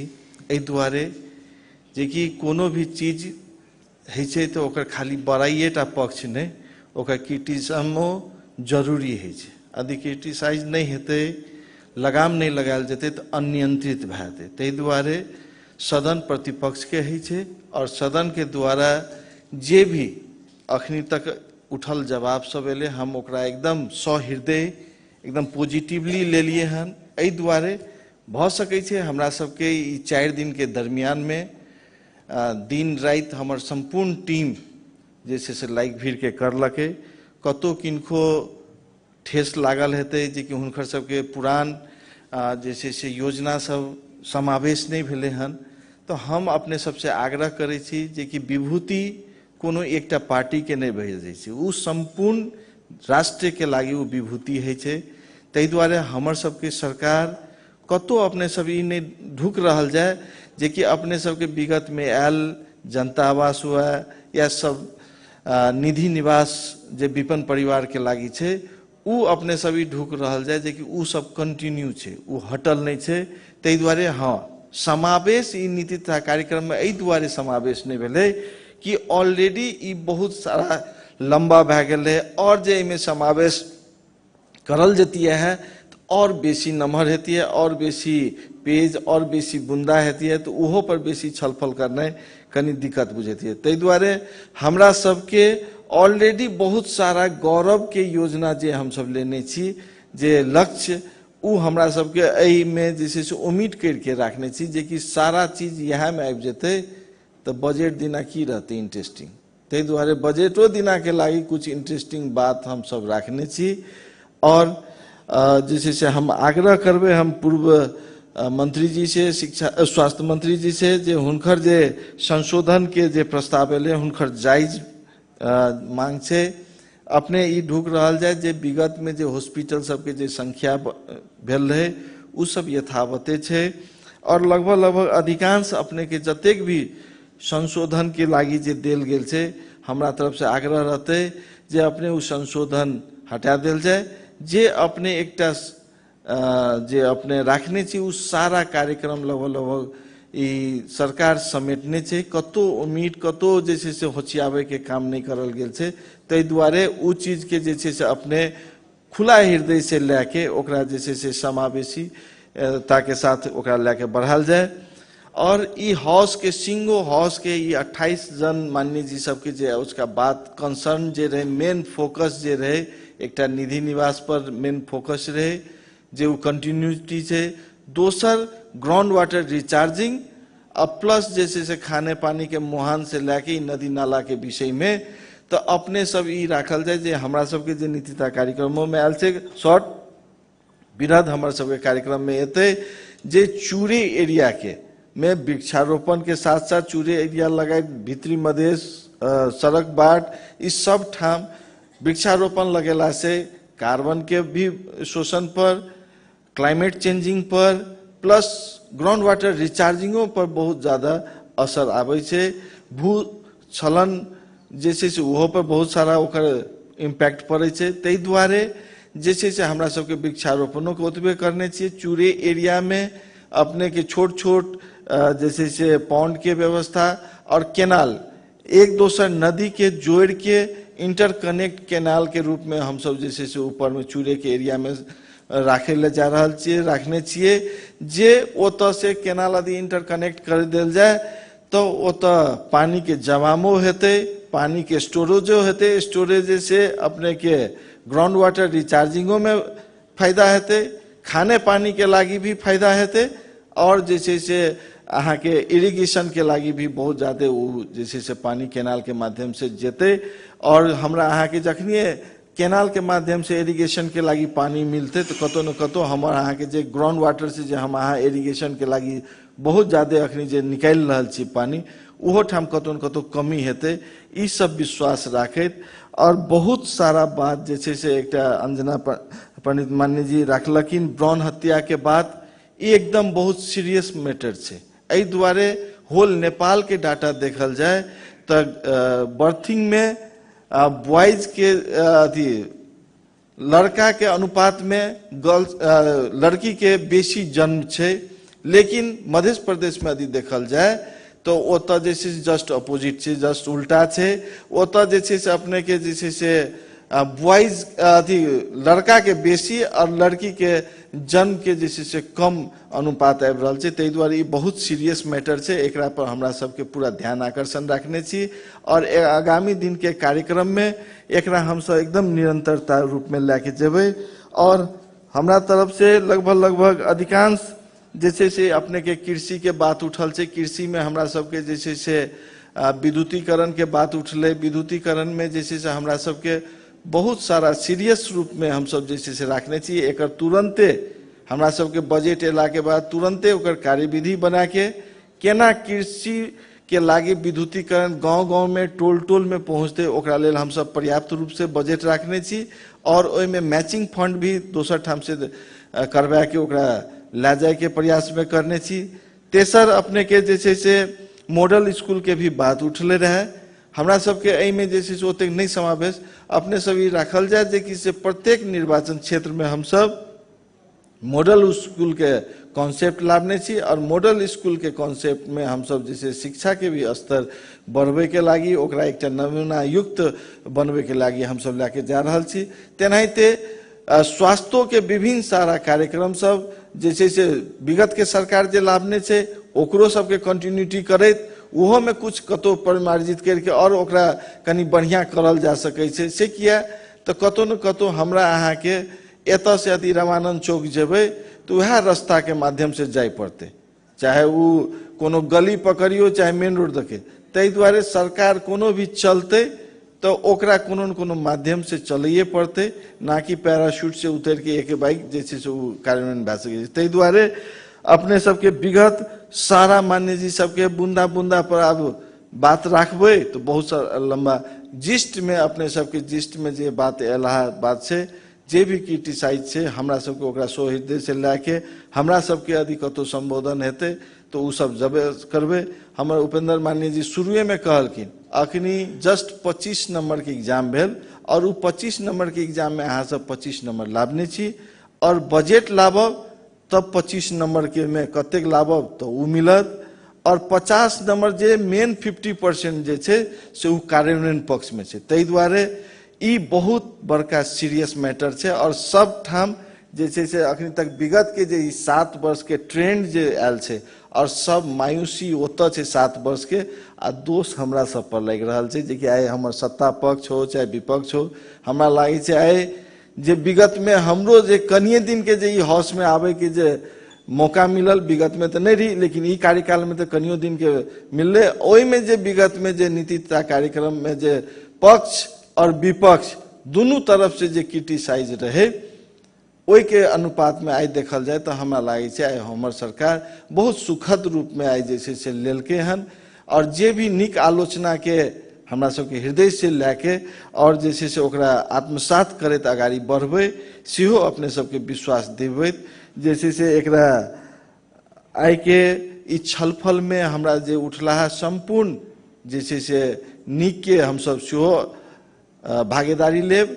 अबजस के यदि हमरा सब द्वारा हेतै तो ओकरो हम सब भागीदारी के रूप में लेब। एहि दुआरे जे कि नीक भेला काम मात्रे हमर सबके आ खराब भेला काम दोसर के से हम सब नहीं कहला जायब।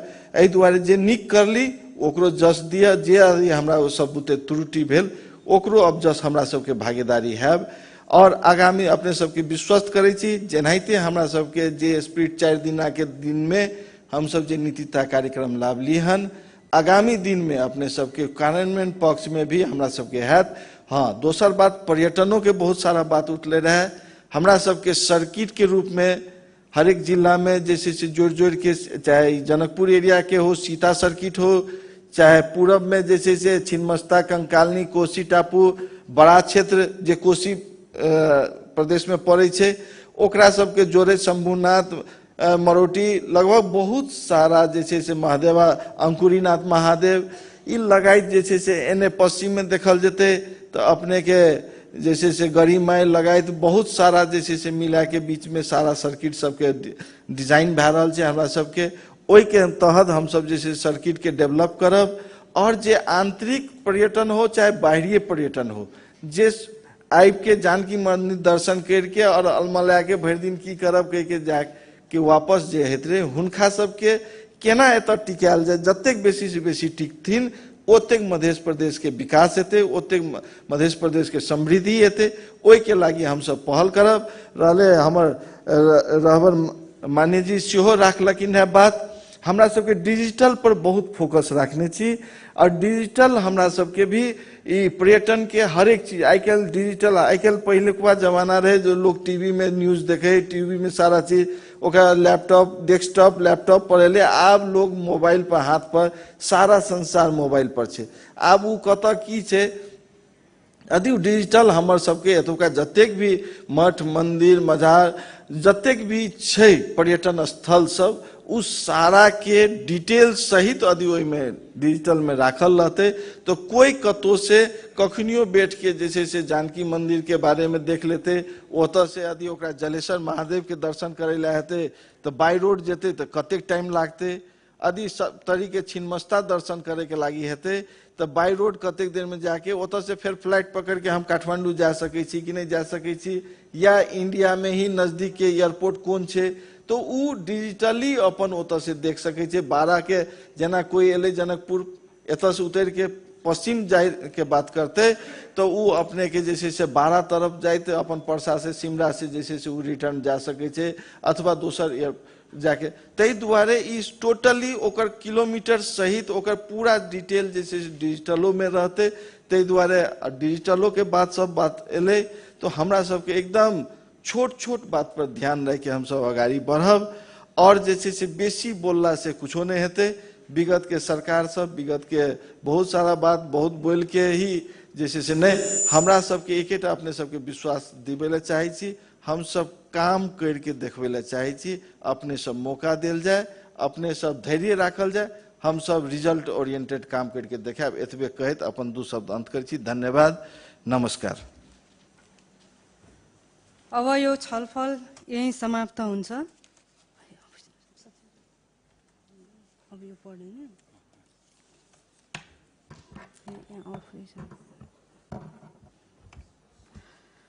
अब म माननीय श्री वीरेन्द्र प्रसाद सिंहलाई माननीय मुख्यमन्त्रीले जवाब दिने क्रममा स्वीकार गरेको संशोधन बाहेकको आफ्नो संशोधन फिर्ता लिन चाहनुहुन्छ भने समय दिन्छु।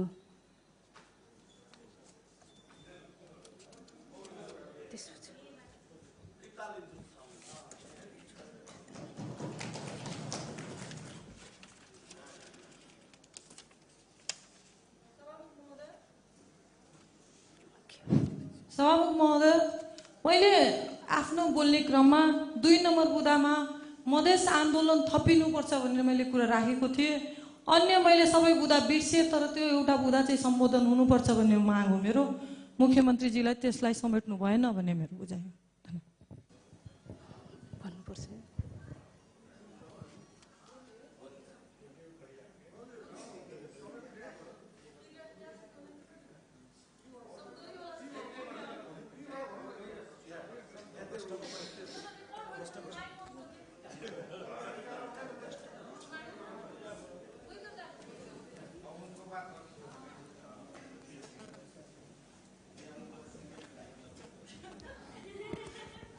सही बात कहलिए, नया प्रैक्टिस में तो सीखना जिंदगी भर लागल रहे छे। यही टन रहले बात जैसे से मान्य जी के ध्यान आकर्षण भेले मधेश आंदोलन के बात जैसे से होना चाहिए। यथार्थ में मधेश आंदोलन के जग पर भी ई देश में संहिता एले हन, उ चीज के हम अहाँ केना बिसर जेबे। तै दुआरे कतो न कतो भए सकै छै हमरा सबके एकदम जैसे से फास्ट ट्रैक में जे काम करत करत कतो टाइपिंग मिस्टेक भए सके, हमरा सबके ध्यान उतर नहीं पहुँच पाबले और हमरा सबके ध्यान आकर्षण करवा देलखिन। तै दुआरे रानी मानी जी के बहुत बहुत धन्यवाद। और उ समटेते हेते कहत अपन दू शब्द अंत करी।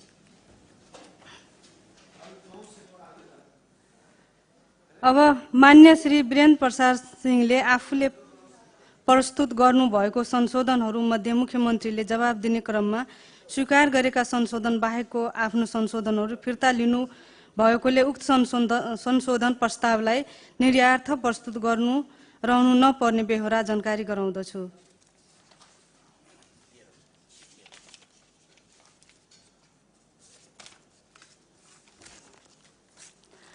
अब म माननीय मुख्यमन्त्री श्री सतीश कुमार सिंहलाई मध्य प्रदेश सरकार को आव 2081-82 को वार्षिक नीति तथा कार्यक्रम पारित गरियोस् भन्ने प्रस्ताव प्रस्तुत गर्न अनुमति दिन्छु।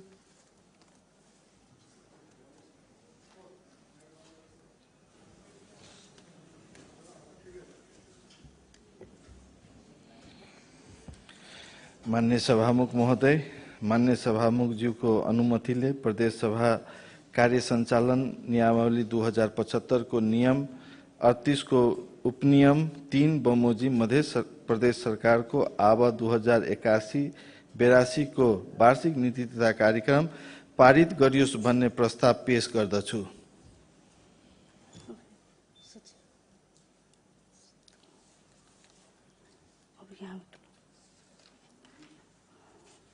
अब यो प्रस्तावलाई निर्यार्थ प्रस्तुत गर्दछु।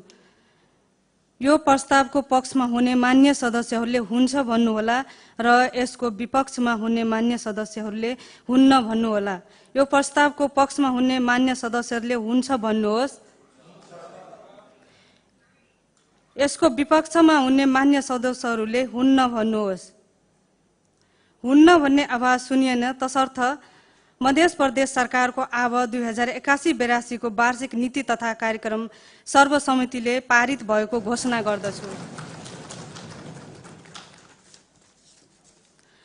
अब यो बैठक 2081 साल जेठ महिनाको 32 गतेको शुक्रबार बिहान 11 बजे बस्ने गरी यो बैठक यही स्थगित हुन्छ।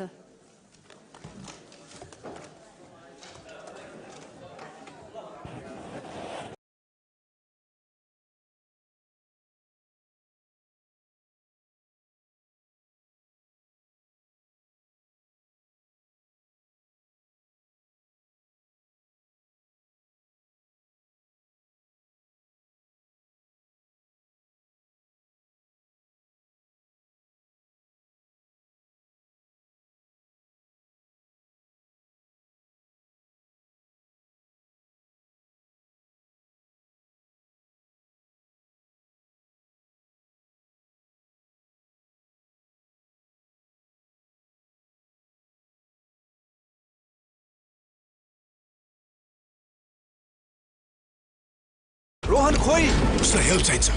तिमी रिग्रेट त गर्दैनौ नि? गर्न भने जिन्दगीभर रिग्रेट गर्नेछु।